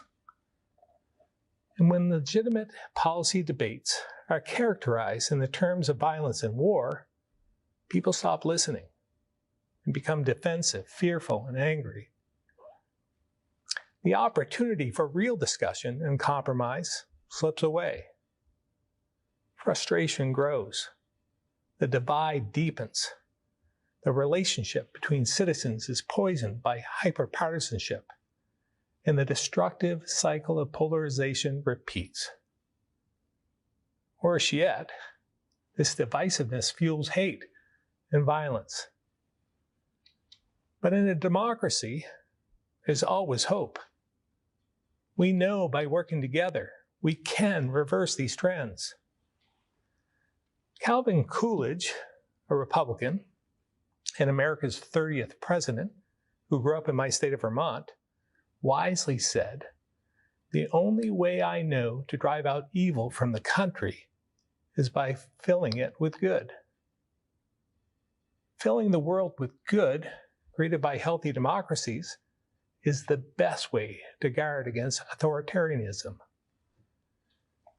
By expanding liberty and justice, we show how to engage in complex debates with both conviction and civility, improve the strength of every nation in its diversity of people and opinion. Democracies are a beacon of personal and economic freedom and opportunity. They cast a bright, hopeful, and optimistic light in stark contrast to the dark and oppressive regimes elsewhere. If we follow this path, if we fill the world with good and set the example, We'll rise above those who seek to dim the bright light of democracy, and democratic societies will flourish across the globe. Again, thanks for taking part in this important discussion and listening to my thoughts. I look forward to hearing more of yours as well. I'm now very pleased to turn the floor over to my friend and colleague, Governor Janet Mills, the Governor of the great state of Maine. Hello, I'm Maine's Governor, Janet Mills. Governor Phil Scott and I are of different political parties, but we're proud to work together on many things. Perhaps because we both hail from New England, where our towns still engage in town meeting, the purest form of democracy. It's when all members of the community, teachers, students, firefighters, farmers, rich and poor, young and old, have an equal voice and an equal vote in the decisions of the day. Sometimes it's a bit rough and tumble, a little bit of friction, discord, and rivalry, but it's rarely about political party. It's always about policy, and it's civil, because we know we'll run into each other again the next day around town. Sometimes citizens sit down after town meeting and break bread together. It's perhaps because of that tradition that we New England governors, 3 Republicans and 3 Democrats, have managed to rise above party and work together through troubled times like the current pandemic. The democratic process isn't always pretty, and it's not meant to be easy. Nationally, there's fierce debate among people with differing opinions, and some of it's pretty acrimonious. It's that acrimony that captures the attention of the media and the headline writers. But those headlines often overshadow the hard work of those who work hand in hand with each other in good faith to reach common ground and to solve the problems of the day. That's the work I'm so proud of here in Maine, where, despite disagreements, lawmakers of all political parties are dedicated to making life better for the people. Republicans, Democrats, and independents in our state joined to pass legislation that I signed into law to protect health care coverage for Maine people with pre-existing conditions and to regulate prescription drugs. We passed a bipartisan budget that fully funds public education, that helps families, small businesses, homeowners, and renters, and that sends money back to Maine people who worked during the pandemic. We came together as Democrats, Republicans, and independents to enact laws that combat climate change through conservation and aggressive renewable portfolio standards, putting us on track to become carbon neutral by 2045. And we came together to create the Maine Connectivity Authority to expand high-speed internet across the state, investing millions in new federal funding, thank you, Mr. President, to make broadband accessible and affordable for all our people. People crossed party lines to get these important things done. That's democracy in action. In Maine, we welcome and encourage everyone to participate in their government by voting. And to make that easier, I signed into law measures for online voter registration and for automatic voter registration. Safe access to the ballot box has been particularly important during the COVID-19 pandemic. But last year, about 78% of all eligible Maine people turned out to vote in the general election, one of the highest voter participation rates in the country. And around 60% of them voted absentee, often using our new secure ballot drop boxes. We adapted to preserve our precious right to vote without sacrificing the health of our people. Here in Maine and across New England, we will continue to bring people of all political parties together to solve problems and strengthen democracy. That's a goal shared by our next speaker, a woman with whom I was proud to serve when we were both attorneys general of our respective states. She has spent her career in public service advocating for equal rights and encouraging people to raise their voices by stepping into the voting booth. As Attorney General of California, she led our nation's efforts to enact marriage equality and to promote equal rights for all. As a United States Senator, she crafted bipartisan legislation to secure our elections, reinforcing our confidence that the outcomes of elections are free and fair. And now, as Vice President, she's defending democracy here at home and across the globe, standing up against those forces that would undermine, eliminate, or threaten the right of everyone to vote. When the days are darkest and our differences seem too many to overcome, Vice President Kamala Harris reminds us not to lose hope. She reminds us that though the design of our democracy is often tested, we must not despair. We are joyful warriors fighting for a better world. And so I am honored to introduce our Vice President and a great friend to democracy, Kamala Harris.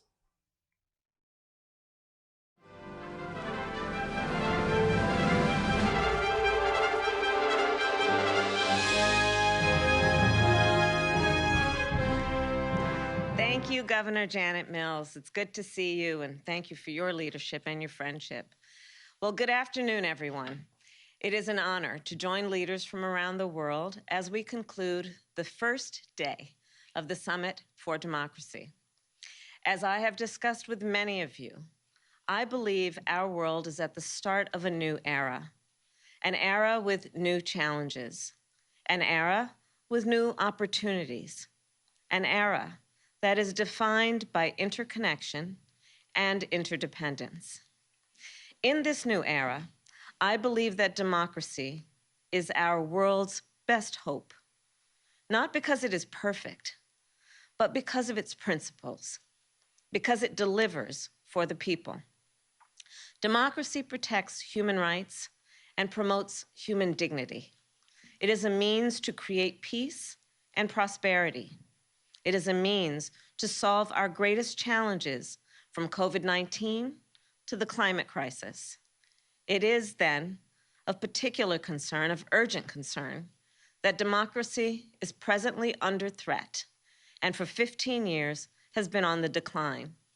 Around the world, autocrats have become emboldened. Human rights violations have multiplied, and corruption is undermining progress. And misinformation is undermining public confidence.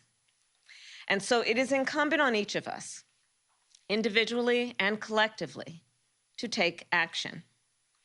Here in the United States, we know that our democracy is not immune from threats. January 6th looms large in our collective conscience. And the anti-voter laws that many states have passed are part of an intentional effort to exclude Americans from participating in our democracy. In our democracy, in every democracy, a representative government is foundational, and the right to vote is fundamental. And so, ensuring every eligible American can access that right is a top priority for our administration, and an effort that I am proud to lead. We know that the right to vote cannot be taken for granted. At every turn, it must be safeguarded and strengthened. And so, our Department of Justice has increased its efforts to enforce federal voting rights laws, and our executive branch is taking further action to strengthen the right to vote. But executive action alone is not enough. Our Congress must act. Right now, there are two bills before the United States Congress, the Freedom to Vote Act and the John Lewis Voting Rights Advancement Act. Taken together, these bills would help to ensure that every eligible American can vote and have their vote counted in a free, fair, and transparent election. Today, as the world watches, the President and I reiterate our call for swift passage of these bills. We know our work at home will make us stronger for the world. We also know that the strength of our democracy is tied to the strength of democracies worldwide. And so we are equally committed to combating threats to democracy wherever they exist. Threats such as corruption, which corrodes public trust, fuels inequality, and can destabilize nations and entire regions. On Monday, our administration released our first ever U.S. strategy on countering corruption. Through this strategy, we will deepen our understanding and response to the transnational dimension of this threat, which I know from my work with leaders around the world is critical. In addition, because human rights and democracy are inextricably linked, the United States has also rejoined the United Nations Human Rights Council. Together, we must protect the rights of people with disabilities, the rights of people of color, the rights of indigenous peoples, LGBTQI+ rights, and women's rights. In March, I addressed the UN Commission on the Status of Women, and I will say what I said then. I strongly believe the status of women is the status of democracy. The exclusion of women in decision-making is a marker of a flawed democracy, and the full participation of women strengthens democracy. To that end, our administration has launched the first national strategy on gender equity and equality. We are working to defend equal rights, including reproductive rights, which are at grave risk here in the United States. And we are working with partners around the world to promote the full participation of women and girls. So I will conclude today with a short story. So this week, as we know, Olaf Scholz took office as the Chancellor of Germany. And the President and I both look forward to working with him as we did with his predecessor.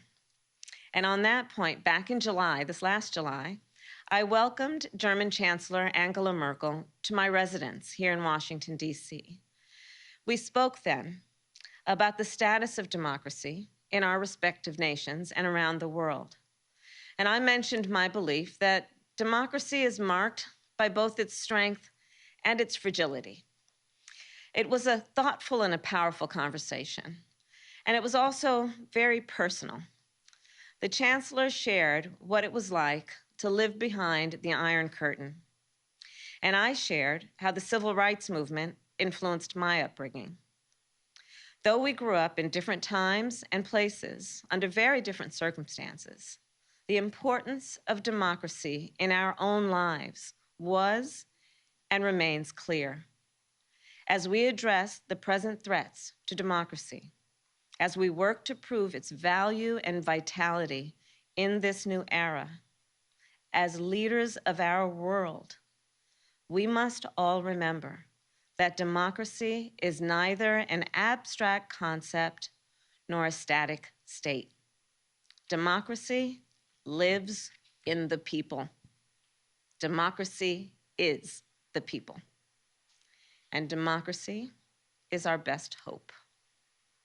So as we go forward, let us do the work that democracy requires. Let us go to work. Let us deliver together for the people. Thank you.